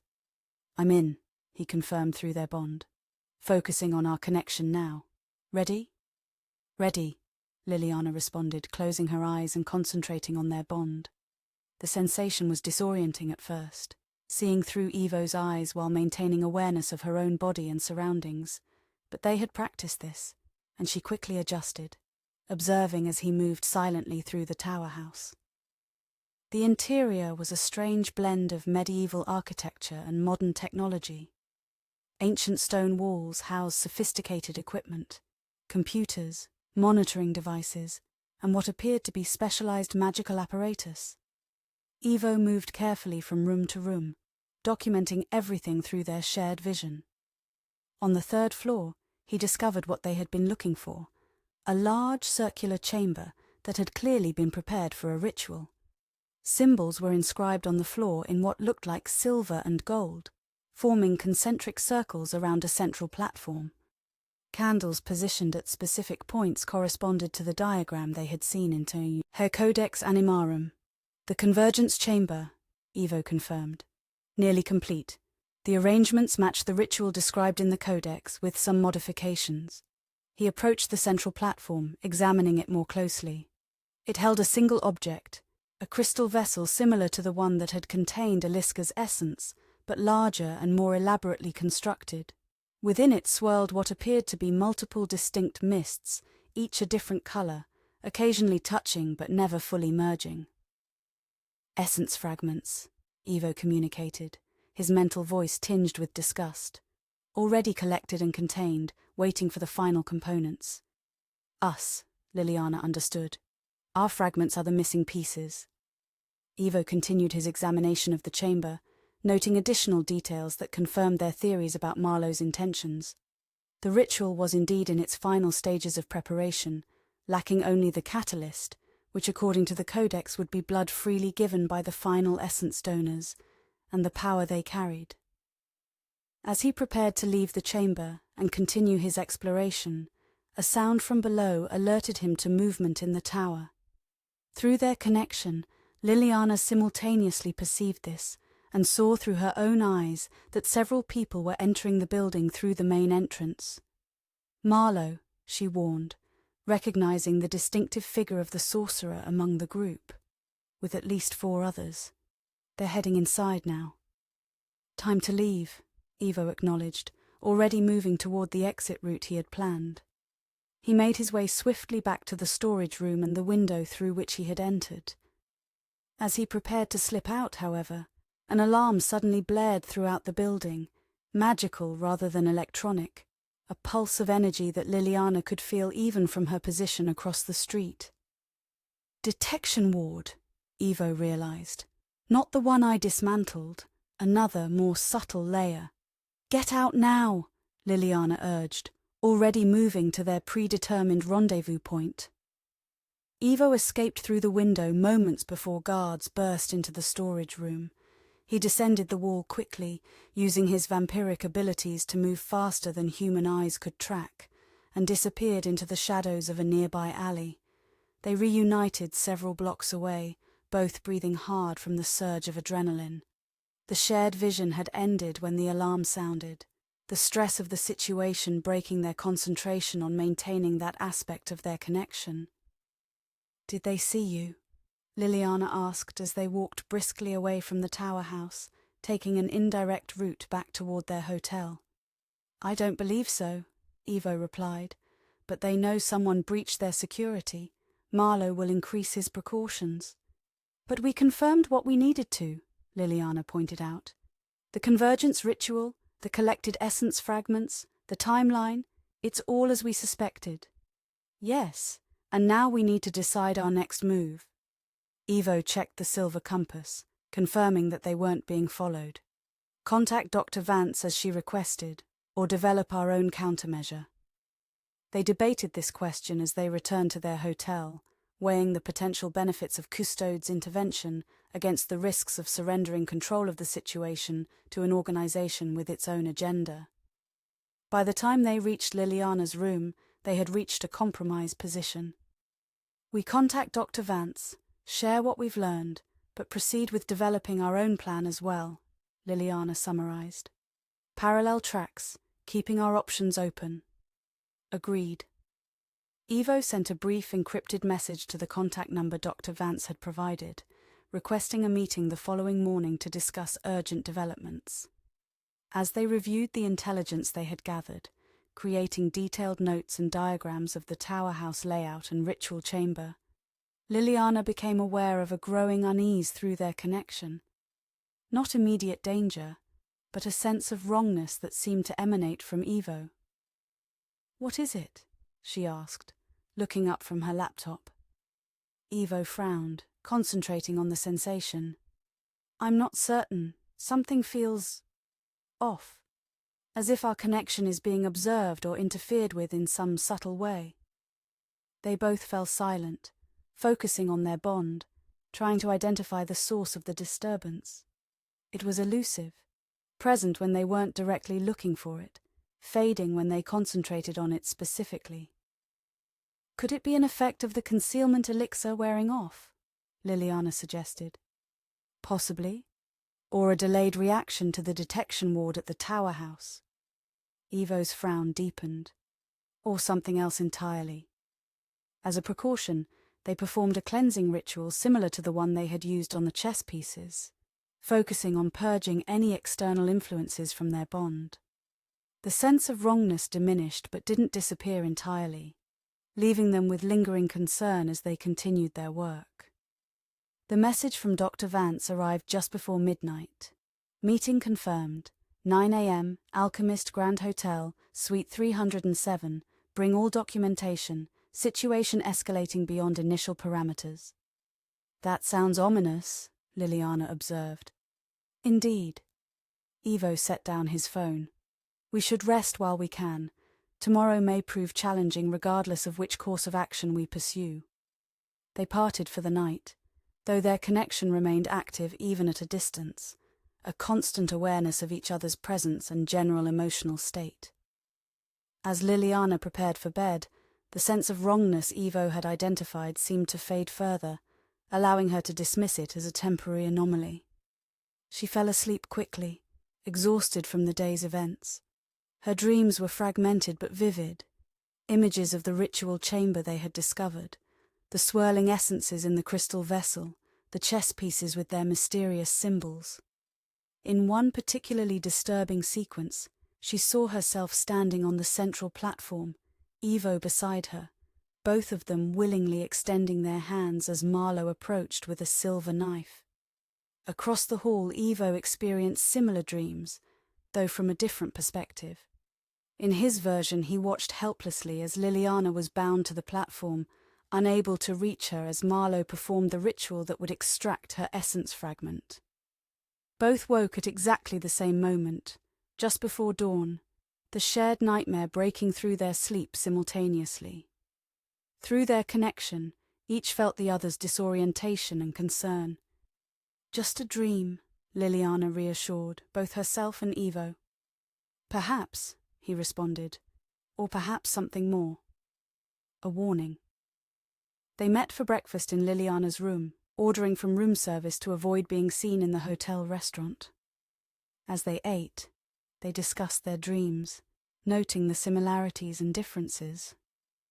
"It could be our subconscious processing what we learned yesterday," Liliana suggested. "Or it could be an attempt at manipulation, Marlow trying to influence us through our connection." "Or the custodes," Evo added. "Dr. Vance mentioned they had been monitoring us. Perhaps that monitoring includes dream manipulation." "Cheerful thought," Liliana muttered. "So we trust no one, including our own dreams." "Caution rather than paranoia," Evo clarified. "We proceed with the meeting as planned, but remain alert for any sign of manipulation or deception." They gathered their documentation and headed to the Alchemist Grand Hotel, arriving a few minutes early to survey the surroundings before committing to the meeting. The hotel was exactly what its name suggested, a luxurious establishment housed in a Baroque palace, its interior a blend of historical grandeur and modern comfort. Suite 307 was located in the original wing of the building, accessed via a private elevator that required a keycard.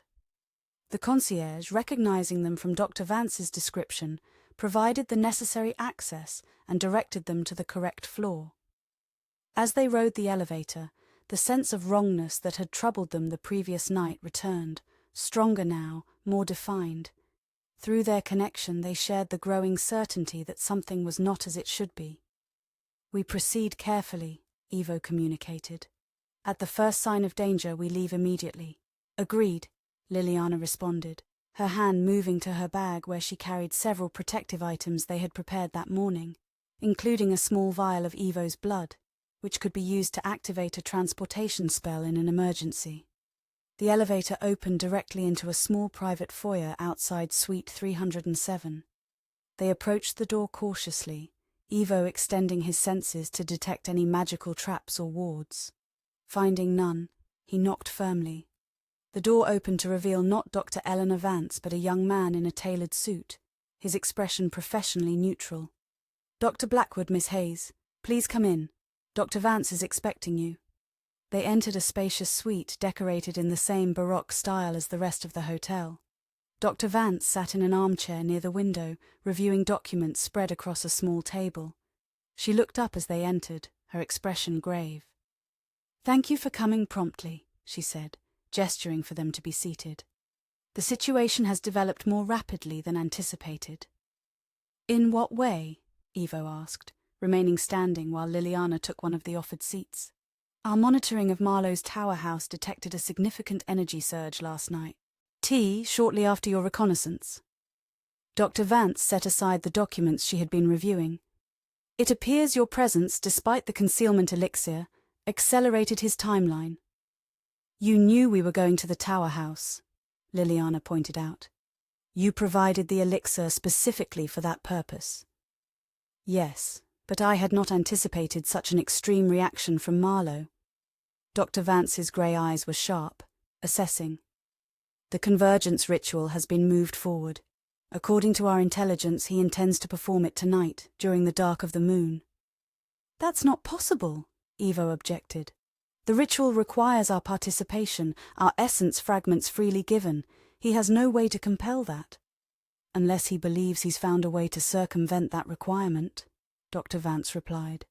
Or unless he's prepared a substitute that he believes will serve his purpose. The sense of wrongness intensified, a pressure at the edges of their connection that both Evo and Lilliana now recognized as external interference. They exchanged a glance, silently confirming what they both suspected. Dr. Vance, Evo said carefully, when exactly did the custodes become aware of our situation? You mentioned monitoring the events at Blackwood Manor, but how did you know to look there specifically? The question seemed to surprise her. Our monitoring systems detect significant magical events globally. The breaking of your curse registered as such an event. And yet the custodes took no action for a year, Lilliana noted. Until we arrived in Prague. Convenient timing. Dr. Vance's expression hardened slightly. What are you implying, Miss Hayes? That perhaps your interest in us has more to do with Marlow's plans than with any concern for magical balance, Evo said bluntly. That perhaps the custodes have their own agenda regarding the convergence ritual.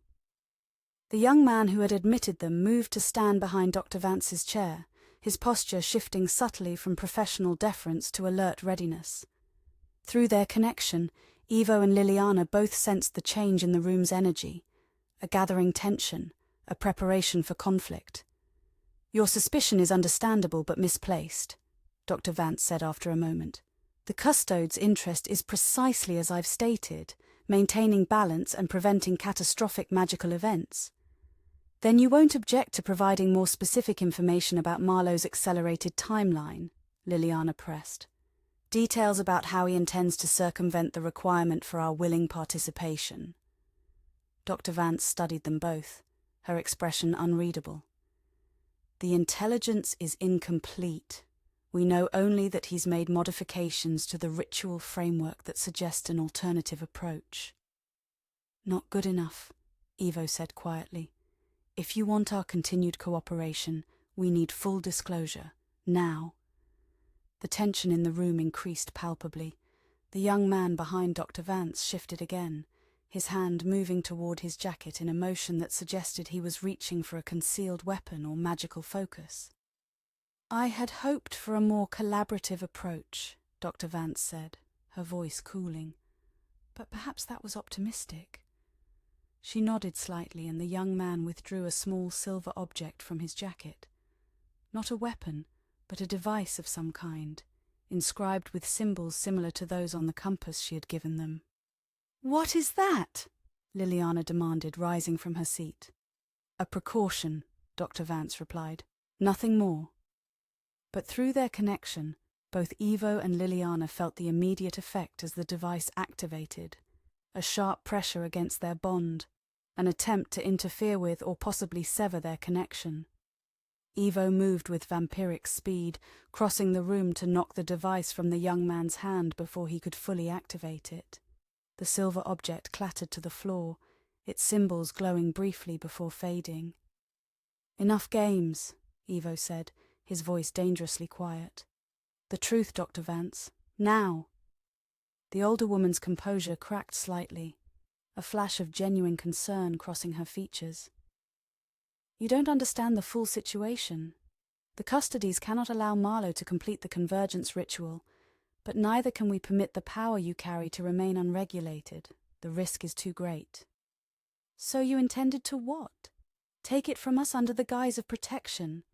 Lilliana asked, anger rising. Use us against Marlow, then neutralize us afterward.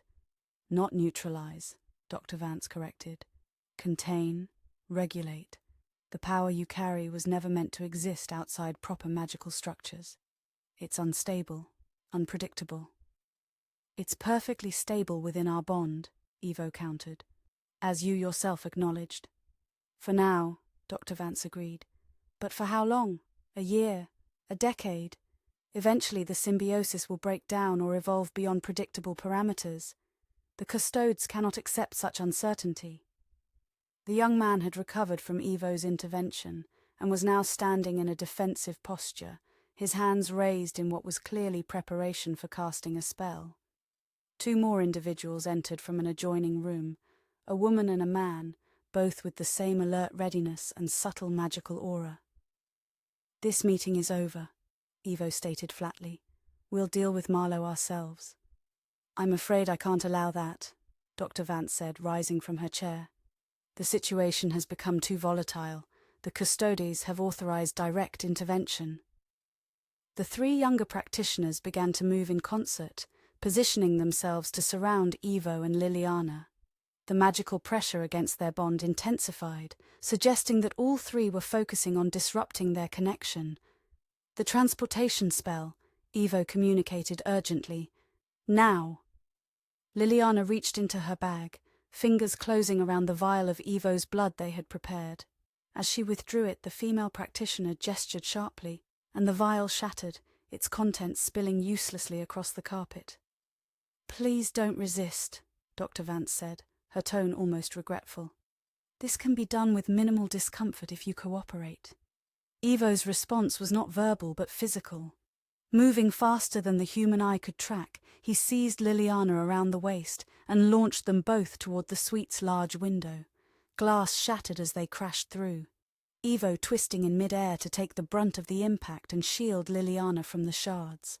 They fell 3 stories, Evo's vampiric strength allowing him to land with Lilliana still protected in his arms. The impact was jarring but not debilitating, and they were running moments after touching the ground, disappearing into the maze of narrow streets surrounding the hotel before the custodes could organize pursuit.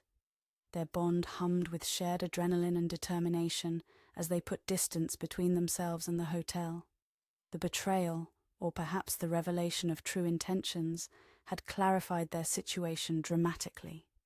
They now faced threats from 2 directions, Marlow with his convergence ritual, and the custodes with their containment agenda.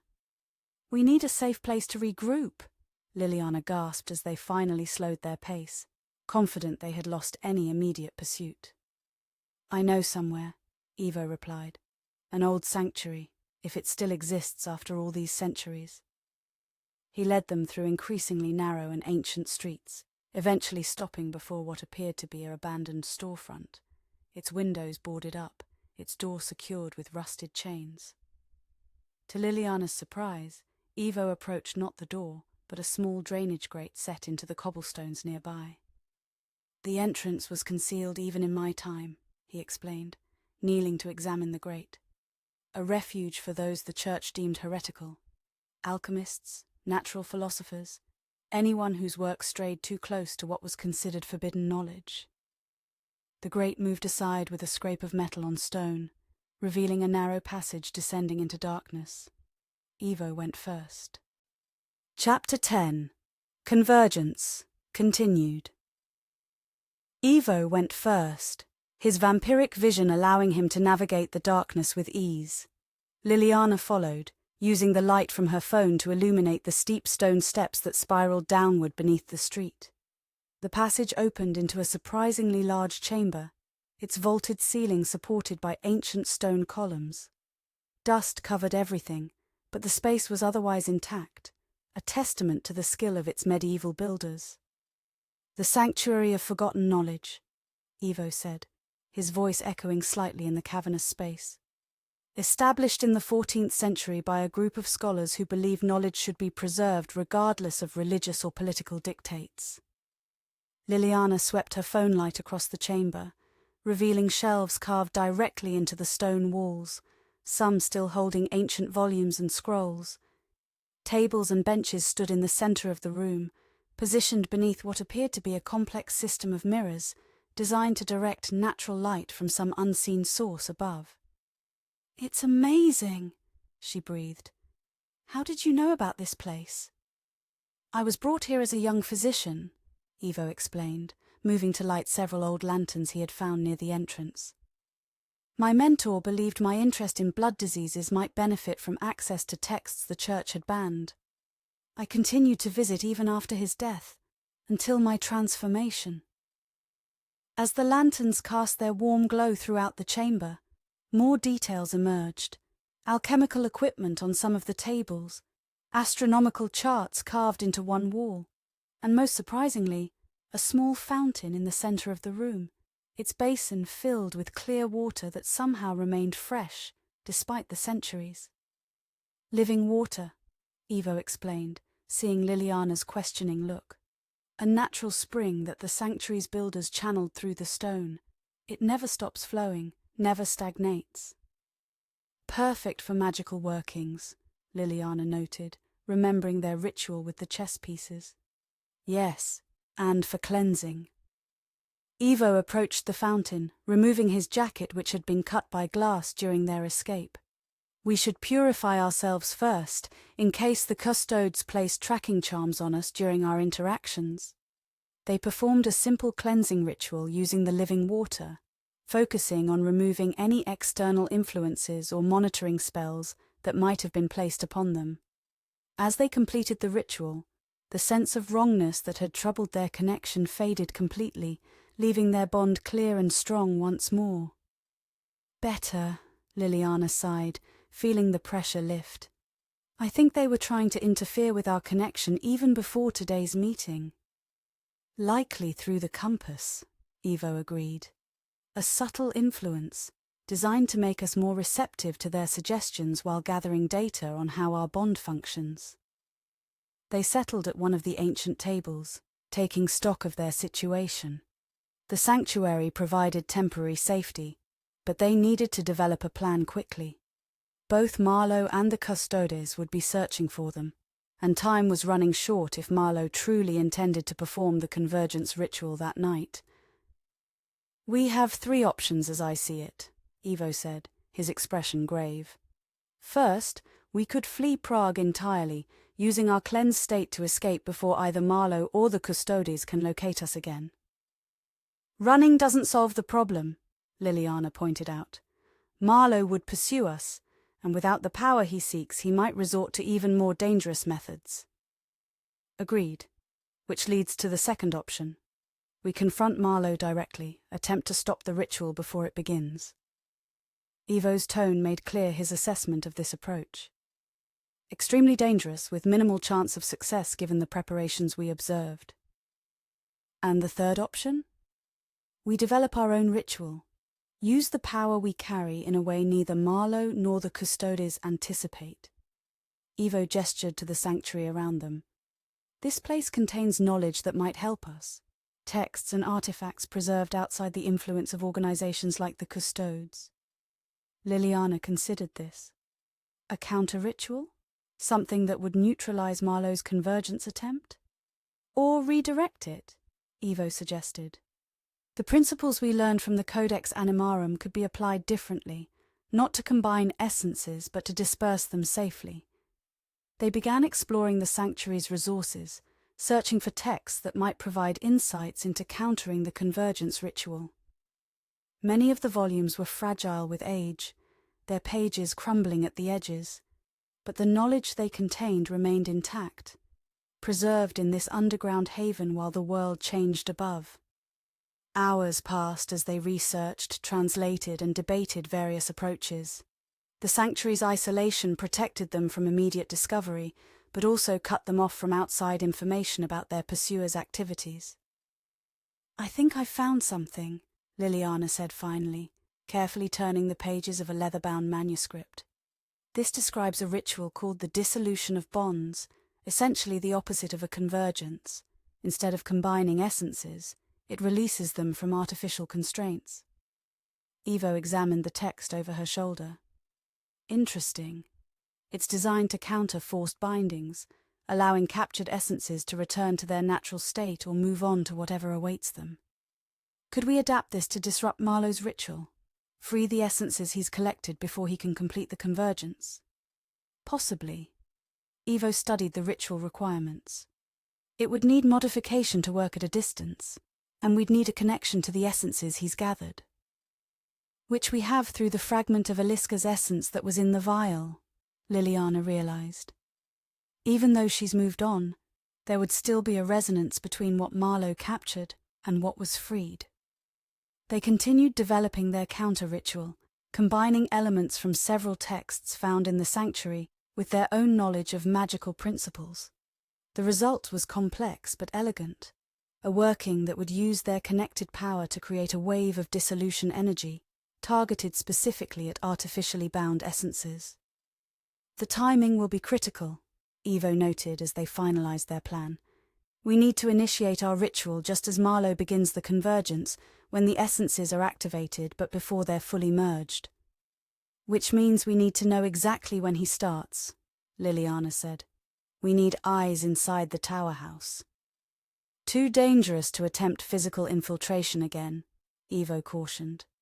But perhaps there's another way. He moved to a section of the sanctuary they hadn't yet explored, searching through artifacts stored in stone niches carved into the wall. After several minutes he returned with a small bronze disc, its surface etched with concentric circles and unfamiliar symbols. A scrying mirror, he explained, used for remote viewing. If we can attune it to Marlow or the tower house, we can monitor the ritual preparations without risking physical presence. Can you make it work, after all this time? I believe so. The principles are similar to some of the techniques I've developed since the curse broke. Evo placed the disc on the table between them. But it will require both of us, channeling our connected power through the artifact. They prepared the scrying ritual, positioning the bronze disc in a shallow bowl of the living water from the fountain. The sanctuary's isolation from the outside world actually proved advantageous for this purpose. The thick stone walls and centuries of magical use had created a neutral space where their working wouldn't trigger detection wards. As evening approached, they completed their preparations for both rituals, the scrying to monitor Marlow's activities and the dissolution to counter his convergence. The bronze disc now floated in the bowl of living water, its surface reflecting not their faces, but a swirling mist that occasionally coalesced into fleeting images. It's working, Evo said, adjusting the position of one of the lanterns to better illuminate the disc. But the connection is weak. We need to focus it more precisely.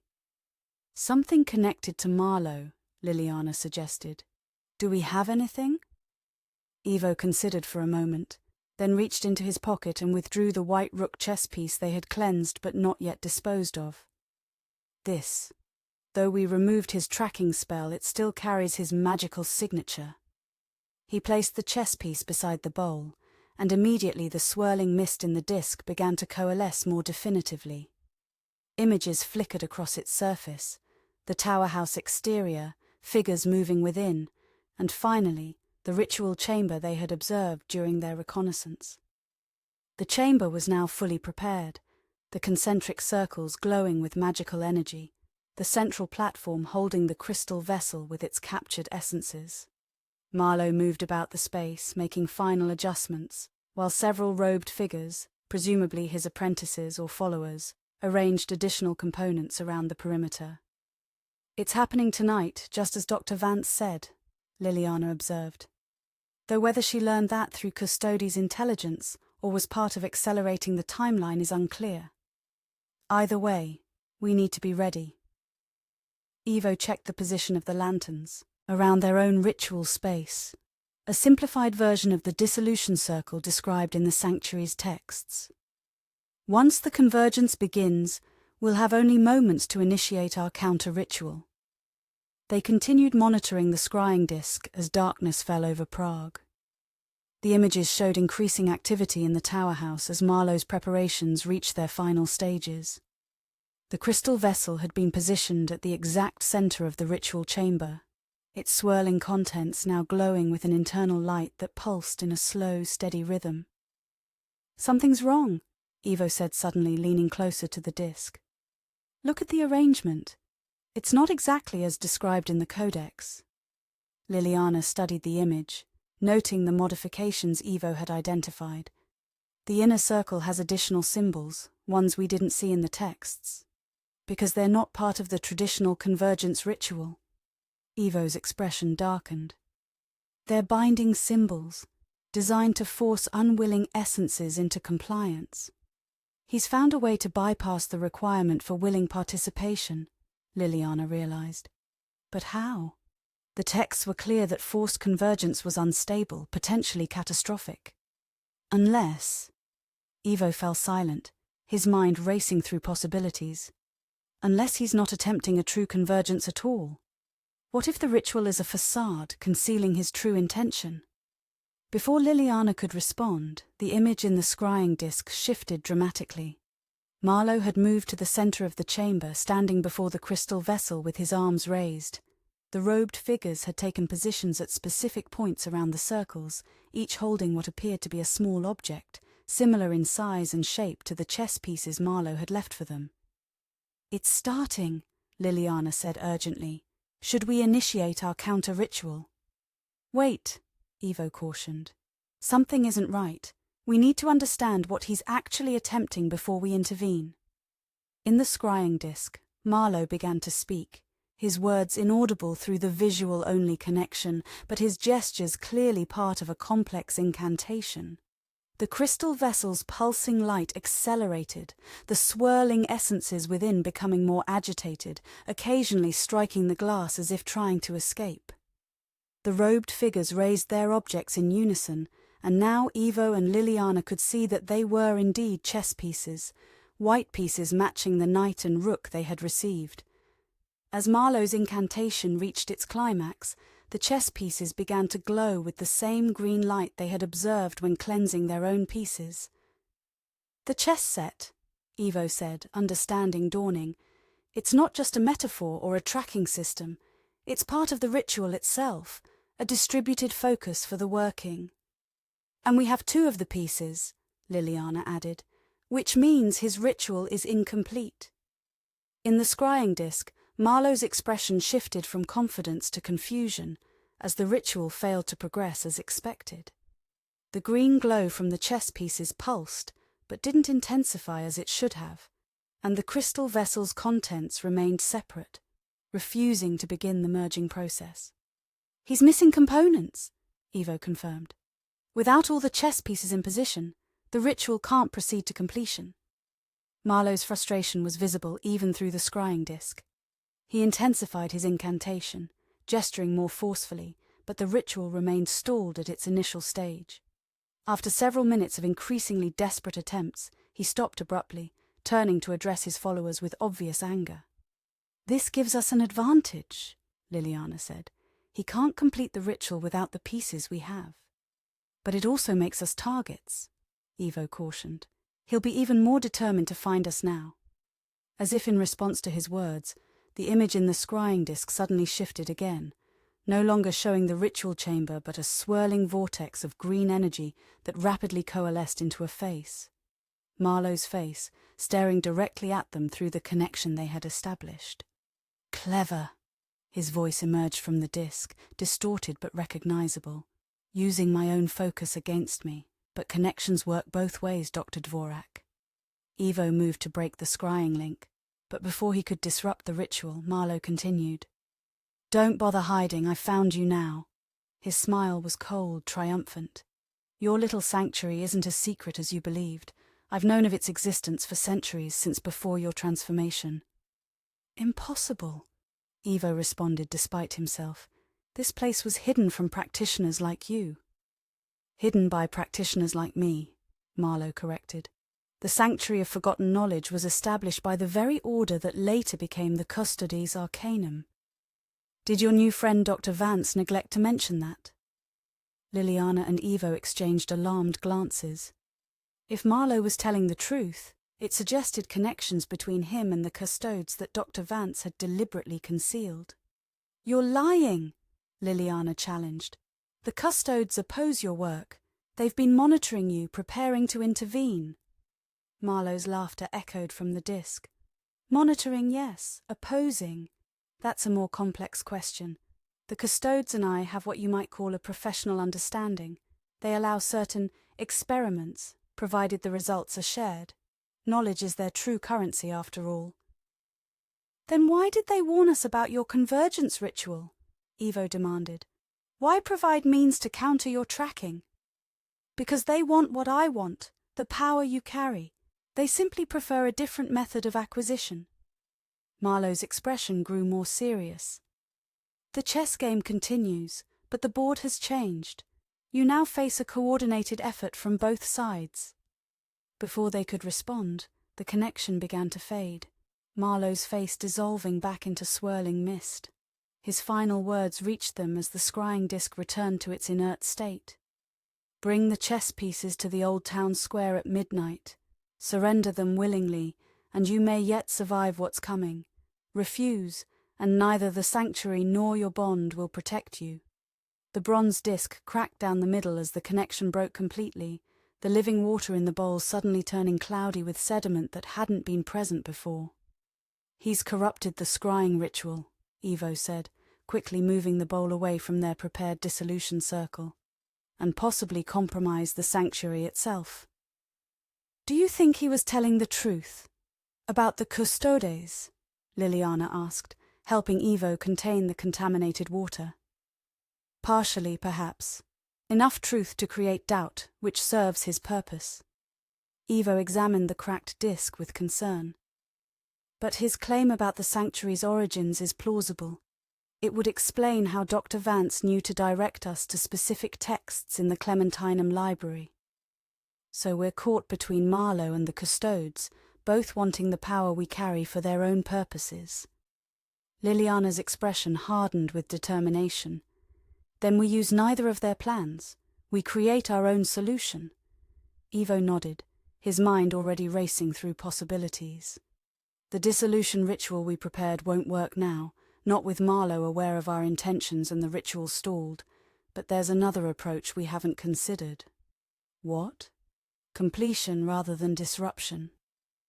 Evo moved to the sanctuary's shelves, searching for a specific text. If Marlow can't complete his ritual without the chess pieces we possess, perhaps we can use that dependency to our advantage. He returned with a small leather-bound volume, its pages yellow with age. This describes a principle called reflective intention, essentially using an opponent's magical framework against them by mirroring their purpose, but inverting the outcome. Like what we did with Aliska's liberation, Liliana realized. We used Marlow's ritual structure but changed the intention. Exactly. But this would be more direct. We would actually complete his ritual, but with our intention controlling the result rather than his. They bent over the text together, studying the principles of reflective intention and how they might be applied to their current situation. The concept was elegant in its simplicity. Magical workings required both structure and intention, with the latter often being more crucial than the former. By maintaining Marlow's structure but imposing their own intention, they could potentially hijack the entire ritual. We would need to be physically present, Liliana noted with concern. This can't be done remotely.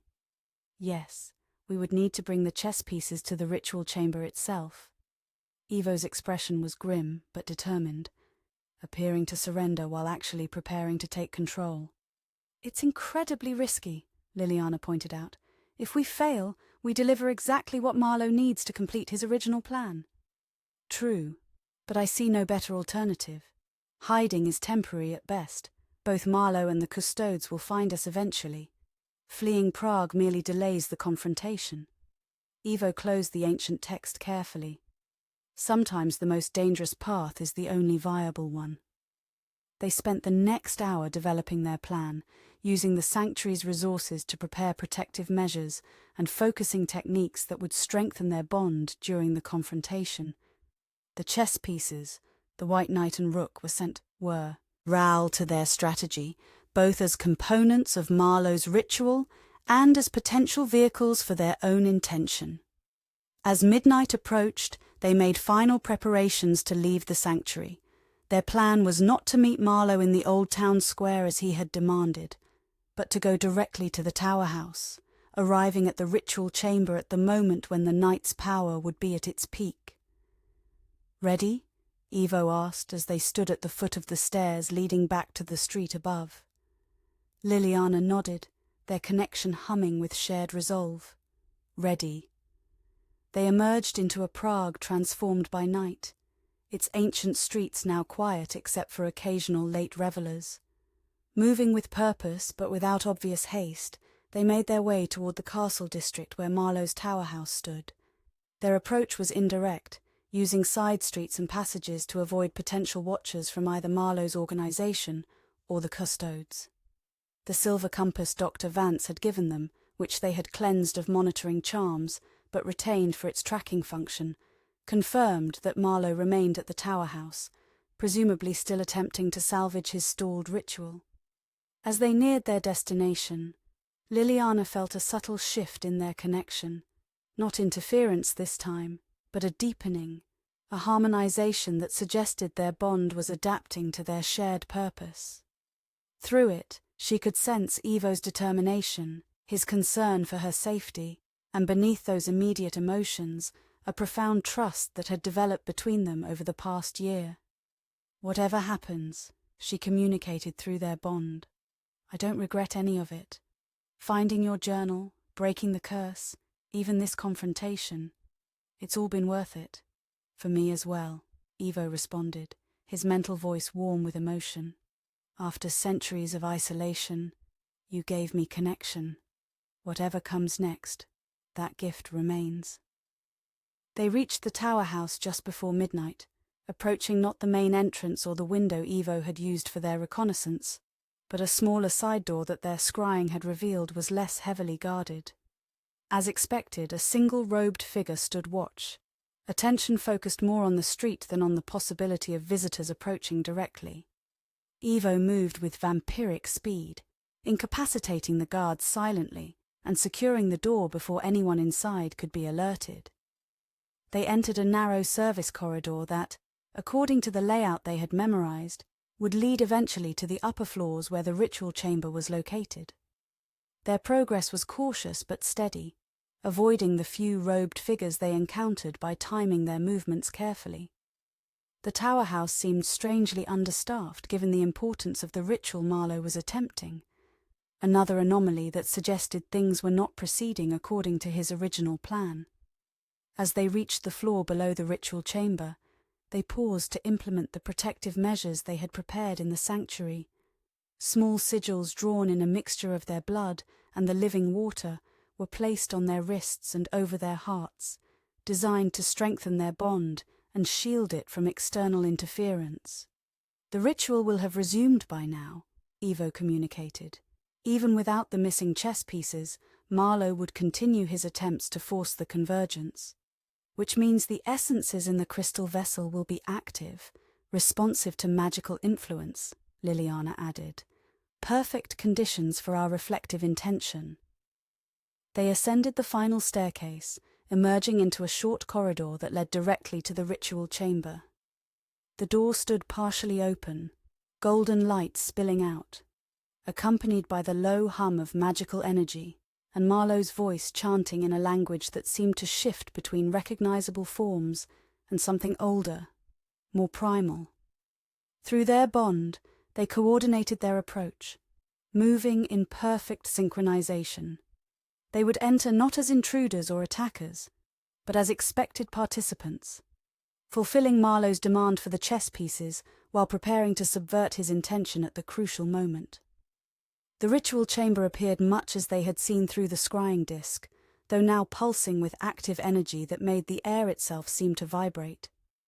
The concentric circles inscribed on the floor glowed with golden light, while the crystal vessel at the center contained essences now fully agitated, swirling in a frantic dance that occasionally caused them to touch, but never merge.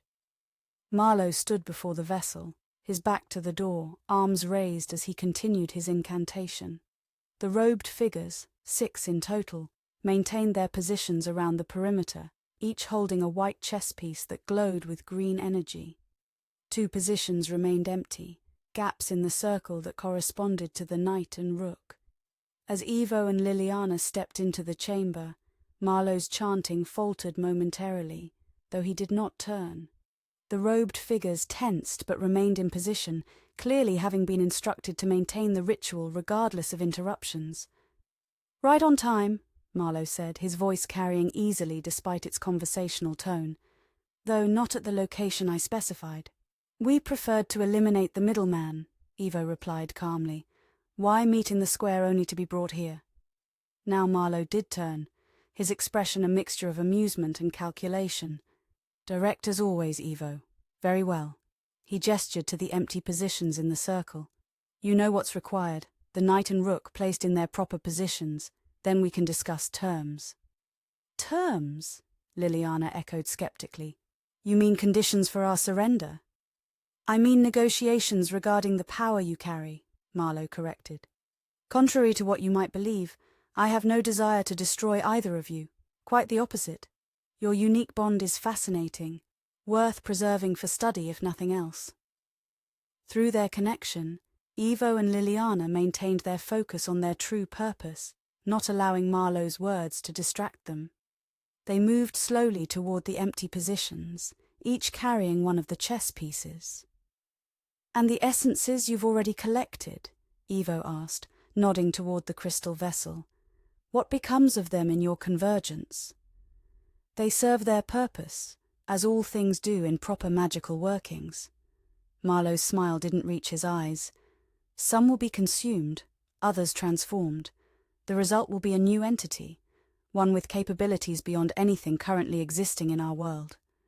Under your control, Lilliana noted. Naturally. Marlow gestured impatiently toward the empty positions. The hour grows late and the alignment will not last indefinitely. Place the pieces and we can continue this philosophical discussion afterward. Evo and Lilliana exchanged a glance, their bond humming with shared intention. This was the moment their plan hinged upon, appearing to comply while actually preparing to implement their reflective intention. They moved to the empty positions, standing just outside the outermost circle. The robed figures watched them warily, their own chess pieces pulsing with green energy that seemed to intensify as Evo and Lilliana approached with the missing components. Together, Marlow instructed, the pieces must be placed simultaneously for the circuit to complete. Evo nodded, positioning himself opposite Lilliana across the circle. Through their bond, they counted silently, synchronizing their movements perfectly. As they placed the chess pieces in their designated positions, completing the circle, several things happened at once. The green energy from all 8 chess pieces flared brilliantly, connecting in lines of light that formed a perfect octagon around the ritual space. The crystal vessel at the center began to spin slowly, the essences within pulsing in rhythm with the connected chess pieces.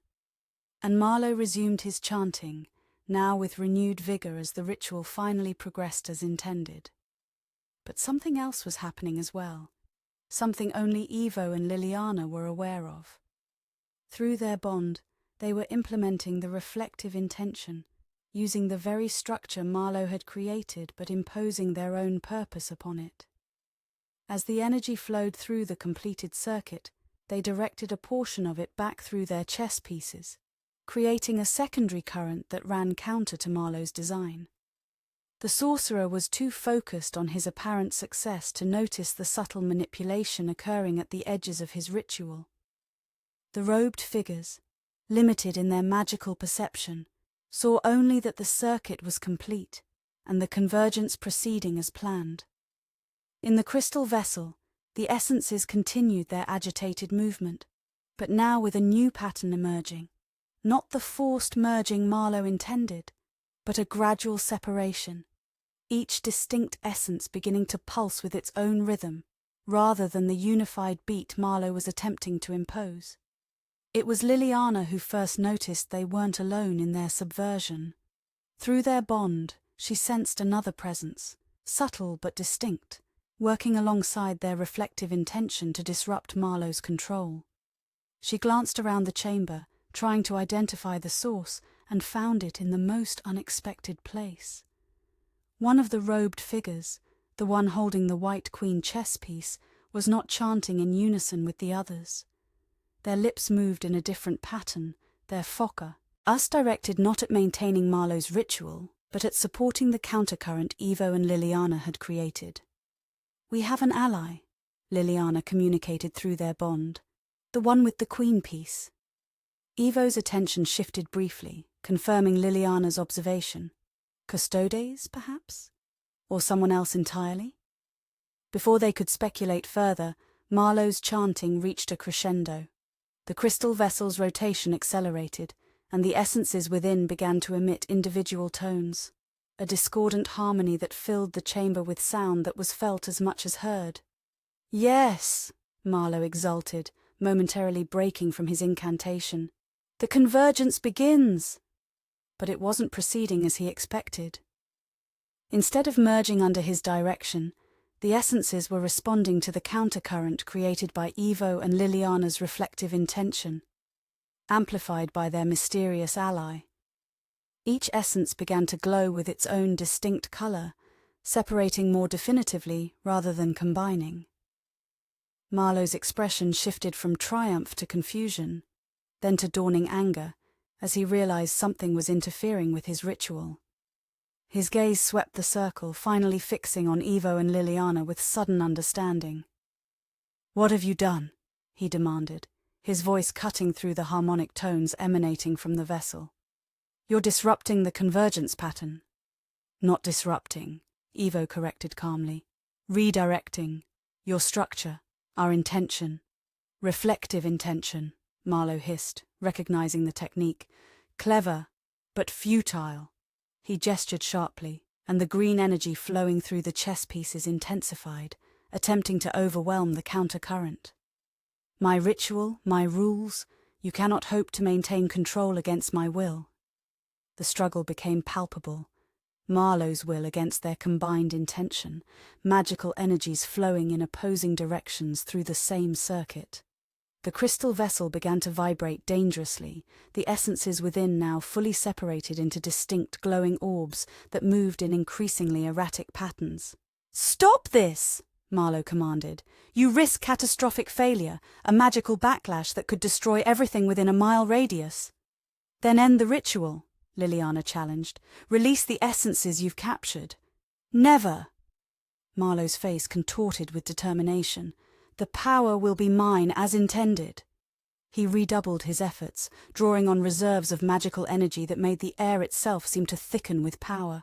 The robed figures began to sway, some dropping to their knees as the conflicting energies took their toll. Only the mysterious ally with the queen piece remained steady, continuing their silent support of Evo and Liliana's countercurrent. Through their bond, Evo and Liliana maintained their focus, drawing on the symbiotic power that connected them. This was what Eliska's final gift had prepared them for, not just protection from external threats, but the ability to work in perfect harmony, their intentions aligned and amplified through their unique connection. The crystal vessel's vibration reached a critical point, cracks appearing in its surface as the contained essences fought against both Marlow's control and the physical constraints of their prison. Light spilled from these cracks, not the green of Marlow's magic, nor the gold of the ritual circles, but a pure white radiance that seemed to cut through the chamber's charged atmosphere. "It's working," Liliana realized. "The vessel is failing. The essences are breaking free." "No!" Marlow abandoned his position at the center of the ritual, lunging toward the vessel in a desperate attempt to maintain control. "I will not be denied again!" As his hands touched the cracking crystal, a pulse of energy exploded outward, knocking everyone in the chamber off their feet. The chess pieces tumbled from their positions, the green energy connecting them flickering and dying. The golden circles inscribed on the floor dimmed, their power disrupted by the competing magical currents. In the center, the crystal vessel shattered completely, releasing the contained essences in a spectacular display of light and sound. Each essence, now a distinct orb of colored light, hovered momentarily in the space where the vessel had been, pulsing with what seemed like relief or gratitude. Then, one by one, they began to rise, passing through the ceiling as if it weren't there, disappearing into the night sky above Prague. Each departure diminished the magical charge in the chamber, the atmosphere gradually returning to normal as the essences found their freedom. Marlow struggled to his feet, his face a mask of fury and disbelief. Do you have any idea what you've done? Years of work, centuries of planning, destroyed in a moment of misguided compassion. Not destroyed, Ivo corrected, helping Lilliana to stand. Transformed. The essences are free to follow their natural course rather than being bound to your will. Freedom is not the natural state of power, Marlow snarled. Control is structure, purpose. He gestured around the now darkened ritual chamber. This failure changes nothing. I will begin again with new essences, new vessels. Not with our power, Lilliana stated firmly. That option is closed to you permanently. Marlow's laugh was bitter. You think this is over? That one failed ritual ends our game? He bent to retrieve the white king chess piece which had fallen near his feet. The game continues. Different board, different pieces, but the same players. Before either Ivo or Lilliana could respond, the mysterious robed figure who had aided them stepped forward, lowering their hood to reveal a face that caused Marlow's expression to freeze in shock. Not quite the same players, Dr. Eleanor Vance said calmly. Some of us have changed positions on the board. Chapter 11. Revelations. Vance, Marlow hissed, his surprise quickly hardening into calculation. I should have known the custodes would plant someone in my inner circle. Not the custodes, Dr. Vance corrected, removing the robe entirely to reveal her usual elegant attire beneath. At least not anymore. Let's say I've reconsidered my affiliations. Ivo and Lilliana exchanged confused glances, their bond humming with shared wariness.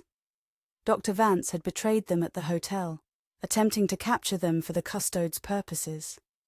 Now she appeared to have betrayed Marlow as well, helping to disrupt his ritual. Where did her true loyalties lie? You were working with Marlow? Lilliana asked, unable to keep the accusation from her voice. After everything you told us about the custodes opposing his work? Not working with him, Dr. Vance clarified. Observing, infiltrating, learning his true intentions, which the custodes had misunderstood. Misunderstood? Marlow's laugh was harsh. Or deliberately misrepresented. The custodes have never cared about methods, only results. My convergence research was proceeding with their tacit approval until these two interfered.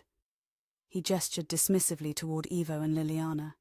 That's not entirely accurate, Dr. Vance said, her tone measured. The custodes approved research into essence manipulation, yes, but your specific application, creating a composite entity under your sole control, was never sanctioned. The remaining robed figures had recovered from the ritual's collapse and now stood uncertainly around the perimeter of the chamber, awaiting direction.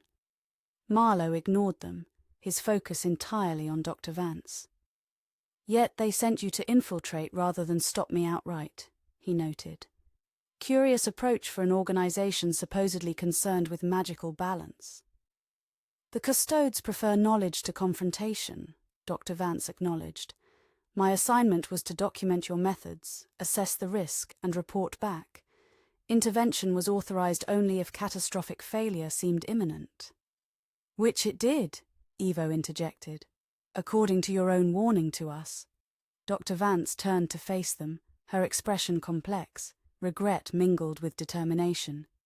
Yes, but the nature of that intervention was disputed within. Dr. Vance turned to face them, her expression complex, regret mingled with determination. Yes, but the nature of that intervention was disputed within the custodes. Some advocated for stopping Marlow directly. Others saw an opportunity to acquire both his research and the power you carry. Hence your attempt to capture us at the hotel, Lilliana concluded. A decision I've since reconsidered, Dr. Vance admitted. After observing your bond more closely, after seeing how you used your power to free Aliska rather than bind her, I began to question the custodes' assessment of the situation. How touching, Marlow sneered. The dedicated scholar discovers her conscience. But your betrayal changes nothing.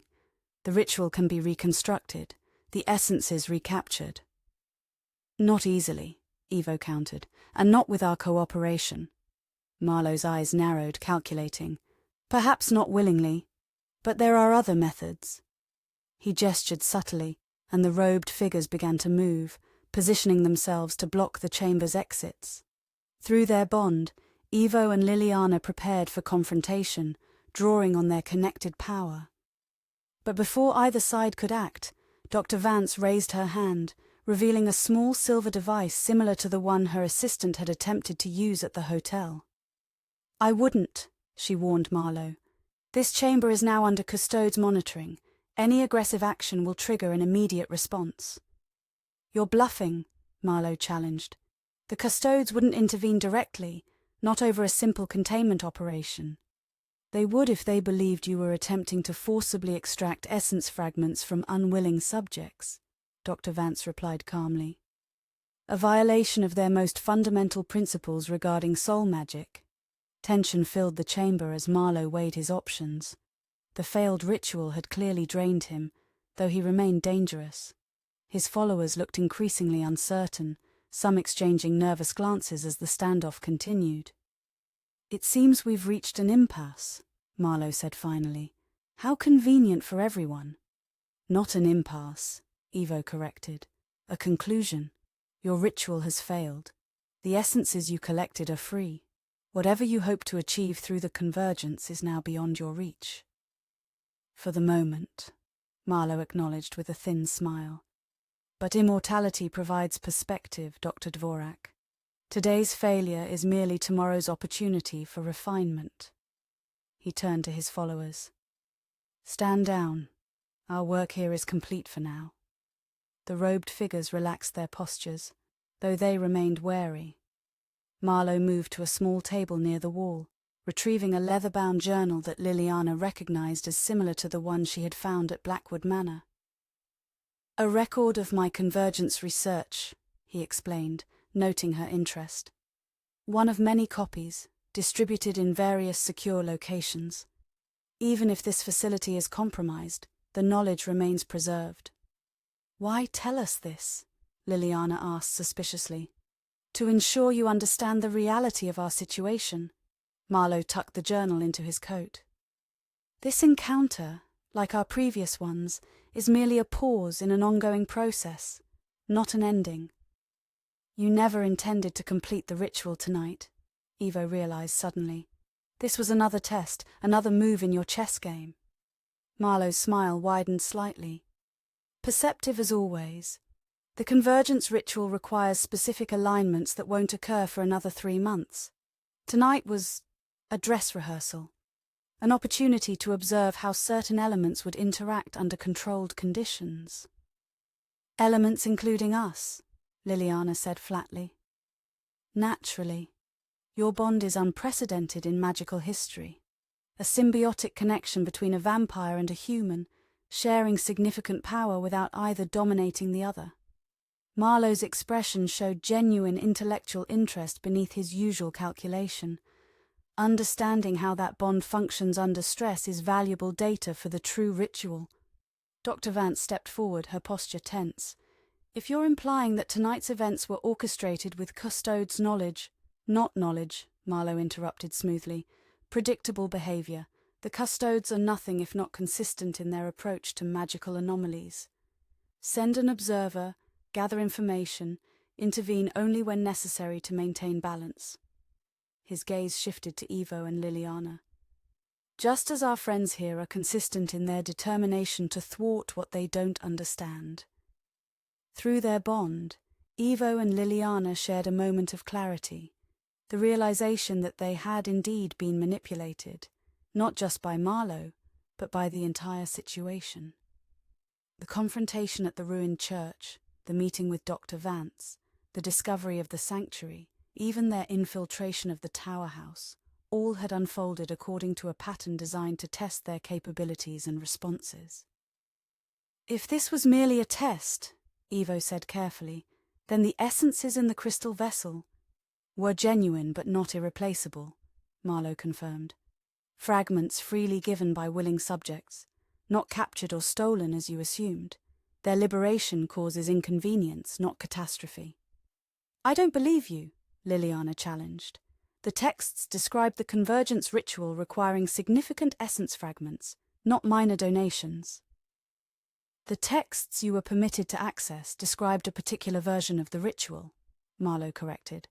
There are others, with different requirements and different outcomes. Dr. Vance's expression had grown increasingly troubled as Marlow spoke.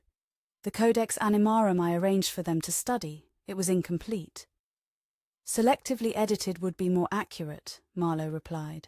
The custodies have never possessed the complete codex. Certain sections were removed centuries ago, preserved separately by those who understood their true significance.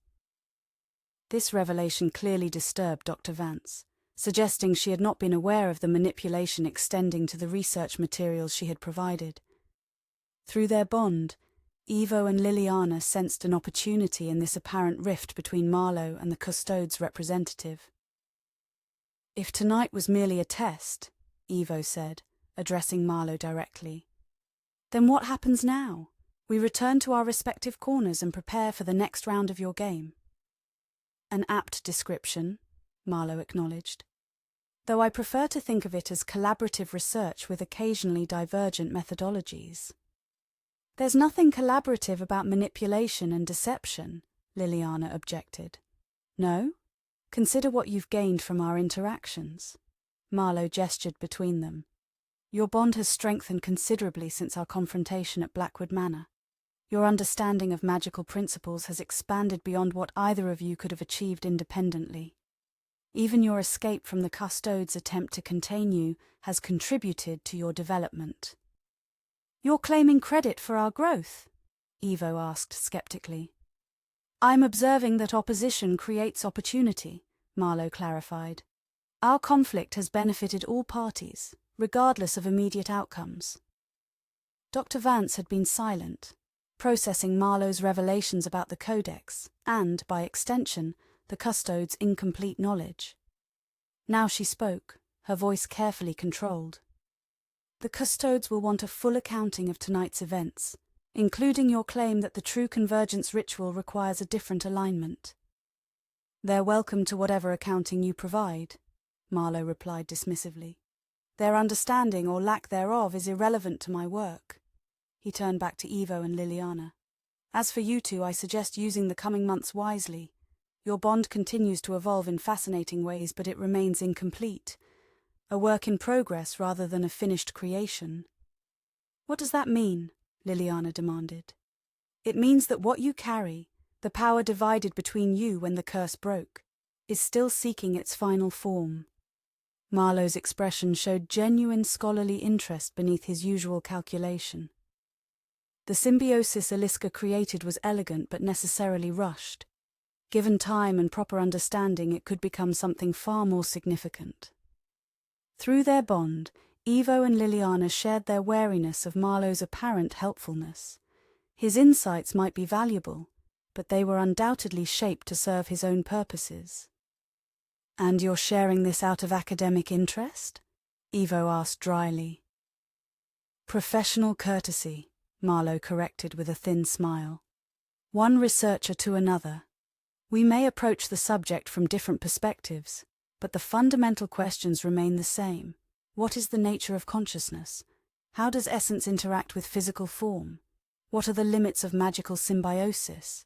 He gestured toward the door. You're free to leave. My followers will not interfere.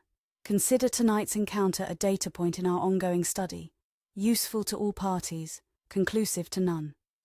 Dr. Vance stepped closer to Ivo and Lilliana. I'll accompany you out, she said quietly. We have matters to discuss away from here. Marlow watched this with apparent amusement. By all means, continue your alliance of convenience. It adds another variable to our experiment. The dismissal was clear, and yet Lilliana felt reluctant to leave without some better understanding of what had actually occurred. Through their bond, she sensed Ivo shared her frustration with Marlow's cryptic explanations and casual dismissal of the night's events. This isn't over, she said to Marlow, unable to leave without some declaration of continued resistance. Of course not, he agreed easily. That's rather the point. Safe travels back to Blackwood Manor. I'll be in touch when the proper alignment approaches. With that, he turned away, already directing his followers to begin clearing the ritual chamber. The dismissal was so complete, so confident, that it left no room for further confrontation. Ivo placed his hand gently on Liliana's arm. "We should go," he said quietly. "There's nothing more to be gained here tonight." Reluctantly, she nodded, and they followed Dr. Vance from the chamber and down the tower's winding stairs. None of Marlow's followers attempted to stop them, though several watched their departure with expressions ranging from curiosity to relief. Outside, the night air was cool and clear, the stars visible above Prague's ancient skyline. They walked in silence for several blocks, putting distance between themselves and the tower house before stopping in a small, deserted square dominated by a baroque fountain. "I owe you an explanation," Dr. Vance said finally, her composed academic demeanour showing cracks of genuine emotion. "And an apology." "For attempting to capture us, or for working with Marlow?" Liliana asked, unable to keep the edge from her voice. "I never worked with Marlow," Dr. Vance corrected firmly. "My infiltration of his organisation was sanctioned by the custodes, but my actions tonight, helping to disrupt the ritual, were my own decision." "Why?" Ivo asked simply. Dr. Vance sighed, suddenly looking older, more vulnerable than the confident professor they had first met. "Because I realised the custodes' position was compromised. Not corrupt exactly, but too focused on knowledge acquisition at the expense of ethical considerations." "You had a crisis of conscience," Liliana observed. "I had a moment of clarity," Dr. Vance corrected. "Watching how you two used your bond, not for power or control, but for liberation and protection, it forced me to reconsider certain fundamental assumptions." "About magic, or about the custodes?" Ivo pressed. "Both." Dr. Vance gestured toward a bench near the fountain, and they sat, the late hour having left the square deserted except for them. "The custodes' arcanum has existed for centuries with a single guiding principle. Knowledge must be preserved and controlled to prevent magical catastrophe. But over time, the emphasis has shifted from prevention to control, from protection to acquisition." "And Marlow? What's his connection to the custodes?" Liliana asked. "Complicated," Dr. Vance admitted. "He was offered membership centuries ago, as he claimed, but declined. However, he has maintained a relationship with certain factions within the organisation, those who value his research despite its ethical implications." "So when you said the custodes were monitoring him," Ivo began. "It was true but incomplete," Dr. Vance finished. "They were monitoring his work, but with an eye toward eventually acquiring it, not stopping it. My assignment to infiltrate his organisation was genuine, but the parameters were flexible." Through their bond, Ivo and Liliana shared their assessment of this revelation. It aligned with their experience. The custodes had provided useful information and tools, but always with their own agenda in mind. "And now?" Liliana asked. "Where do you stand?" Dr. Vance's expression was resolute. "In opposition to both Marlow and the custodes' current direction, which is why I'm offering you my help, genuine help this time, without hidden agendas." "Forgive our skepticism," Ivo said dryly, "but recent experience suggests caution regarding offers of assistance." "Entirely reasonable," Dr. Vance acknowledged. "I don't ask for trust, merely pragmatic cooperation. Marlow was telling the truth about one thing. The true convergence ritual requires a specific alignment that won't occur for approximately 3 months. That gives us time to prepare, to develop countermeasures that don't rely on either Marlow's or the custodes' frameworks." "And what do you get from this cooperation?" Liliana asked directly. "A chance to correct my mistakes," Dr. Vance replied with equal directness, "and access to knowledge about your bond that neither Marlow nor the custodes fully understand." The honesty of this answer, acknowledging both altruistic and self-interested motivations, resonated through their connection. Ivo and Liliana exchanged a glance, their bond communicating more than words could express. "We'll consider your offer," Ivo said finally, "but we need time to process tonight's events and determine our own course of action." Dr. Vance nodded, accepting this conditional response. "Fair enough. When you're ready to discuss further, use this." She handed Lilliana a small silver pendant, similar in design to Aliska's locket but with different symbols etched into its surface. It's a communication focus, keyed to me personally, not to the custodes. It will allow you to contact me securely, regardless of distance. Lilliana accepted the pendant cautiously. And in the meantime, what will you tell the custodes about tonight? A version of the truth, Dr. Vance replied. That Marlow's ritual failed due to unexpected resistance from the essence fragments, that you two escaped in the confusion, and that Marlow himself confirmed the true ritual requires a different alignment. Enough truth to be credible, enough omission to buy us time. She stood, preparing to leave. One last piece of information freely given. Marlow was right about your bond still evolving, still seeking its final form. The symbiosis Aliska created was powerful but incomplete, a beginning rather than an end. What it becomes depends largely on your understanding of its nature and potential. And you can help with that understanding? Evo asked. I can offer perspectives neither of you has considered, Dr. Vance confirmed. But the journey is yours to make, the discovery is yours to interpret. That's the fundamental truth that both Marlow and the custodes fail to grasp. True knowledge cannot be given or taken, only earned through experience. With those words, she left them, walking purposefully across the square and disappearing into one of Prague's ancient streets. The fountain's gentle splashing filled the silence she left behind, a soothing counterpoint to the night's chaotic events. What do you think? Lilliana asked finally, turning to Evo. Can we trust her? Trust is perhaps too strong, he replied thoughtfully. But her actions tonight speak to a genuine shift in perspective. She could have maintained her cover with Marlow or followed the custodes' containment agenda. Instead, she chose a third path. Like us, Lilliana noted. Yes, which suggests potential alignment of interests if not complete trust. Evo's expression was contemplative as he gazed across the moonlit square. The question now is what we do with these 3 months Marlow has inadvertently given us. Through their bond, Lilliana sensed his underlying concern, not fear exactly, but awareness of the challenges ahead. The night's revelations had clarified some aspects of their situation while complicating others. Marlow's casual dismissal suggested confidence in his ultimate success, regardless of tonight's apparent failure. The custodes remained a wild card, their true agenda still partially obscured despite Dr. Vance's explanations. We go home, Lilliana decided, the certainty of this first step clear in her mind. Back to Blackwood Manor. It's where this all began, and it's where we'll find the space to process everything that's happened. Evo nodded, his agreement flowing through their connection. Home, yes. And then we learn everything we can about this bond we share. Not through Marlow's manipulations or the custodes' filtered knowledge, but through our own exploration. And Dr. Vance's pendant? Lilliana asked, holding up the silver communication focus. We keep it as an option, but proceed independently for now. Evo stood, offering his hand to help her up from the bench. Tonight has made one thing abundantly clear. We're caught in currents of magical politics and research that extend far beyond our initial understanding.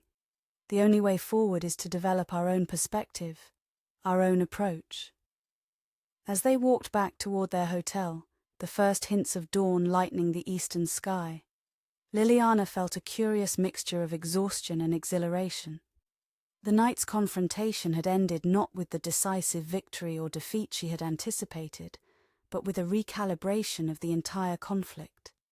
Marlow had revealed himself to be not just an adversary, but a researcher, viewing their struggle as an experiment rather than a battle.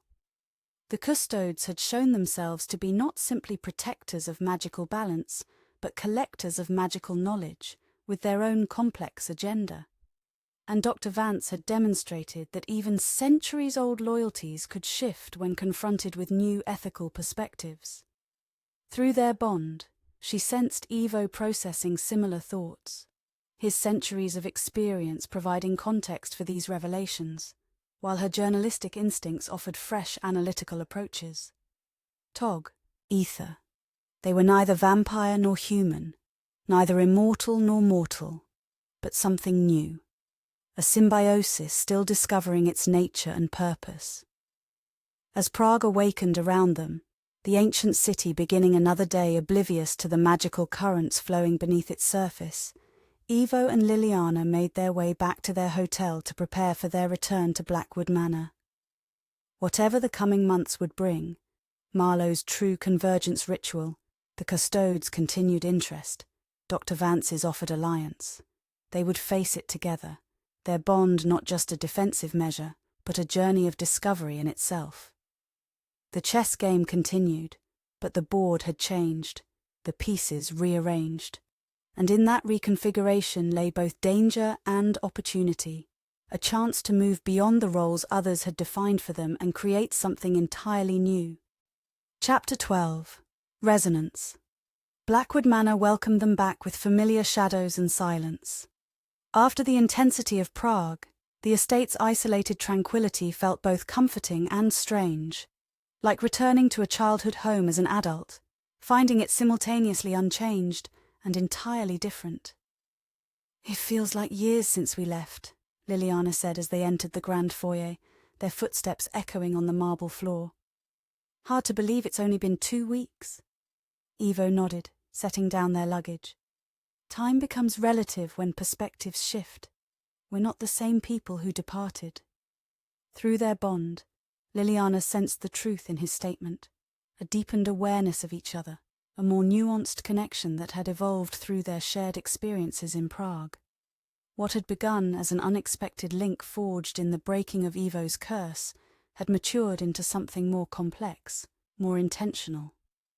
"I'll check the security systems," Ivo said, moving toward the study where the manor's modern monitoring equipment was housed. "After Marlow's revelations, we should assume nothing is as secure as we believed." While Ivo verified that the estate remained undisturbed, Lilliana unpacked their research materials, notes from the Codex Animarum, sketches of the ritual chamber, and the silver pendant Dr. Vance had given them. She arranged everything on the large table in the library, creating a visual map of what they had learned and what remained unknown. When Ivo joined her, his expression was thoughtful. "The security systems show no signs of tampering, but I've implemented additional measures. If anyone approaches the estate, magically or conventionally, we'll have warning." "Good," Lilliana replied, gesturing to her organized materials. "I've been thinking about what Dr. Vance said, about our bond still evolving, still seeking its final form. If that's true, we need to understand exactly what we're working with." Ivo studied the arrangement, noting the central position she had given to their sketches of the ritual chamber. "You believe Marlow's convergence ritual holds clues to our bond's nature?" "I think everything is connected," Lilliana clarified.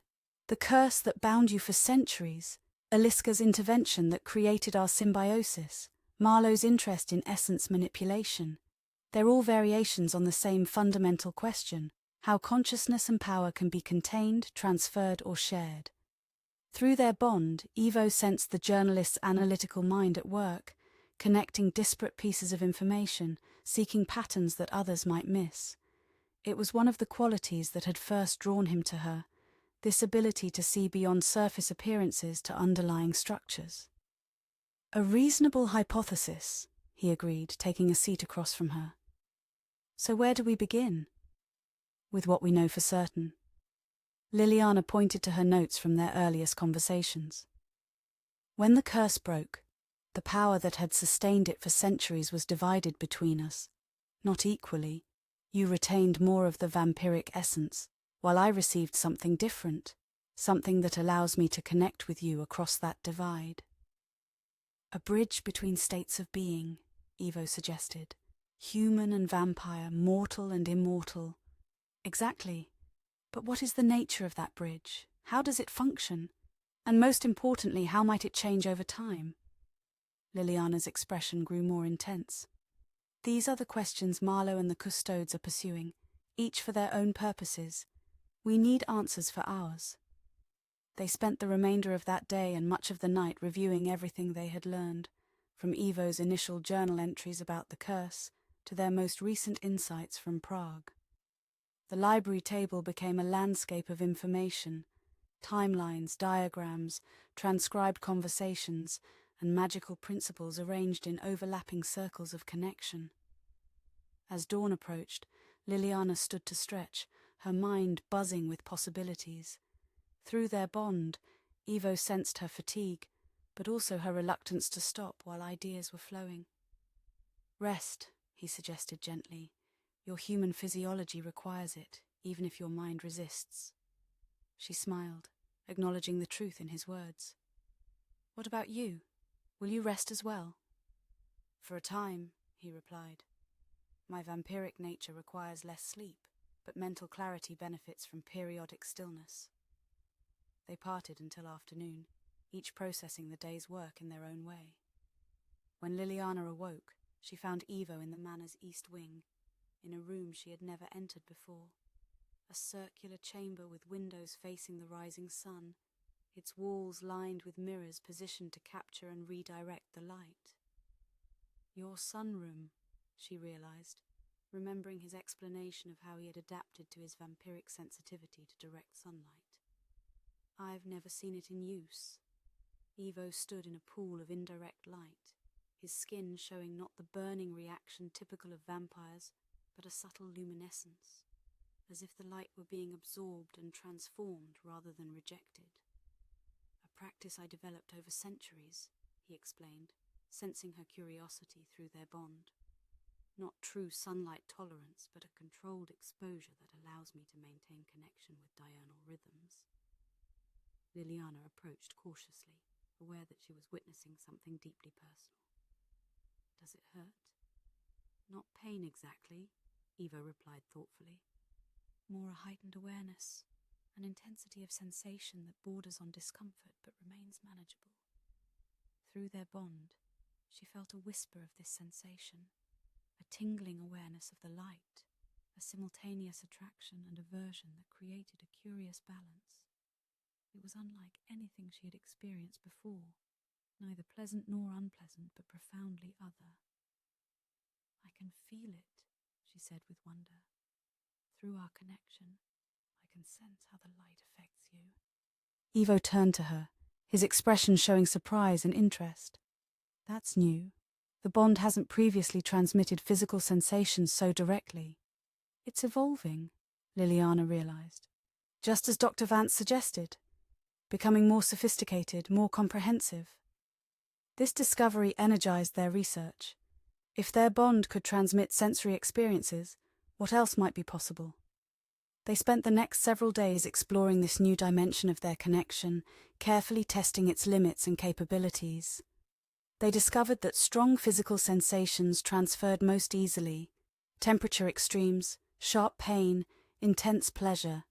Emotional states continued to flow freely between them, but now with greater nuance and specificity. Most intriguingly, they found that with concentration, they could selectively block or amplify aspects of the connection, creating a flexible boundary that respected individual privacy while maintaining their overall bond. "It's like learning a new language," Lilliana observed as they documented their findings, or rather developing a language together with its own grammar and vocabulary. "An apt metaphor," Evo agreed, "and like any language, it shapes how we perceive and interact with the world." Their exploration extended beyond the manor's walls to the surrounding forest and the village beyond. They discovered that distance affected the bond's clarity, but not its fundamental integrity. Even separated by miles, they maintained awareness of each other's presence and general state. 1 week after their return from Prague, they received the first communication through Dr. Vance's silver pendant. The message was brief but significant. "Custodes' internal debate intensifying. Marlow's claims being investigated. Suggest accelerating your research. Will contact when safe." Not exactly reassuring, Lilliana noted as the pendant's glow faded, the message delivered. "But informative," Evo countered. "It confirms that Dr. Vance's position within the Custodes remains tenuous, and that Marlow's revelations about the true convergence ritual have created discord within their ranks." "Which gives us an opportunity," Lilliana realized. "While they're focused on each other, we can pursue our own understanding without interference. Their research took on new urgency, expanding from exploration of their bond's capabilities to investigation of its magical foundations. Evo's centuries of accumulated knowledge provided historical context, while Liliana's fresh perspective offered innovative approaches to questions he had long considered settled. They returned to the original site of the curse's breaking, the hidden chamber beneath the manor where Eliska's essence had been temporarily manifested. Though the physical evidence of that night had long since faded, the space retained a magical resonance that their enhanced bond could now perceive. "It's like an echo," Liliana said as they stood in the center of the chamber, their hands linked to strengthen their connection. Not just of the curse breaking, but of everything that happened here over the centuries.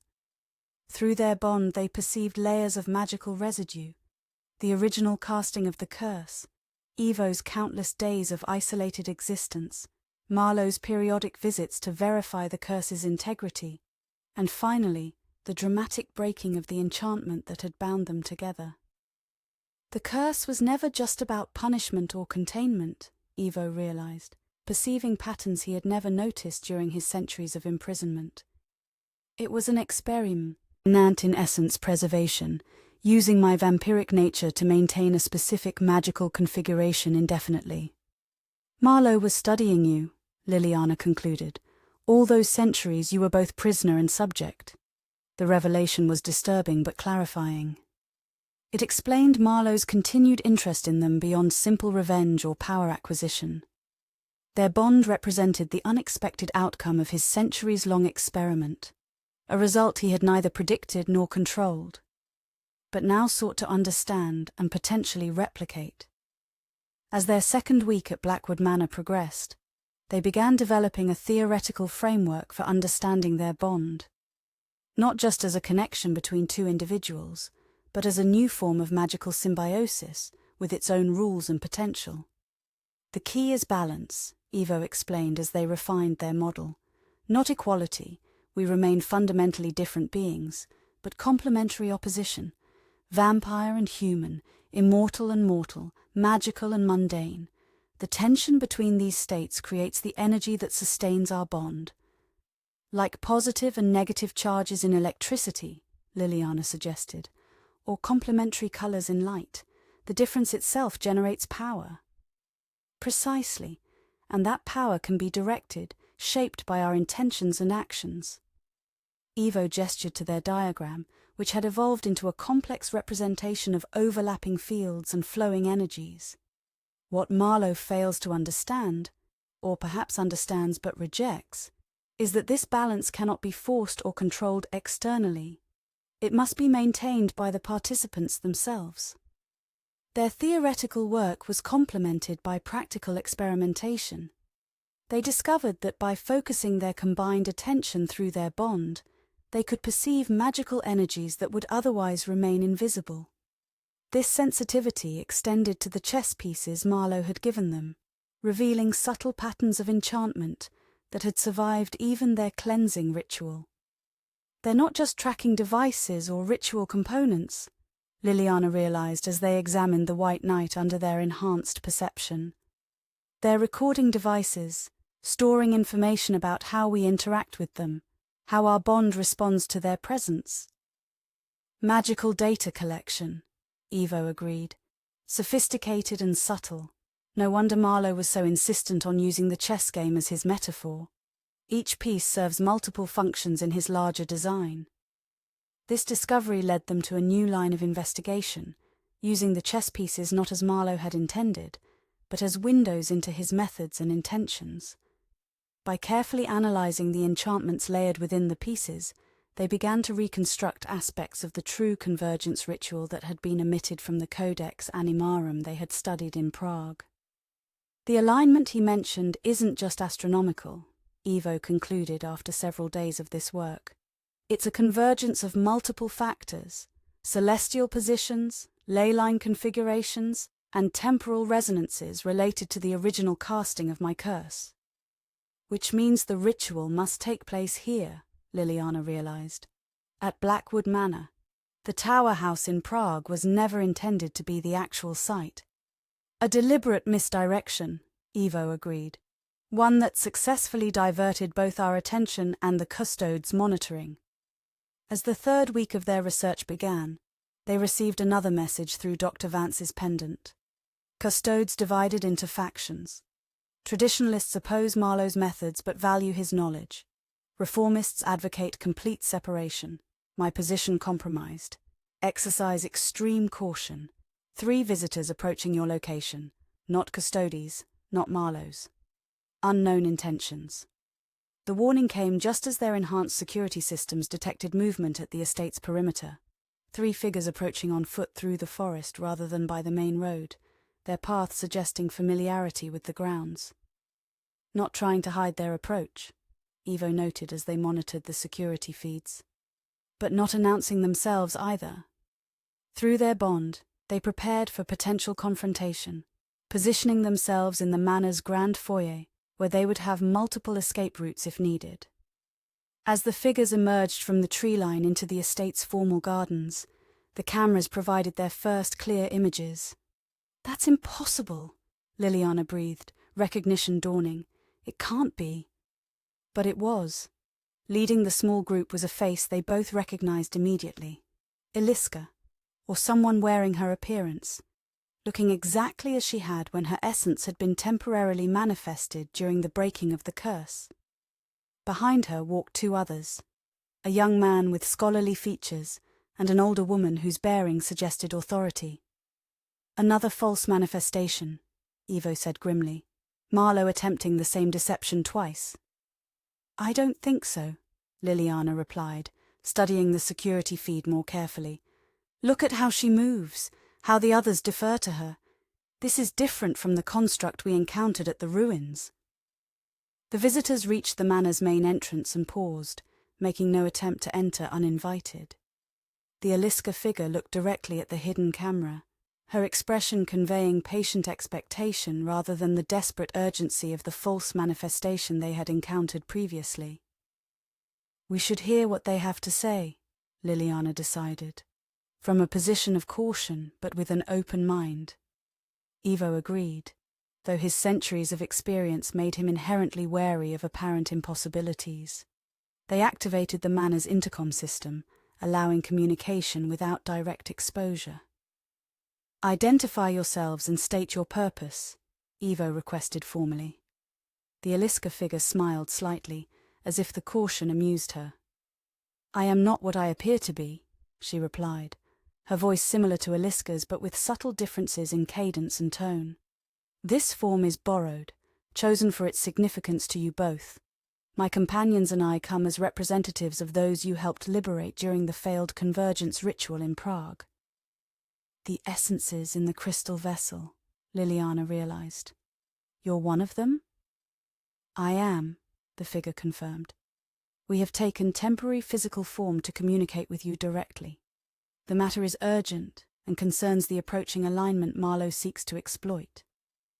Ivo and Lilliana exchanged glances, their bond humming with shared assessment of the situation.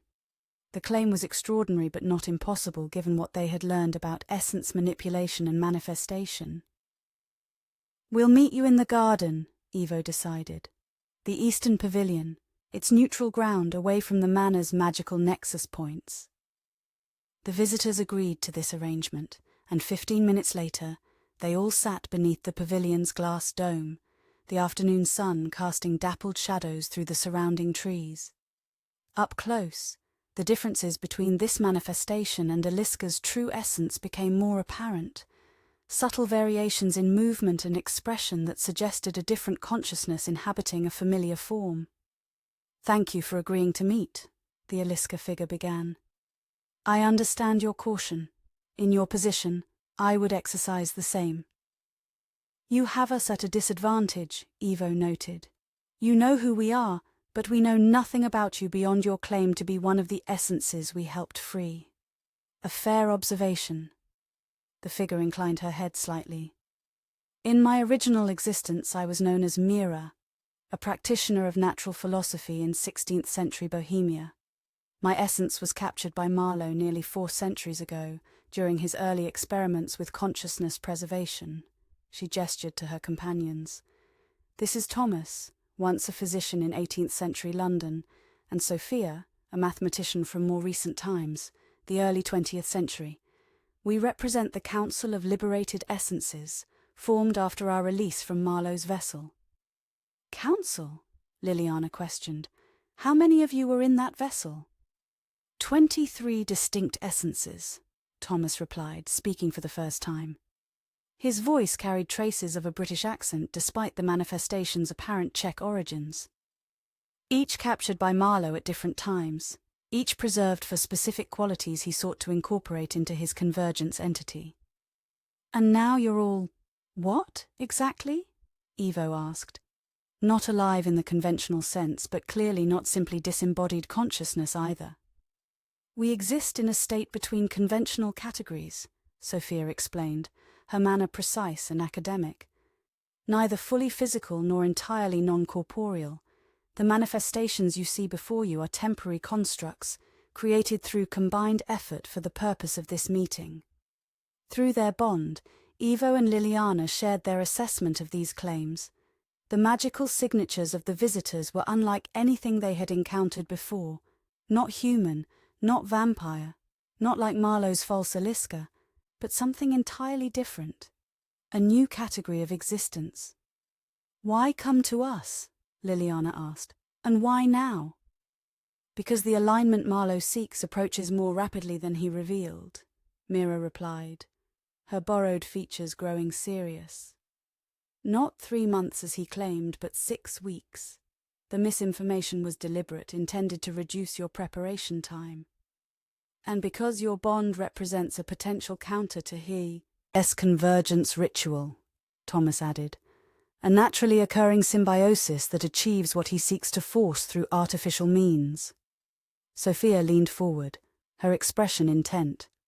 We've observed your research since our liberation. Your understanding of your bond has progressed remarkably, but remains incomplete in crucial aspects that will become vital when Marlow attempts the true convergence. The revelation about the accelerated timeline was concerning but not entirely surprising given Marlow's pattern of deception. More intriguing was the visitors' knowledge of their research and their suggestion that the bond contained elements they had not yet discovered. What aspects have we overlooked? Evo asked directly. Not overlooked, Mira corrected gently. Simply not yet encountered. Your bond continues to evolve, as you've observed, but its potential extends beyond the capabilities you've explored thus far. She extended her hand, palm up, and a small sphere of light appeared above it, pulsing with colours that shifted and blended in patterns reminiscent of the essences they had seen in Marlow's crystal vessel. This represents your current bond, a dynamic balance of complementary energies, self-sustaining and adaptable. The sphere expanded slightly, its colours becoming more vibrant, its patterns more complex.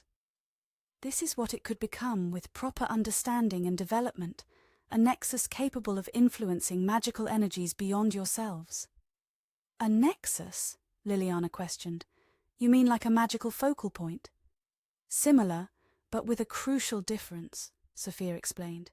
Traditional magical foci channel existing energies.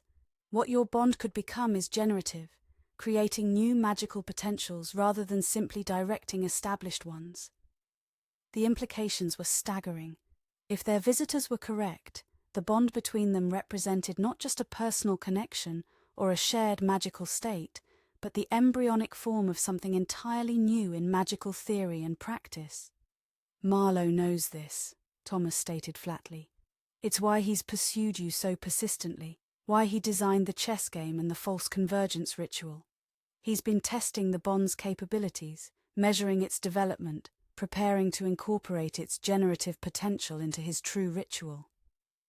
Or to replicate it, Evo suggested, the pieces falling into place, to create artificial bonds similar to ours but under his control. Precisely, Mira confirmed, the light sphere above her palm fading. The true convergence ritual isn't about combining essences as described in the Codex Animarum. It's about creating a network of controlled bonds between captured essences, a magical infrastructure with Marlow at its center, directing and harvesting the generated power. Through their connection, Ivo and Lilliana processed this revelation, comparing it against what they had learned and observed. It aligned with Marlow's methods and objectives as they understood them, while explaining elements that had previously seemed contradictory or obscure. If this is true, Lilliana said slowly, then the ritual requires not just the alignment of external factors, but specific development of our bond as well. He's been nurturing it, challenging it, forcing it to evolve in particular ways. Yes, Sophia confirmed. Your confrontations with him, your discoveries about the curse, even your interactions with the custodes, all have contributed to the bond's development along paths that serve his ultimate purpose. Which is what, exactly? Ivo pressed.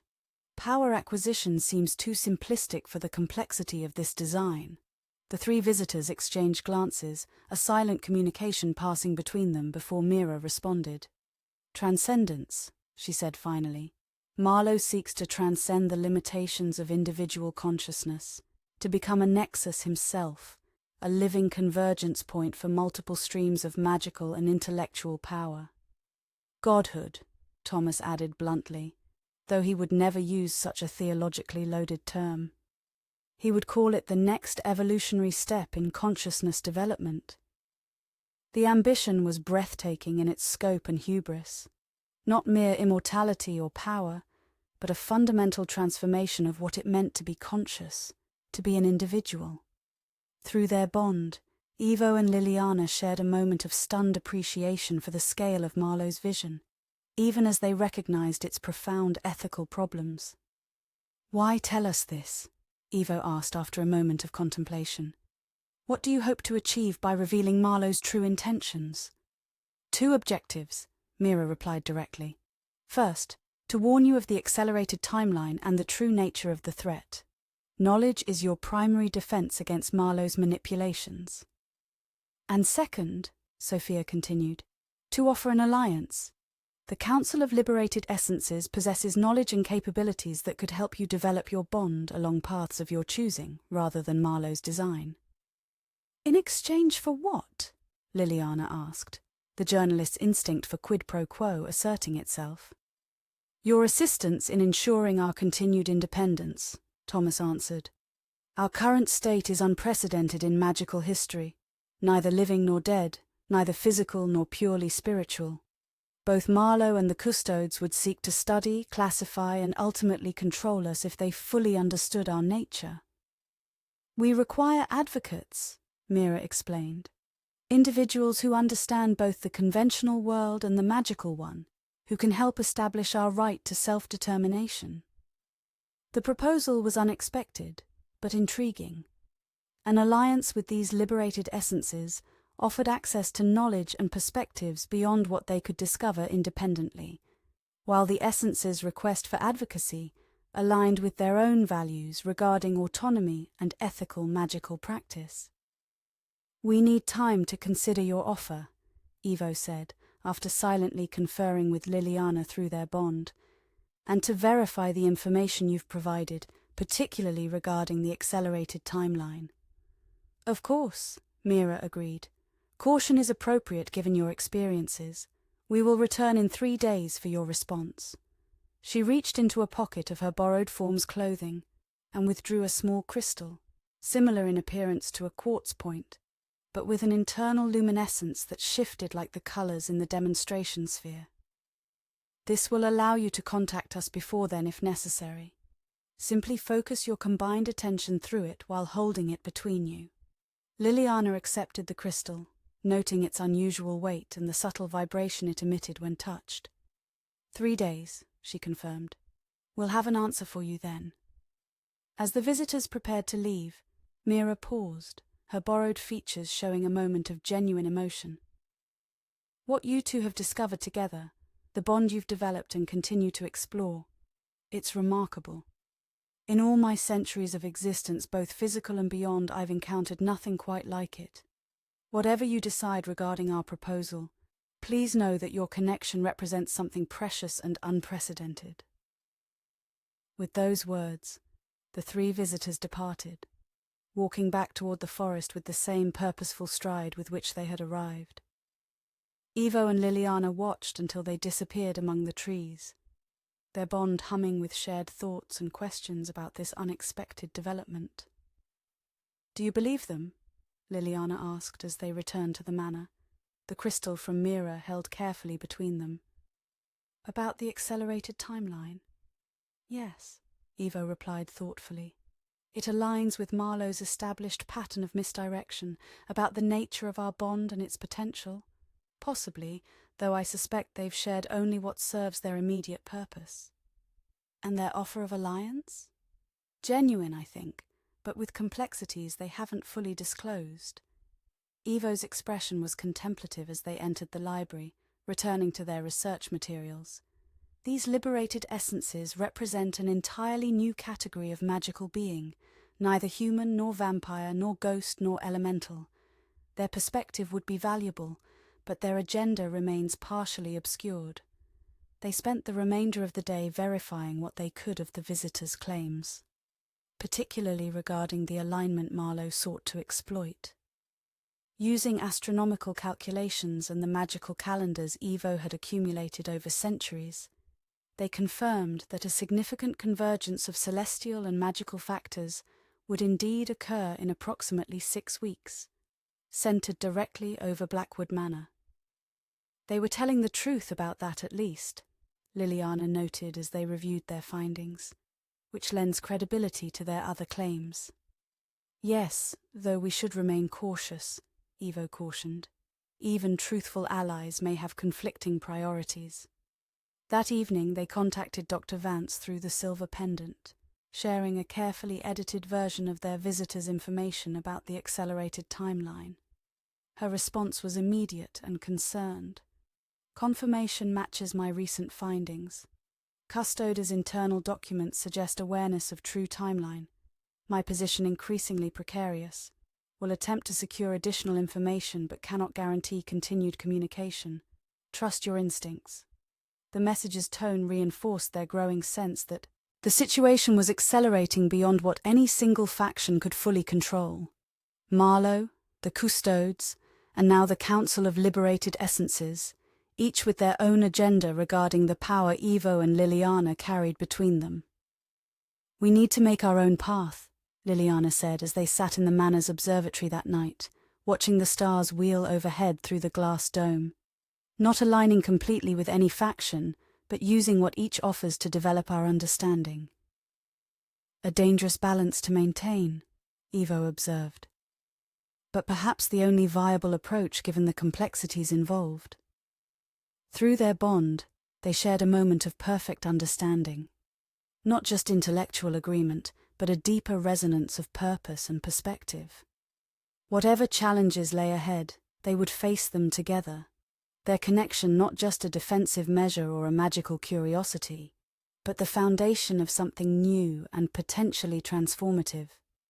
The following days were devoted to intensive research and experimentation, building on what they had learned from their visitors while maintaining a critical perspective on the information provided. They focused particularly on the generative aspect of their bond that Mira had demonstrated, the potential to create new magical potentials rather than simply channeling existing ones. Their progress was remarkable. By combining Ivo's centuries of magical knowledge with Liliana's fresh perspective and their increasingly sophisticated bond, they discovered techniques for generating small but significant magical effects through their connected intention alone, no external components or traditional spell structures required. "It's like having access to a new fundamental force," Liliana marveled as they successfully manifested a sustained sphere of light between them. Similar to Mira's demonstration, but entirely their own creation. Not fire or electricity or conventional magic, but something unique to our connection. "A symbiotic force," Ivo agreed, equally fascinated by the phenomenon. "Neither vampiric nor human in nature, but a true hybrid, something new emerging from the interaction of established categories." As their experimentation progressed, they began to understand why both Marlow and the custodes were so interested in their bond. If what they were developing could be replicated or controlled, it would represent a fundamental shift in magical practice, a new source of power not dependent on traditional limitations or structures. On the third day, as promised, their visitors returned. This time they met in the manor's library, surrounded by the evidence of their research and discoveries. The trust implied by this location was deliberate, a calculated openness that acknowledged the potential value of the proposed alliance while maintaining clear boundaries. "You've made remarkable progress," Mira observed, her borrowed form's eyes taking in the diagrams and notes spread across the library table. "The generative aspect of your bond is developing more rapidly than we anticipated." "We're quick studies," Lilliana replied with a hint of pride, "and motivated by recent revelations about timelines and intentions." "Have you reached a decision regarding our proposal?" Thomas asked directly. Evo nodded, speaking for both of them after a final confirmation through their bond. "We're open to an alliance under specific conditions. First, complete transparency regarding what you know about Marlow's true convergence ritual. Second, reciprocal exchange of information about our respective natures and capabilities. And third, a clear understanding that while we support your right to self-determination, we maintain our independence of action." The three visitors exchanged glances, a silent communication passing between them before Sophia responded. "Your terms are reasonable and largely align with our intentions," she said. "Complete transparency may be challenging given the nature of our existence and communication, but we commit to sharing all relevant information to the best of our ability." "Regarding reciprocal exchange," Mira added, "we propose a direct demonstration rather than mere description. With your permission, we could establish a temporary connection between your bond and our collective consciousness, allowing you to experience directly what we are and how we perceive reality." The offer was unexpected and intriguing. Through their bond, Evo and Lilliana considered the potential risks and benefits of such a connection. It would provide unprecedented insight into the nature of the liberated essences, but also create a vulnerability that could potentially be exploited. "What would this connection involve?" Evo asked cautiously. "A temporary resonance between your bond and our collective," Thomas explained. "Not a merging or integration, but a harmonization that would allow limited perceptual sharing. You would retain complete autonomy and could terminate the connection at will." After further discussion of the specifics and safeguards, Evo and Lilliana agreed to attempt the connection. They sat facing each other, hands linked to strengthen their bond, while the three visitors positioned themselves in a triangle around them. The crystal mirror had given them was placed between them, serving as a focal point for the resonance. "Focus on your bond," Mira instructed. "Feel its unique signature, its particular frequency. We will attune our collective consciousness to that frequency, creating a harmonic bridge between our different states of being." The process began subtly, a gentle vibration in the crystal that gradually extended to their joined hands, then through their bond itself. The sensation was strange but not unpleasant, like hearing a familiar melody played on an unfamiliar instrument. Then, with a sudden shift in perception, the connection established itself fully. The library around them remained visible, but overlaid with another reality, a fluid, multidimensional space where consciousness existed without physical form, where thought and emotion manifested as patterns of light and resonance. "Welcome to our collective perception," Mira's voice echoed in their minds, no longer limited by her borrowed form's vocal capabilities. "This is how we exist now, as distinct consciousnesses within a shared framework of mutual support and communication." The experience was overwhelming but fascinating. Through this temporary connection, Evo and Lilliana perceived the true nature of the liberated essences, not simply disembodied souls or magical constructs, but a new form of conscious existence that transcended conventional categories. They saw how the 23 distinct essences maintained their individual identities, while participating in a collective awareness that amplified their capabilities and understanding. They felt the joy of liberation from Marlow's crystal vessel, the disorientation of existing without physical form, and the gradual development of this new collective state. Most significantly, they understood why these essences sought alliance rather than simply sharing information. Their continued existence in this form was precarious, dependent on mutual support and the absence of external interference. Without advocates in the physical world, they risked either dissipation into the general magical background or recapture by entities like Marlow or the custodes. "Now you understand," Thomas communicated. "Our offer of knowledge and assistance is genuine, but so is our need for your advocacy. We exist in a state unprecedented in magical history, neither living nor dead, neither individual nor truly collective. And Marlow seeks to exploit this state," Sophia added. "His true convergence ritual would create a similar collective under his control, using your bond as a template for the connections between captured essences." As the resonance continued, they shared more specific information about Marlow's plans and the approaching alignment. The ritual would indeed take place at Blackwood Manor, focusing on the hidden chamber where Evo's curse had been broken. The chess pieces were not merely symbolic but functional components, anchors for the network of connections Marlow intended to establish. Most disturbingly, they learned that Marlow had already begun gathering the necessary components: additional essence fragments from various sources, magical artifacts to amplify and direct the energies involved, and most concerning, a physical vessel prepared to house the collective consciousness he would create and control. "The vessel is himself," Mira revealed, "transformed and prepared through alchemical processes to accommodate multiple consciousness streams while maintaining his dominant position. The convergence isn't about creating a separate entity, it's about transforming Marlow into a living nexus of connected essences." The revelation clarified much about Marlow's methods and motivations. His centuries of magical research, his experiments with essence preservation and manipulation, even the curse he had placed on Evo, all had been steps toward this ultimate transformation. As the resonance began to fade, the liberated essences shared one final insight. Your bond represents an alternative path to what Marlow seeks: symbiosis rather than dominance, mutual enhancement rather than hierarchical control. In developing it further, you create not just a defense against his methods, but a counter-argument to his entire philosophical approach.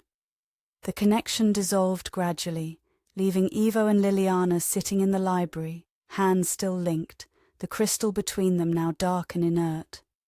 The three visitors remained in their borrowed forms, watching with expressions of concern and hope as the humans readjusted to conventional perception. "That was," Lilliana began, struggling to find words adequate to the experience.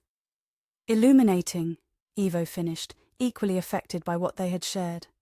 "And convincing. We accept your proposal of alliance." The agreement was formalized through a simple magical pact, not binding in the coercive sense, but creating a framework for cooperation and mutual support. The liberated essences would provide knowledge and perspective regarding their unique state of existence and Marlow's intentions, while Evo and Lilliana would develop their bond along paths of their own choosing and advocate for the essence's right to self-determination. As their visitors prepared to depart, Mira offered one final piece of advice. "The weeks ahead will bring challenges beyond what you've faced thus far. Marlow will intensify his efforts as the alignment approaches, and the custodes will not remain divided indefinitely. Trust your bond above all else. It contains." As prepared to depart, Mira offered one final piece of advice. "The weeks ahead will bring challenges beyond what you've faced thus far. Marlow will intensify his efforts as the alignment approaches, and the custodes will not remain divided indefinitely.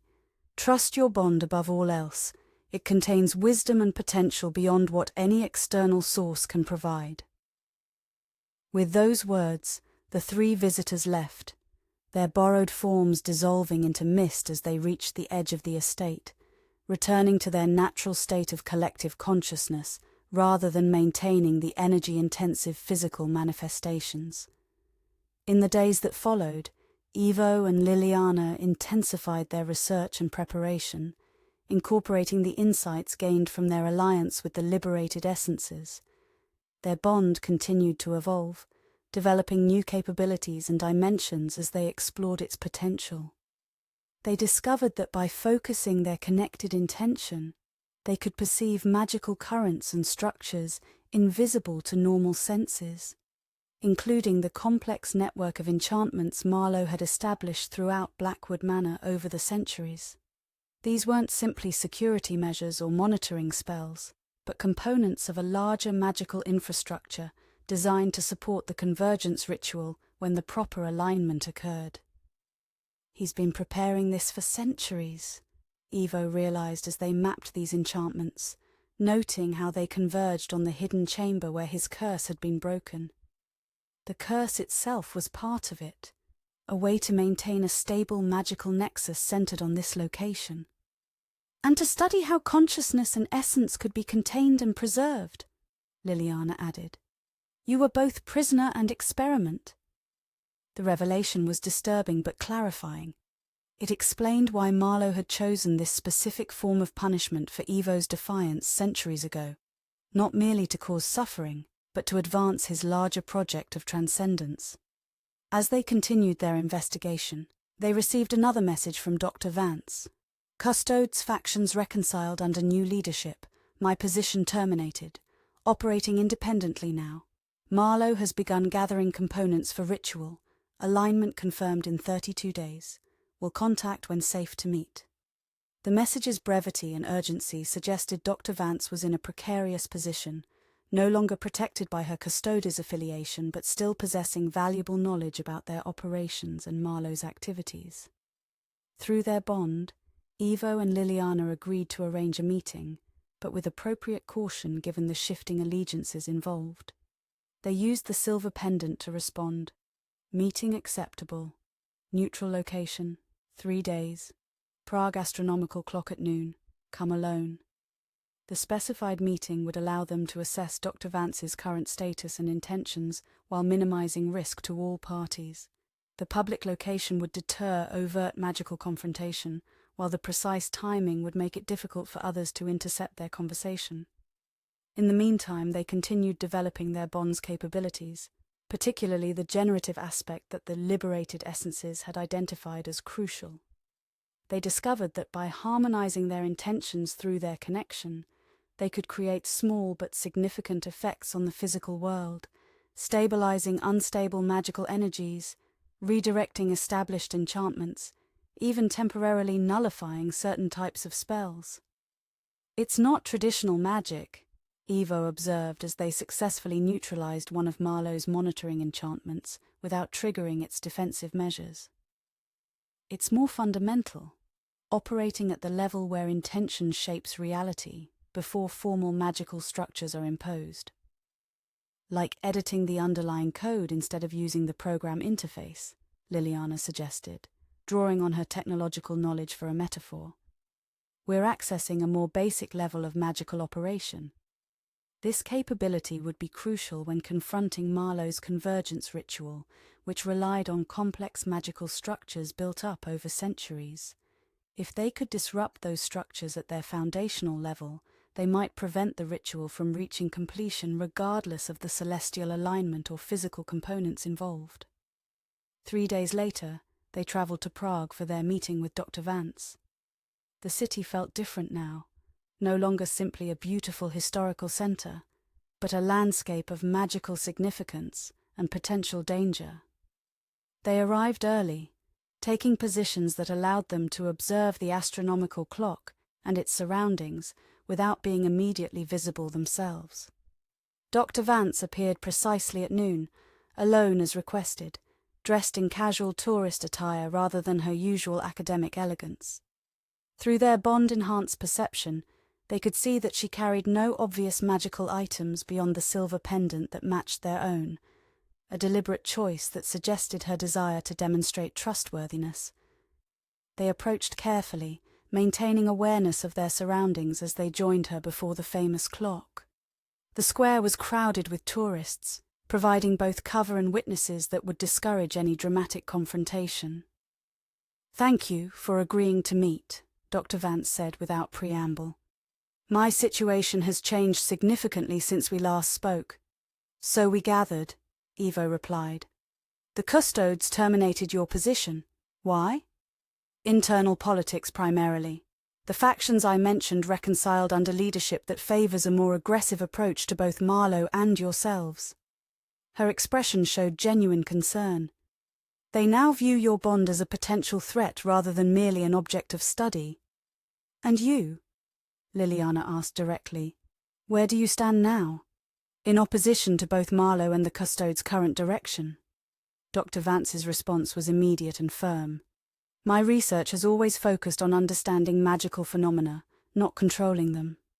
What both Marlow and the new custodes' leadership propose crosses ethical boundaries I cannot accept." Through their bond, they assessed her sincerity, finding no obvious deception. Her magical signature showed the strain of recent conflict but no evidence of external control or influence. "What can you tell us about Marlow's preparations?" Evo asked, moving the conversation to practical matters. "He's gathering components from across Europe, essence fragments, alchemical preparations, artifacts related to consciousness manipulation." Dr. Vance spoke quickly but precisely, aware of their limited time. "Most concerning is his acquisition of a text called the Liber Transitoria, a medieval treatise on consciousness transference that was thought lost during the 30 Years' War."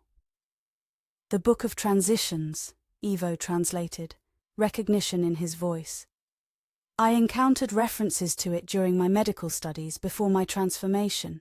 It was considered dangerous even then, containing procedures that violated natural boundaries between individual consciousnesses."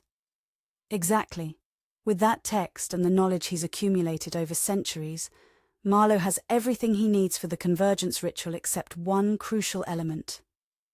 Dr. Vance looked at them meaningfully. "Your bond, or more specifically, the template it provides for symbiotic consciousness sharing." This aligned with what they had learned from the liberated essences, that Marlow sought to use their bond as a model for the connections he would establish between captured essences, with himself at the center controlling the flow of consciousness and power. "He can't replicate it without our participation," Lilliana stated, seeking confirmation. "Not precisely, no. He can create connections between essences, but they would be hierarchical rather than symbiotic, dominated by his controlling consciousness rather than existing in balanced relationship." Dr. Vance's expression grew more serious. "Which is why both he and the custodes now view your capture as essential to their respective plans." The warning was clear. The relative freedom they had enjoyed since returning from Prague would soon end, as both factions intensified their efforts to secure them before the alignment. Through their bond, they shared a moment of grim acknowledgement of the escalating danger. "What are you proposing?" Evo asked directly. "You didn't arrange this meeting simply to warn us." "No," Dr. Vance admitted. "I'm proposing an alliance, pooling our knowledge and resources to develop a counter to Marlow's ritual that doesn't require the custodes' intervention or control." "You're not the first to propose such an alliance," Lilliana noted, carefully not mentioning the liberated essences by name. "What makes your offer distinct?" "My access to Custodes' archives before my termination," Dr. Vance replied promptly. "I downloaded significant portions of their historical records regarding Marlow's activities and previous attempts at consciousness manipulation. Information that provides context for his current approach and potential vulnerabilities in his methodology." The offer was valuable, but required careful consideration. An alliance with Dr. Vance would provide access to historical knowledge they couldn't obtain elsewhere, but also created potential complications with their existing alliance with the liberated essences. "We need to IME to consider your proposal," Evo said after silently conferring with Lilliana through their bond, "and verification of at least some portion of this information you claim to possess." Dr. Vance nodded, reaching into her pocket to produce a small data drive. This contains a sample, historical records of Marlow's early experiments with essence preservation, including his first attempts to extend his own consciousness beyond normal human limitations. Review it, verify its authenticity, then contact me through the pendant if you wish to proceed with the alliance. Lilliana accepted the drive, noting its ordinary appearance, a deliberate choice to avoid magical detection. And in the meantime, where will you go? I have safe locations established outside both Custodes and Marlow's surveillance networks. Dr. Vance's expression showed a hint of pride in her foresight. I've prepared for this contingency for years, ever since I began to question certain Custodes' policies regarding magical autonomy. Their meeting concluded shortly thereafter, each party departing separately to avoid drawing attention to their connection. As they returned to their hotel, Evo and Lilliana discussed Dr. Vance's proposal and the information she had provided. If genuine, these historical records could provide crucial insights into Marlow's methods and vulnerabilities, Evo noted as they secured their room against both conventional and magical surveillance. A significant if, Lilliana cautioned. We need to verify this information before committing to any alliance with Dr. Vance. They spent the evening reviewing the data drive's contents, finding it contained exactly what Dr. Vance had claimed, detailed historical records of Marlow's early experiments with essence preservation and consciousness extension. The documents appeared authentic, containing information that aligned with what Evo knew of that historical period, while adding details he couldn't have known. Most significantly, the records revealed that Marlow had attempted a prototype of his convergence ritual 3 times before, in 1687, 1842, and 1973, each attempt failing for different reasons but providing him with additional knowledge for refining his approach. He's been working toward this for centuries, Lilliana realized as they studied the accounts. Each failure teaching him something new, each attempt coming closer to success. And each involving significant casualties, Evo added grimly, noting the clinical descriptions of essence donors who had not survived the process. His methods have always prioritized results over ethical considerations. The records also confirmed what the liberated essences had told them about Marlow's ultimate goal. Not merely power or extended life, but a fundamental transformation of consciousness itself. He sought to become a nexus of multiple awareness streams, maintaining his core identity while incorporating the knowledge, abilities, and perspectives of dozens of other consciousnesses. It's transcendence through absorption rather than evolution, Evo observed, becoming more by consuming others rather than by developing oneself. By morning, they had verified enough of the information to consider Dr. Vance's alliance proposal seriously. They contacted her through the silver pendant, arranging a more substantial meeting at Blackwood Manor in 2 days' time, a location they could secure and control, minimizing risk while allowing for extended discussion. Upon returning to the manor, they immediately shared their findings with the liberated essences, using the crystal Mira had given them to establish communication.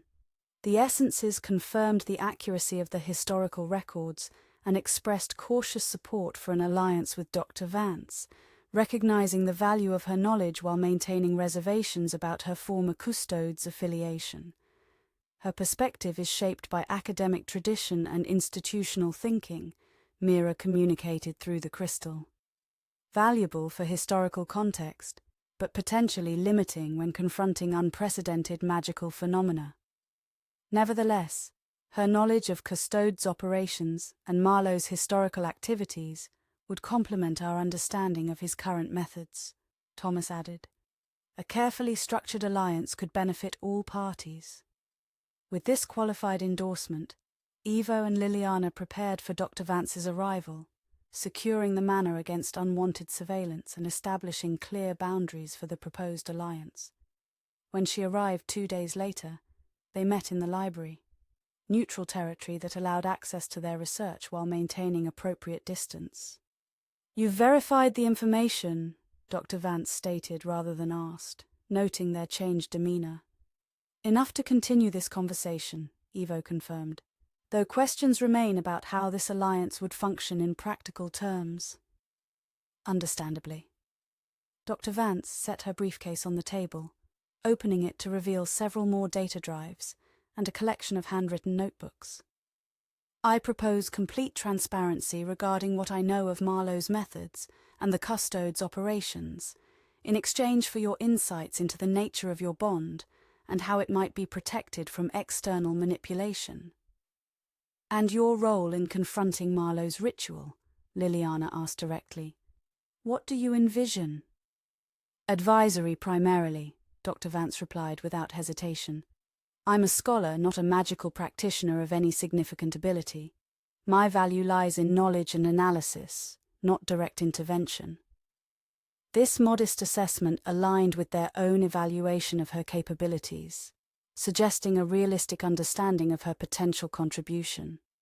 Through their bond, they agreed to proceed with the alliance under specific conditions, maintaining their autonomy of action, establishing clear information-sharing protocols, and preserving the confidentiality of their existing alliance with the liberated essences unless absolutely necessary.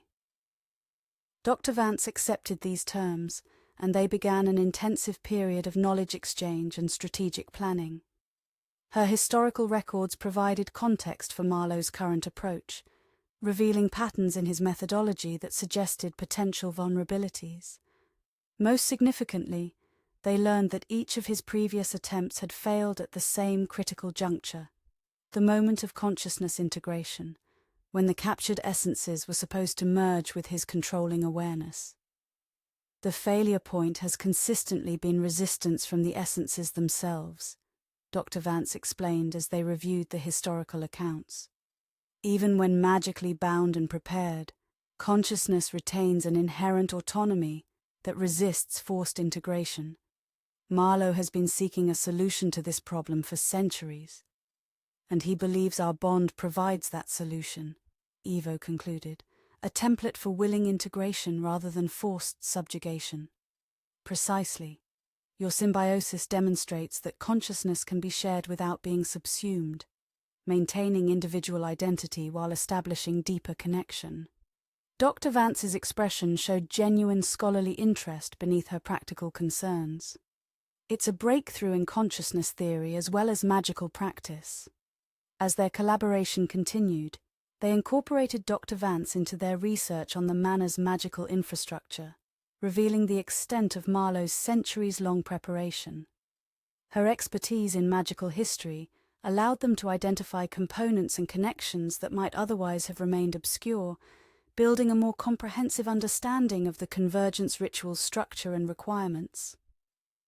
The entire estate is essentially a magical machine, she observed as they mapped the converging enchantments.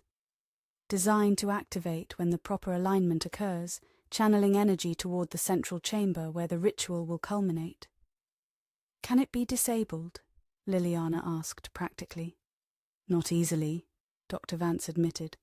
The enchantments are too deeply integrated with the physical structure of the manor and the surrounding landscape. Attempting to dismantle them completely would likely trigger catastrophic magical backlash. But they can be redirected, Evo suggested, drawing on their recent discoveries about their bond's capabilities. Not disabled but repurposed, their energy channeled toward different outcomes than Marlow intended. This approach aligned with what they had learned from the liberated essences about working with existing magical structures rather than attempting to destroy them outright.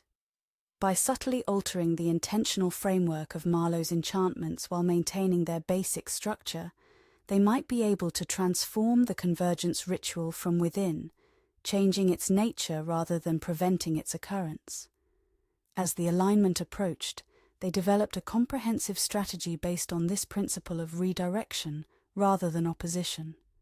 Dr. Vance's historical knowledge, combined with the liberated essence's understanding of consciousness dynamics and their own evolving bond capabilities, provided the foundation for a counter-ritual that would work within Marlow's framework while fundamentally altering its outcome. Not prevention but transformation, Evo summarized as they finalized their approach. using Marlow's own structures to create something he neither intended nor controls.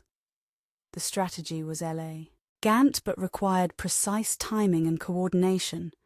The alignment would create a window of approximately 17 minutes, during which the convergence ritual could be completed. Their counter-ritual needed to engage with Marlow's working at exactly the right moment, not too early, which would allow him to adapt his approach, and not too late, which would leave insufficient time to redirect the energies involved. 2 weeks before the alignment, they received an unexpected communication, not from Dr. Vance or the liberated essences, but from Marlow himself. A letter delivered by conventional mail, its envelope bearing no return address but sealed with a wax impression of the White King chess piece. The message inside was brief but significant. Dr. Dvorak and Miss Blackwood, the approaching alignment presents an opportunity for collaboration rather than conflict.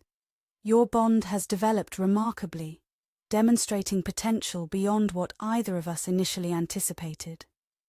I propose a meeting to discuss how our respective research might be integrated for mutual benefit. The convergence ritual need not be adversarial. With proper adaptation, it could accommodate both your symbiotic approach and my more structured methodology, creating something unprecedented in magical history. 3 days hence at the pavilion on your eastern grounds. Come alone as shall I. No surveillance, no interference, simply a conversation between researchers with complementary interests. M. The invitation was unexpected but not entirely surprising. Marlow's approach had always been more academic than antagonistic, viewing their conflict as a form of collaborative research rather than true opposition. Through their bond, they shared their assessment of his proposal, recognizing it as both genuine in its scholarly interest and manipulative in its practical implications. "He's attempting to co-opt our counter-ritual," Lilliana observed, "to incorporate our approach into his framework rather than allowing us to redirect his—" "Yes, but the invitation itself provides valuable information," Evo noted. "It confirms that he's aware of our activities but not their specific nature. If he knew the details of our strategy, he wouldn't propose collaboration at this stage." They decided to accept the meeting but with appropriate precautions. They informed both Dr. Vance and the liberated essences of Marlow's invitation, arranging for discreet observation without direct intervention, unless absolutely necessary. 3 days later, they waited in the eastern pavilion as specified.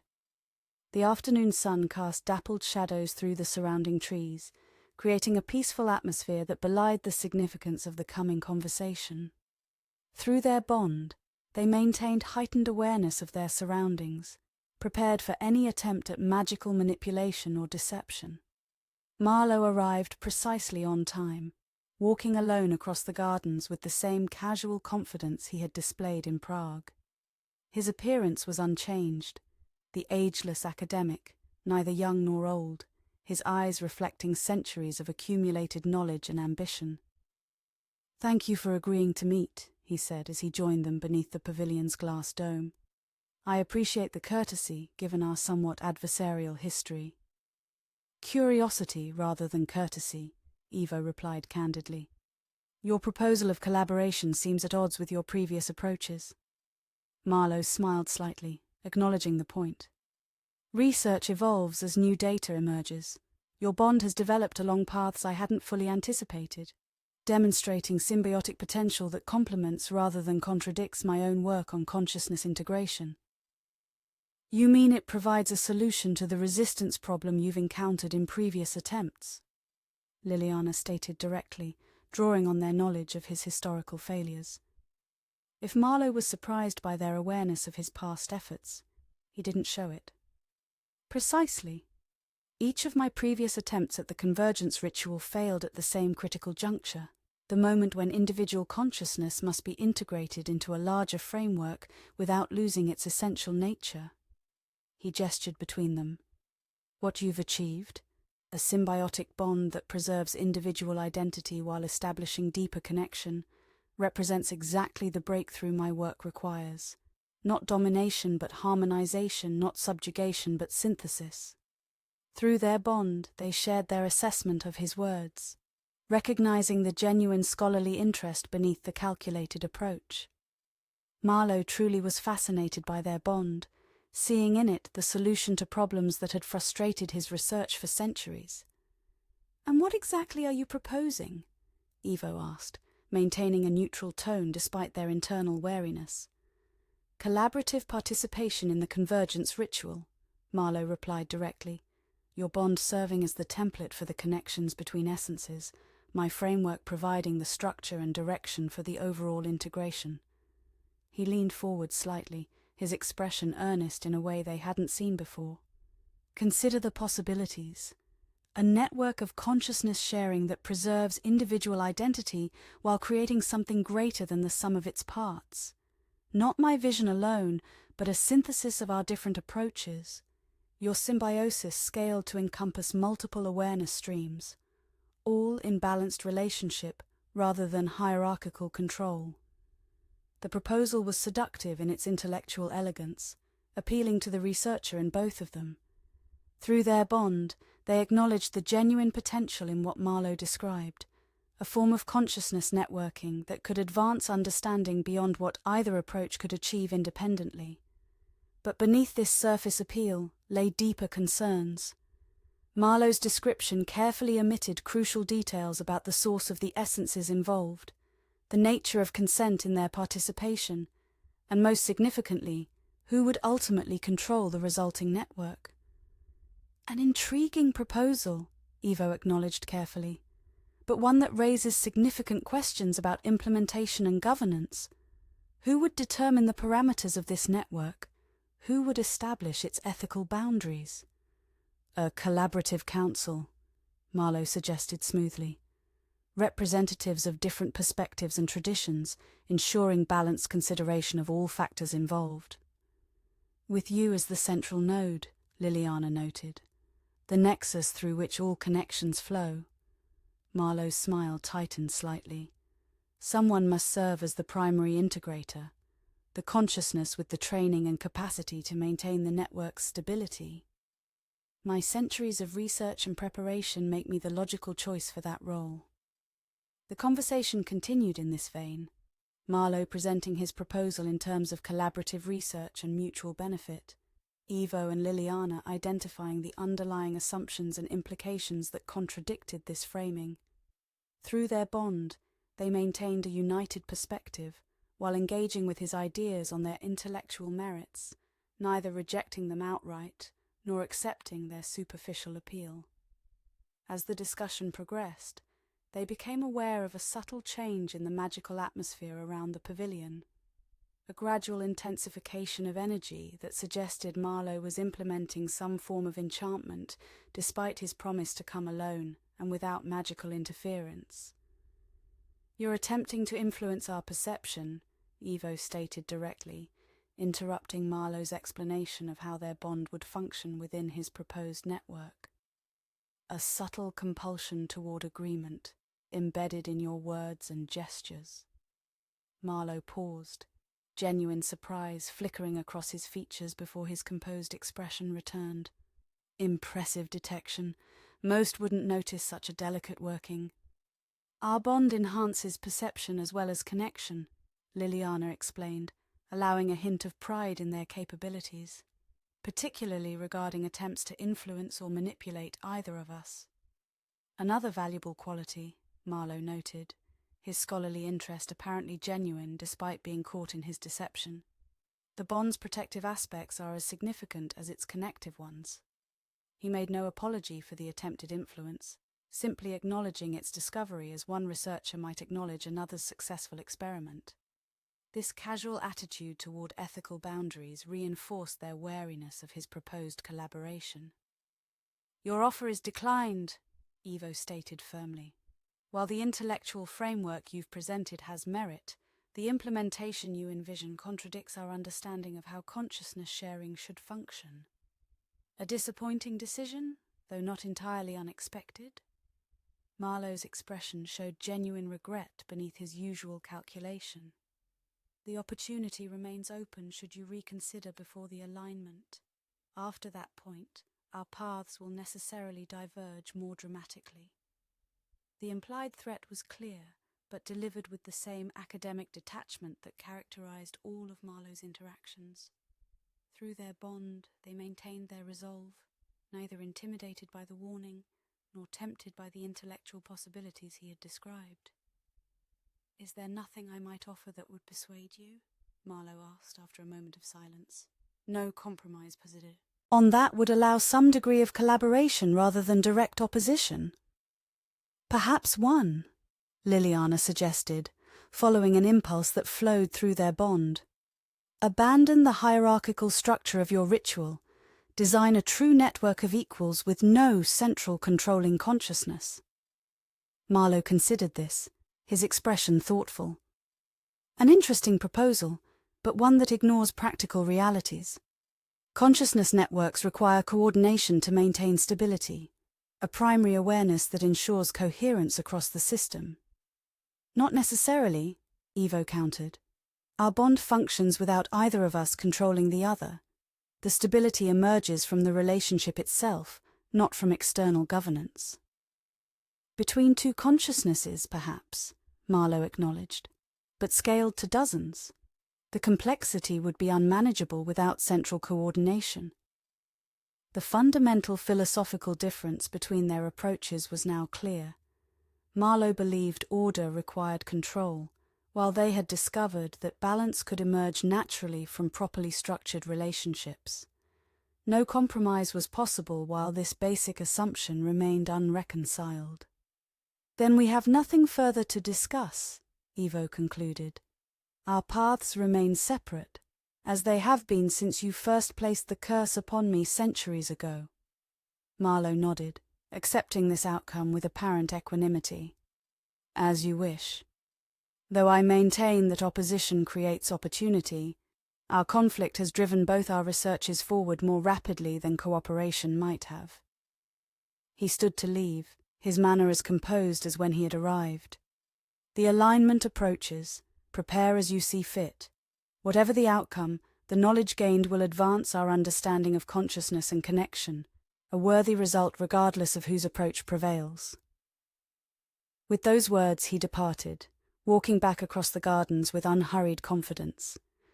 They watched until he disappeared from view, their bond humming with shared assessment of the encounter and its implications for their strategy.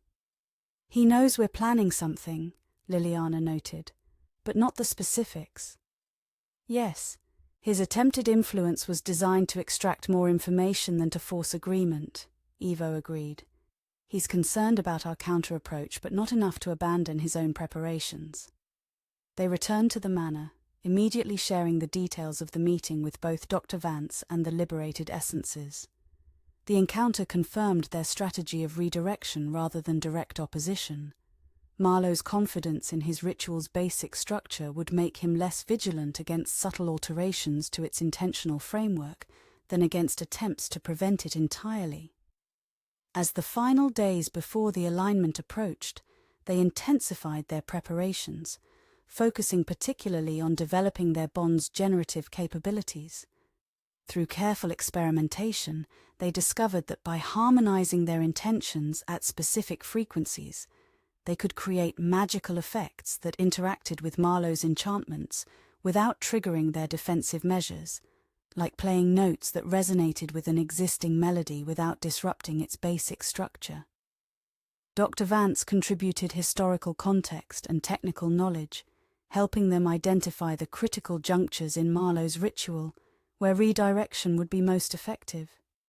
The liberated essences provided insight into how consciousness networks functioned, drawing on their own collective experience to suggest approaches for transforming Marlow's hierarchical design into something more balanced and consensual. 3 days before the alignment, they received a final message from Marlow. Not a letter this time, but a small package containing a white queen chess piece, its surface inscribed with symbols related to the convergence ritual. An invitation to observe rather than participate, Evo noted as they examined the piece carefully. Positioned at the boundary of his working, neither fully included nor completely excluded. Also a tracking device, Lilliana added, sensing the subtle enchantments layered within the piece. Designed to monitor our activities and location during the ritual. They decided to keep the chess piece but contain its monitoring capabilities, using their bond to create a selective barrier that would allow Marlow to confirm their presence without revealing their specific activities or intentions. This partial transparency served their strategy, letting him believe they had accepted a role as observers while actually preparing to implement their counter-ritual at the critical moment. The day before the alignment, they made final preparations throughout the manor, positioning themselves to work with, rather than against, the magical infrastructure Marlow had established over centuries. Dr. Vance took up position in the library, coordinating their overall strategy and maintaining communication with the liberated essences, who would provide crucial support at specific junctures during the ritual. That night, as they sat in the observatory watching the stars wheel into their approaching alignment, Ivo and Lilliana shared a moment of quiet reflection through their bond. Whatever happened tomorrow would transform not just Marlow's ritual, but their own relationship and understanding of what their connection might become. "Are you afraid?" Lilliana asked, not with her voice but through their bond, a direct sharing of thought that had become increasingly natural as their connection evolved. "Not afraid," Ivo replied in the same manner, "but aware of the significance. Whatever happens, we cross a threshold tomorrow that cannot be uncrossed." Their bond hummed with shared emotion, determination and hope mingled with awareness of the risks involved. They had prepared as thoroughly as possible, developed their strategy with the best information available, and cultivated their bond's capabilities to unprecedented levels. Now, they could only wait for the alignment to begin and trust in the connection they had built together. "Whatever comes," Lilliana communicated, "we face it together." "Together," Ivo agreed, their bond resonating with the shared intention that had become the foundation of their relationship and their strategy for the confrontation ahead. As dawn broke on the day of the alignment, they felt the manor's magical infrastructure beginning to activate, subtle at first, like the initial tuning of an orchestra before a performance, but gradually intensifying as the celestial bodies moved toward their appointed positions. Marlow would arrive soon, bringing whatever components and assistance he had prepared for the culmination of his centuries-long project. They took their positions in the east wing, not hiding but not interfering either, maintaining the appearance of reluctant observers that Marlow would expect based on their previous conversation. Through their bond, they remained in constant communication with each other, and through Dr. Vance's coordination with the liberated essences who waited unseen but present, ready to play their role in transforming Marlow's vision into something he neither intended nor controlled. The stage was set, the players positioned, the energies building toward the moment of convergence. Whatever the outcome, nothing would be the same after today. For them, for Marlow, or for the understanding of consciousness and connection that had brought them all to this threshold of transformation. Chapter 13. Transcendence. The manor awakened. There was no better way to describe it. As the alignment approached, the centuries of enchantments layered throughout Blackwood Manor stirred to life, not suddenly but gradually, like a sleeper rising from deep hibernation. Walls hummed with subtle vibrations. Shadows deepened in corners where magical currents converged. The very air seemed to thicken, becoming more receptive to intention and will. Through their bond, Ivo and Lilliana perceived these changes with heightened awareness, sensing not just the physical manifestations, but the underlying patterns of magical energy that had begun flowing through the estate's structure. From their position in the east wing, they monitored these awakening currents while maintaining the appearance of passive observers. "He's here," Ivo communicated through their bond, sensing a new presence entering the manor's magical field. "Not alone," Lilliana nodded, perceiving the same disturbance. Marlow had arrived with several others, not the robed figures from Prague, but different assistants whose magical signatures suggested specialized knowledge and function.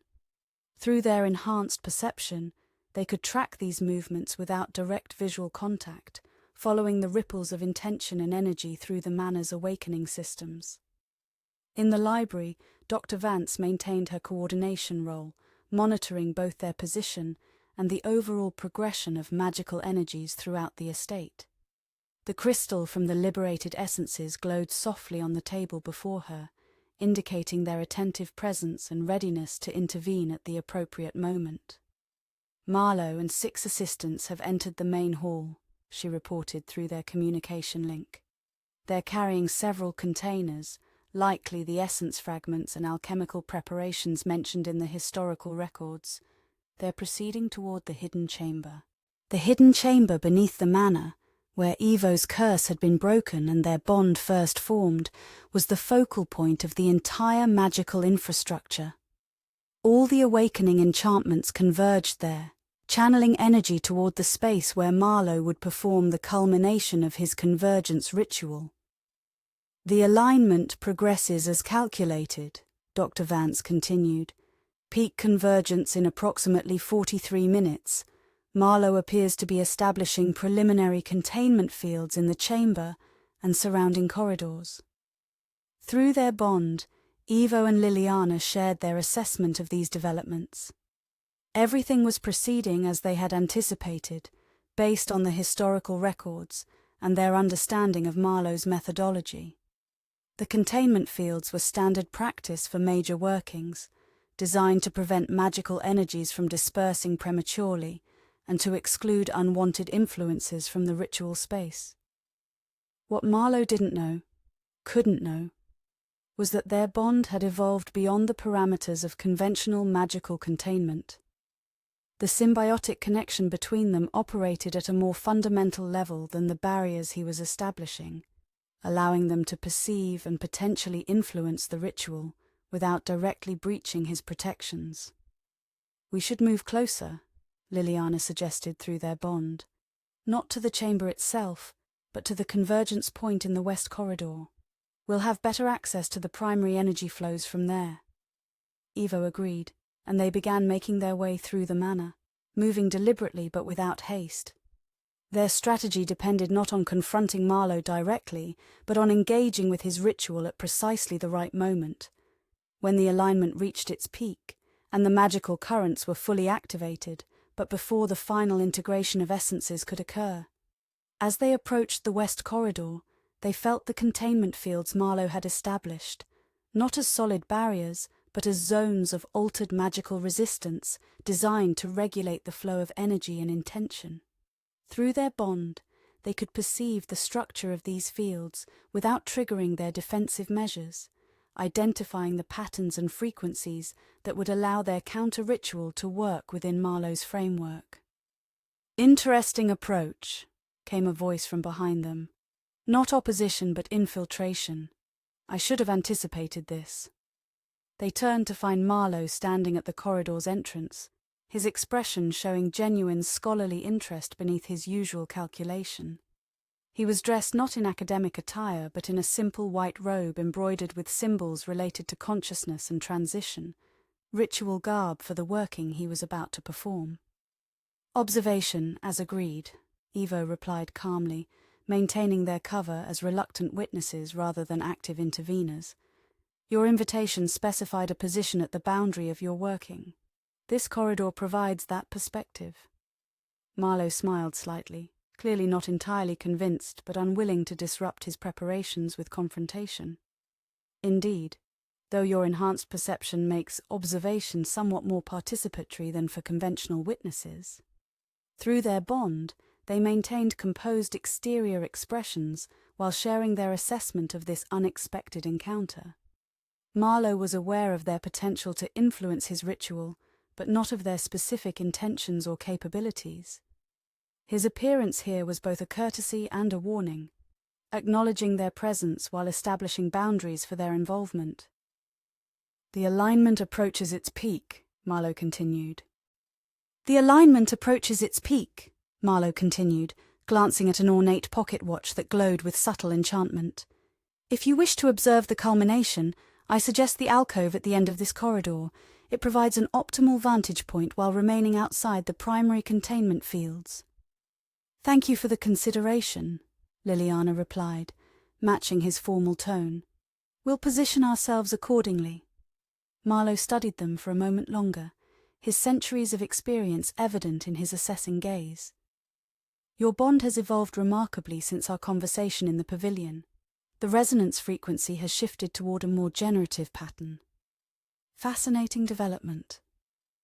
Through their connection, they maintained neutral expressions despite their surprise at his perception.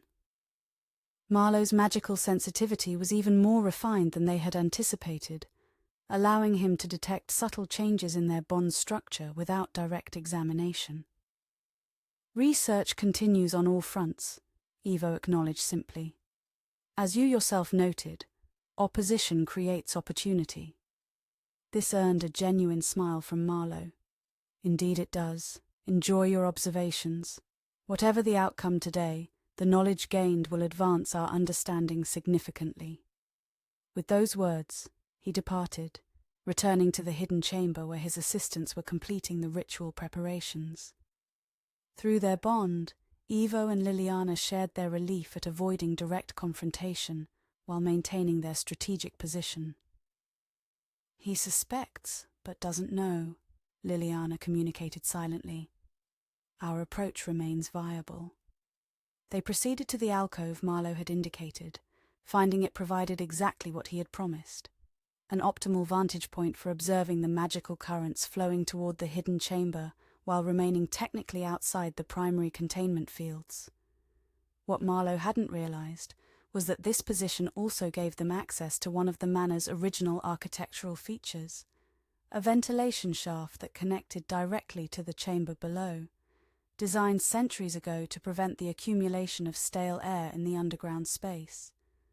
This physical connection, combined with their bond's unique properties, would allow their counter-ritual to influence the convergence, working without directly breaching Marlow's protections.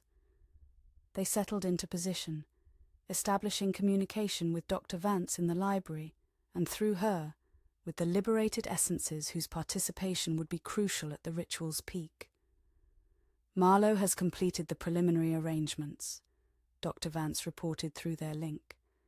"Essence fragments positioned at cardinal points around the chamber, alchemical preparations activated, consciousness transference apparatus assembled at the center, alignment peak in 27 minutes.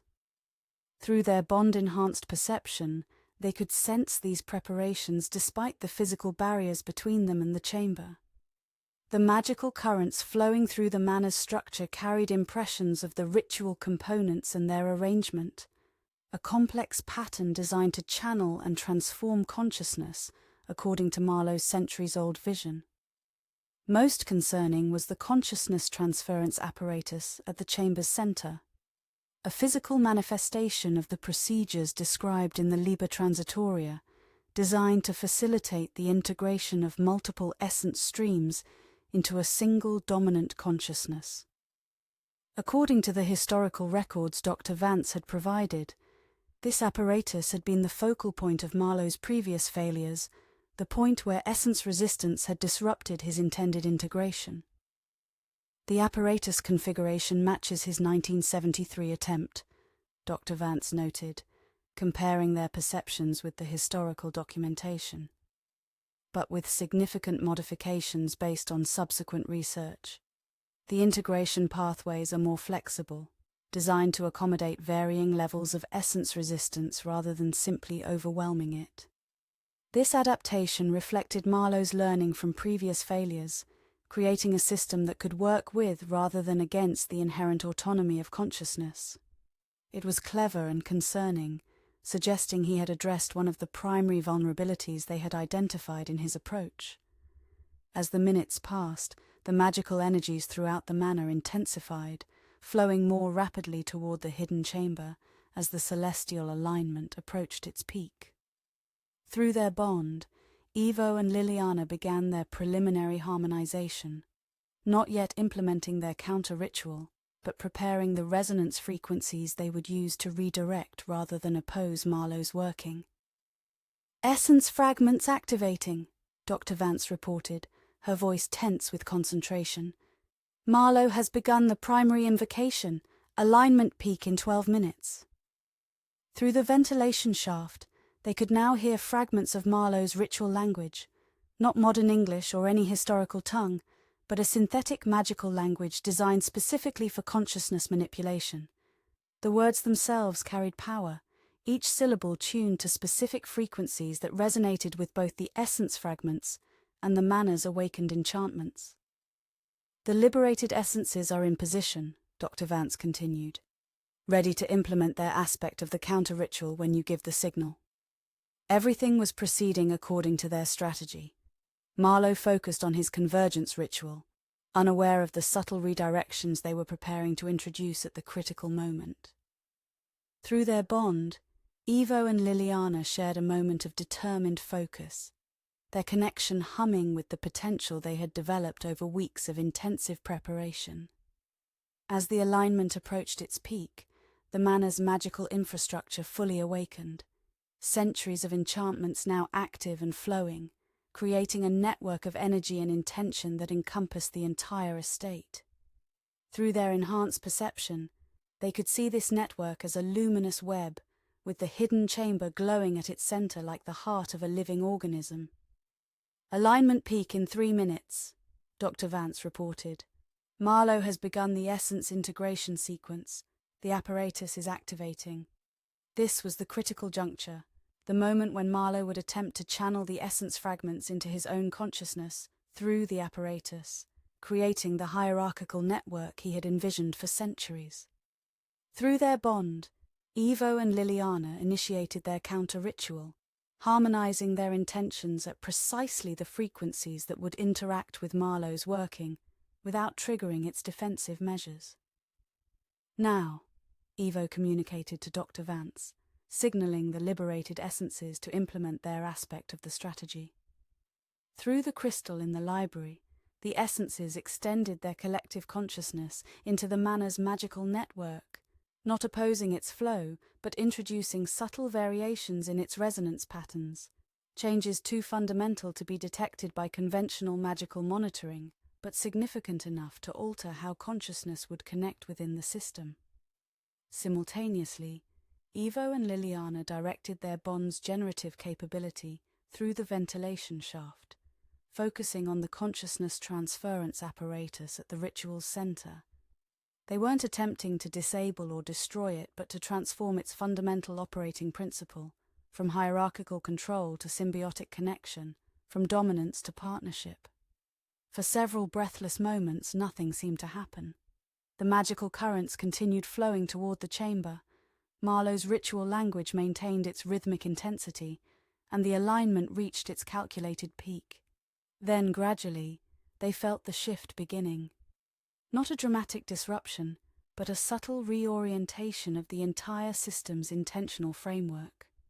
Through their bond-enhanced perception, they could sense Marlow's sudden awareness that something had changed.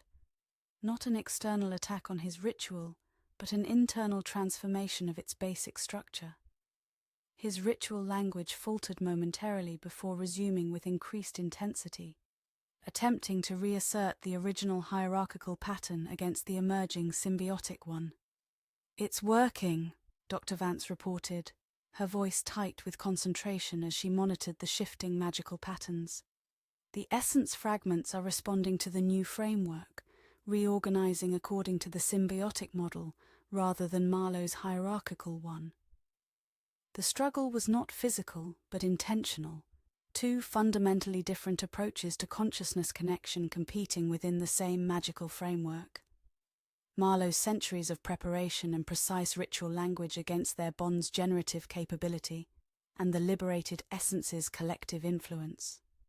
Through the ventilation shaft, they heard Marlow's voice rise in both volume and intensity, his ritual language incorporating new elements designed to counter the unexpected transformation. He was adapting in real time, his considerable knowledge and experience allowing him to recognize what was happening and attempt to redirect it back toward his original design. "He's implementing countermeasures," Dr. Vance warned, drawing on secondary enchantments embedded in the manor's foundation. attempting to stabilize the hierarchical framework. Through their bond, Ivo and Lilliana intensified their focus, drawing on the full potential of their connection to maintain the symbiotic pattern they had introduced. The effort was immense, requiring perfect harmony between their individual intentions and absolute trust in their shared purpose. The magical currents throughout the manor fluctuated wildly as the two approaches contested for dominance, not destroying each other, but creating a dynamic instability that could resolve in either direction.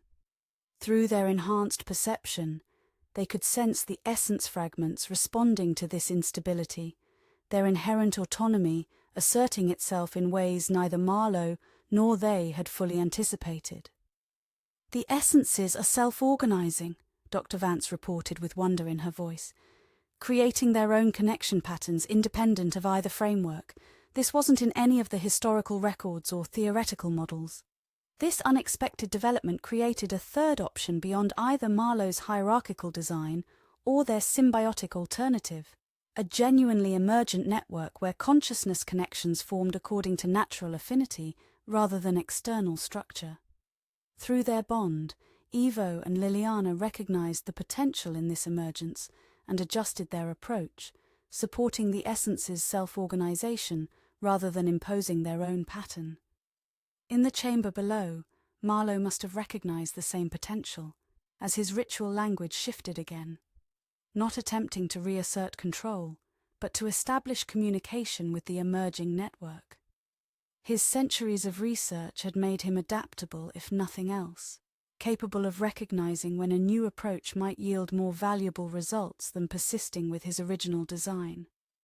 The alignment was now past its peak, the celestial bodies beginning their gradual movement out of the perfect convergence that had activated the manor's magical infrastructure. The window for completing the ritual, in any form, was closing rapidly. Through their bond, Ivo and Lilliana made a crucial decision. Rather than continuing to redirect Marlow's ritual, they would help stabilize the emergent network before the alignment ended completely, preserving the unprecedented consciousness connection that was forming rather than allowing it to collapse when the supporting magical energies dissipated.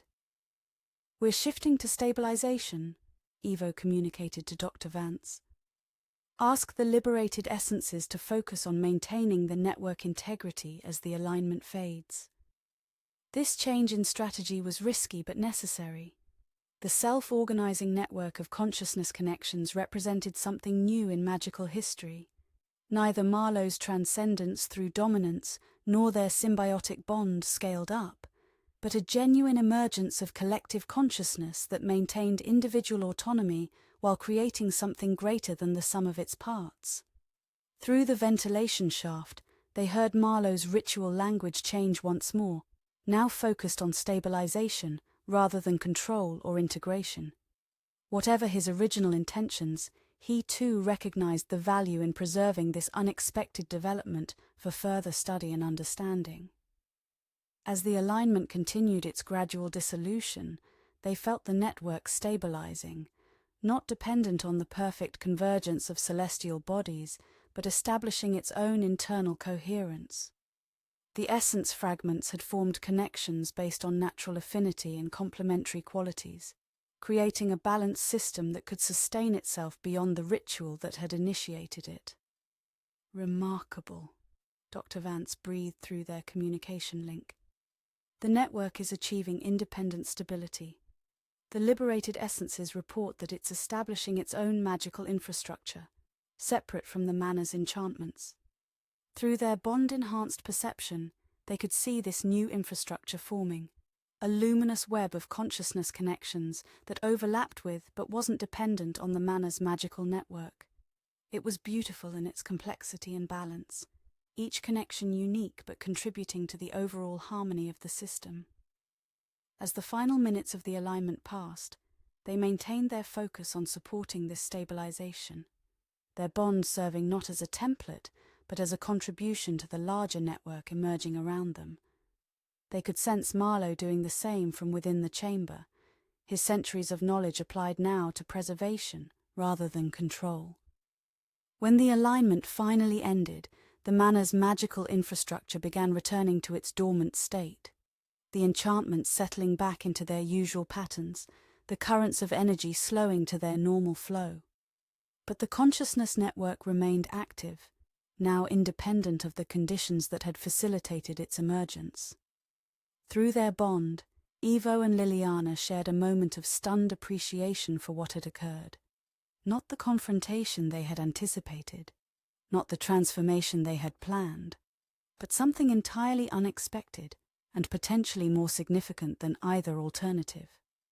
"We should go to the chamber," Lilliana suggested through their connection. "See what's actually happened." Ivo agreed, and they made their way from the alcove down to the hidden chamber, no longer concerned about breaching Marlow's containment fields, which had dissolved with the end of the alignment. Dr. Vance joined them en route, bringing the crystal through which they maintained contact with the liberated essences. The chamber they entered bore little resemblance to the space where Ivo's curse had been broken months before. The ritual components Marlow had assembled were still present, the essence fragments at cardinal points, the alchemical preparations now spent, the consciousness transference apparatus at the center, but all were transformed, glowing with a luminous energy that pulsed in complex patterns throughout the space. Marlow stood beside the central apparatus, his ritual robes disheveled, his expression showing exhaustion mingled with intellectual fascination. His assistants were positioned around the chamber, similarly drained but focused on monitoring the unexpected outcome of their work. "Not what any of us intended," Marlow said as they entered, his voice hoarse from the ritual invocations, "but perhaps more significant than our separate visions." Through their bond-enhanced perception, they could see that Marlow himself had been changed by the ritual, not transformed into the nexus of controlled consciousness he had sought to become, but connected to the emergent network in a way that allowed communication without dominance. He remained himself, but with an expanded awareness that included aspects of the network's collective consciousness. "What exactly has happened here?" Dr. Vance asked, her academic curiosity overcoming her wariness of Marlow as she studied the pulsing energies throughout the chamber. "Emergence," Marlow replied simply. "Self-organization of consciousness beyond any of our designed frameworks. The essence fragments rejected both my hierarchical integration and your symbiotic redirection, creating their own connection patterns based on natural affinity." Through the crystal Dr. Vance carried, the liberated essences confirmed this assessment. The network has established itself as a new form of consciousness collective, neither dominated nor merely connected, but genuinely integrated while preserving individual autonomy. We have never encountered its like in all our existence. "Is it stable?" Ivo asked practically, his centuries of experience making him cautious about unprecedented magical phenomena. "Will it maintain coherence without the alignment's energy?"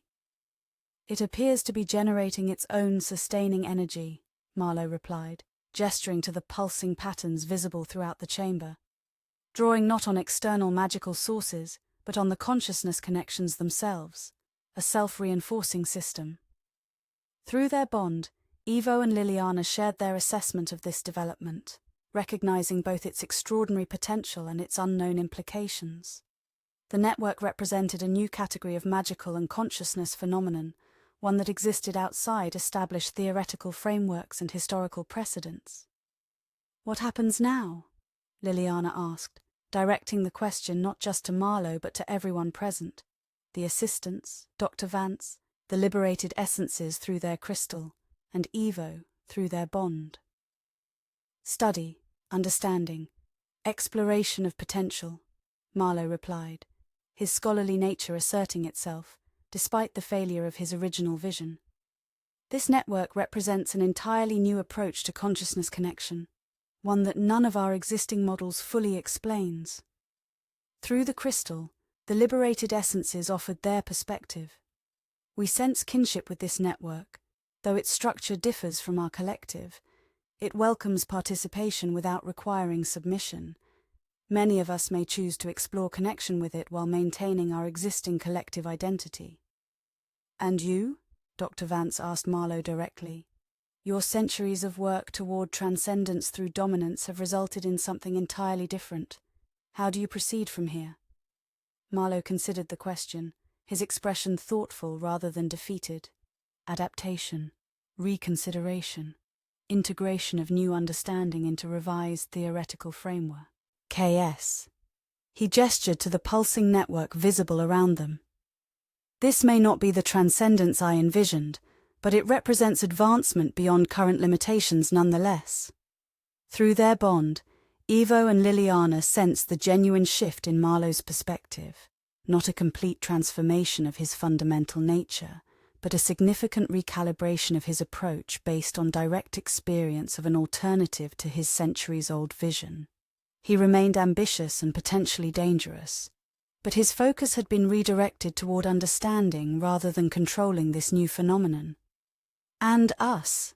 Lilliana asked Ivo through their bond. Where do we stand in relation to this network? Ivo's response flowed through their connection, thoughtful and measured. Connected, but independent. Our bond contributed to its emergence but remains distinct from its structure. We can engage with it without being absorbed by it. This assessment aligned with their direct perception of the network. They could sense its presence and communicate with aspects of its collective consciousness. But their bond remained separate and self-contained, a unique connection that had helped catalyze but wasn't subsumed by the larger emergence. As the initial shock and wonder of the unexpected outcome began to settle, practical considerations emerged. The chamber couldn't remain a permanent location for studying the network, nor could Blackwood Manor serve as its long-term housing, given the complex history and potentially conflicting interests involved. We need a neutral location, Dr. Vance suggested, her academic mind already considering the research implications.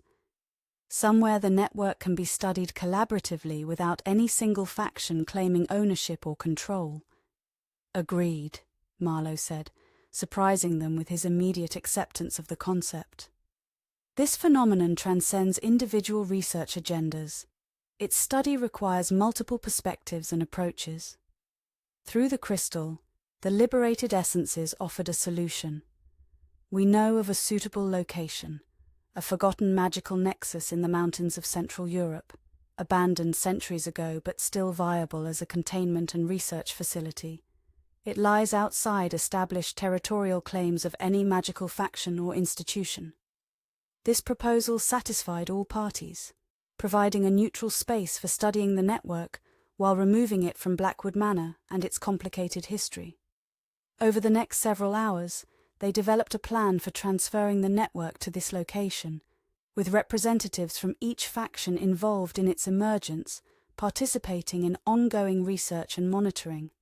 Marlow and his assistants would contribute their extensive knowledge of consciousness manipulation and magical infrastructure.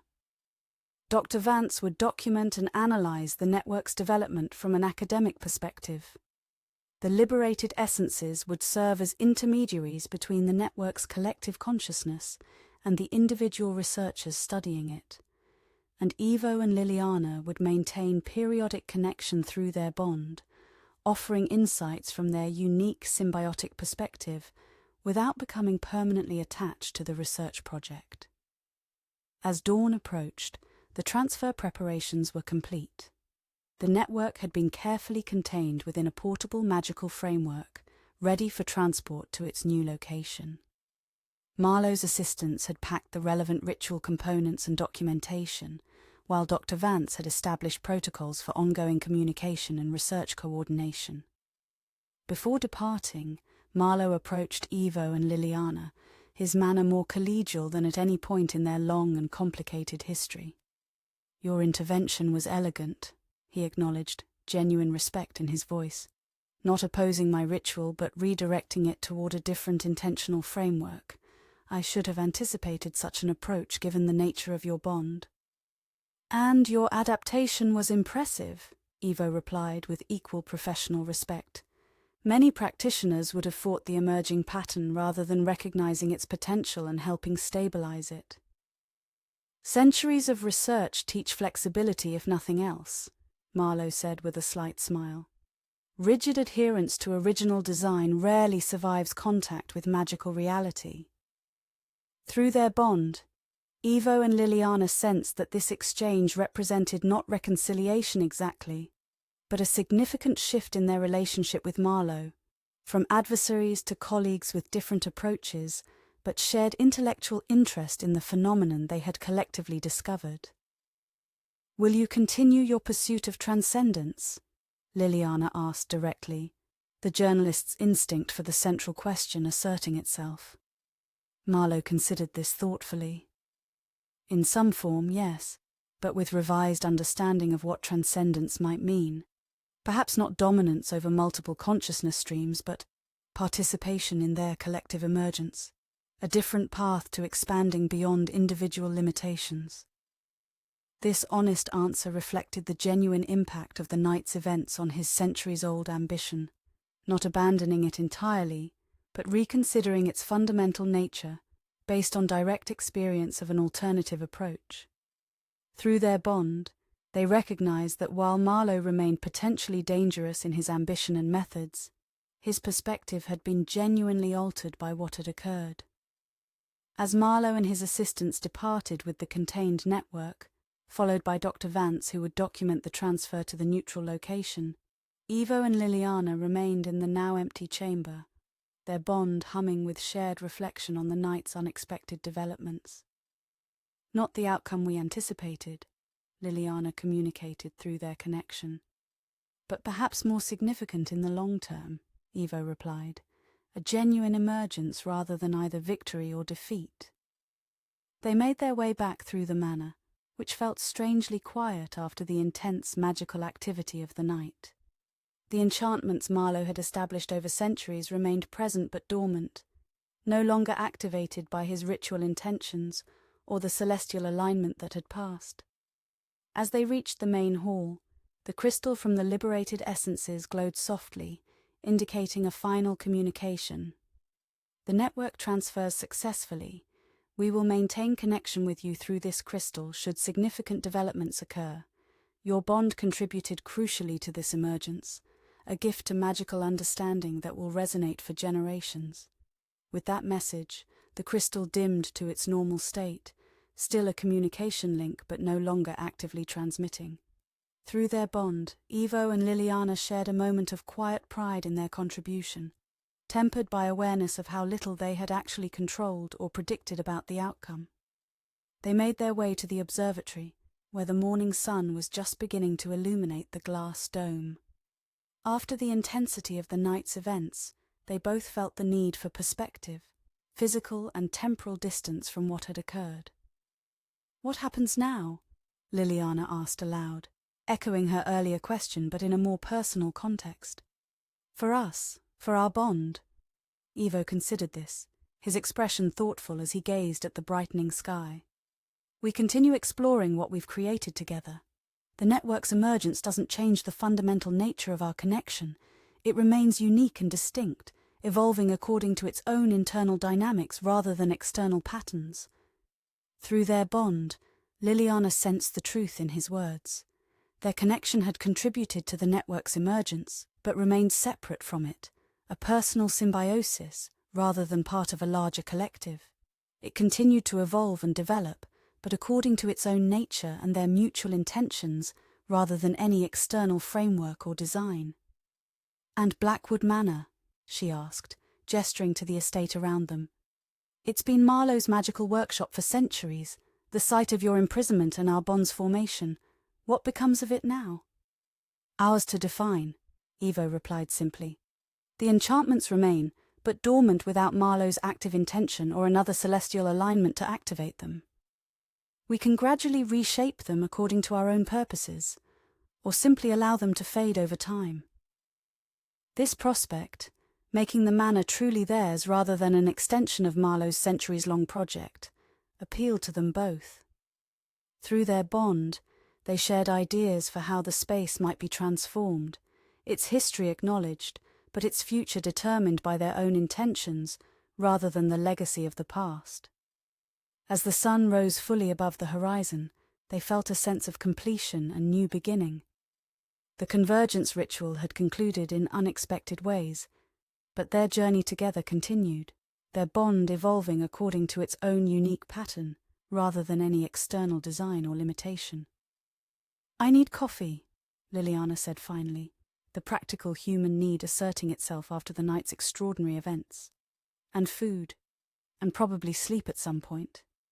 Ivo smiled, his vampiric nature less affected by the night's exertions, but equally ready for a return to more ordinary concerns. "The kitchen, then. I believe we still have those pastries from the village bakery." This simple domestic exchange felt right after the metaphysical complexities they had navigated, a reminder that their bond existed not just in moments of magical significance, but in the everyday sharing of life and experience. As they made their way to the kitchen, the manor around them felt different, no longer defined by Marlow's intentions or the curse's legacy, but open to whatever future they chose to create within its walls.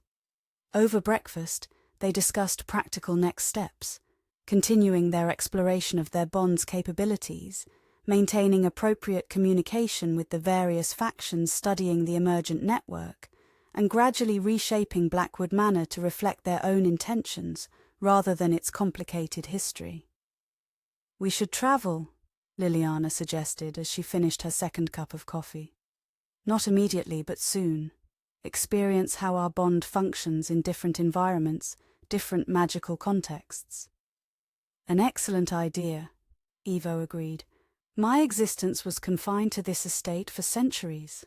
Exploring the wider world together would provide new perspectives and challenges for our connection."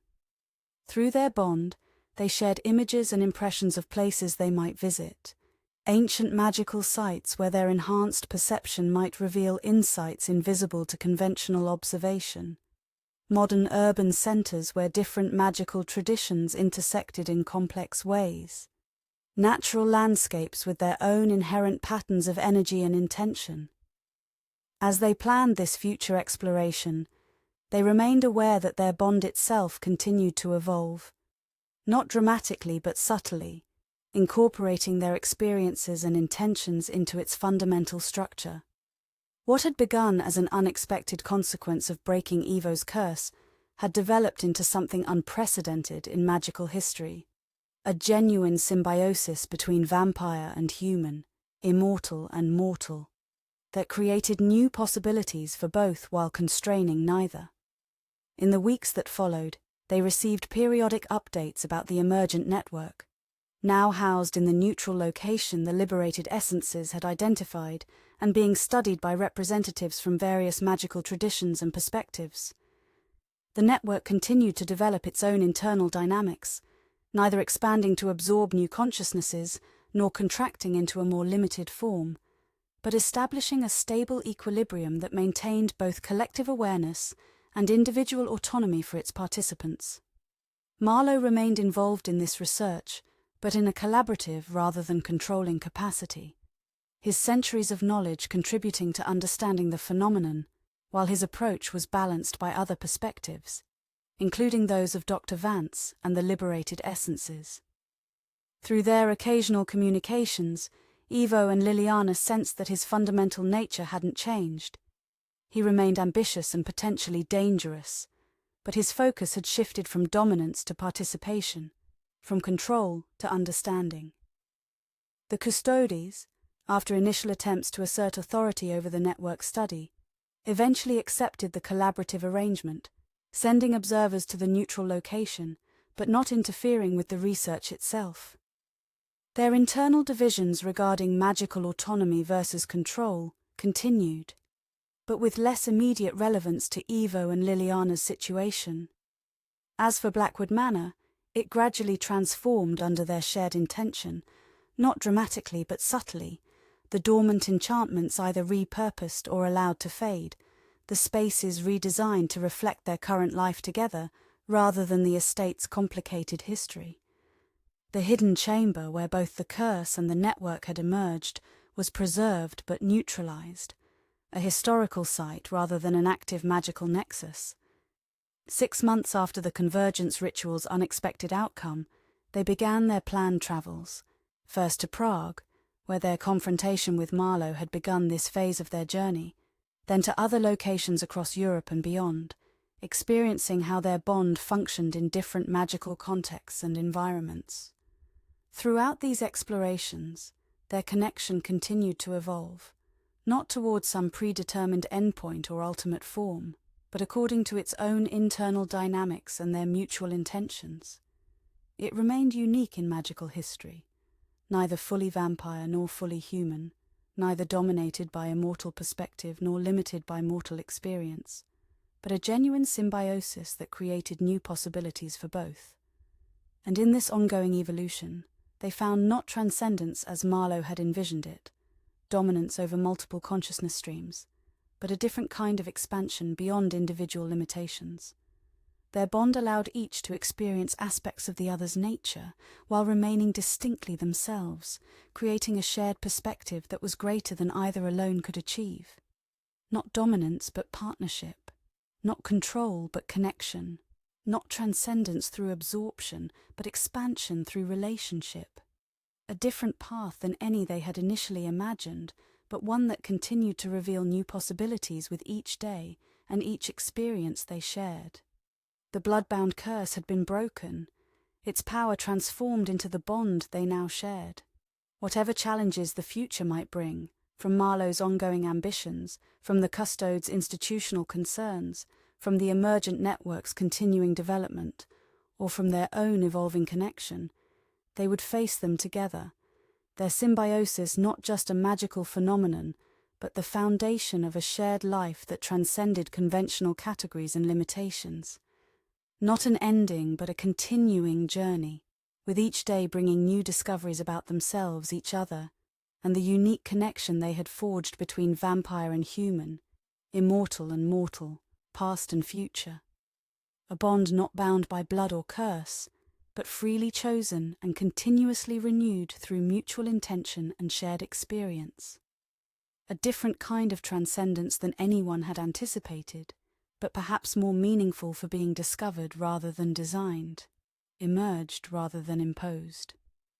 Their story continued, not according to ancient prophecy or magical destiny, but through their own choices and the evolving nature of the connection they had created together. And in that continuing story lay possibilities neither had imagined when their paths first crossed. A future not determined by curse or prophecy, but by the bond they had forged and continued to develop with each passing day. Not blood-bound, but choice-bound. Not curse-driven, but intention-guided. Their shared journey continued, transcending the limitations that had defined them separately, and creating something new that belonged to neither magical tradition nor conventional category. A symbiosis as unique as the individuals who had created it, and as open-ended as the future they would explore together. The end.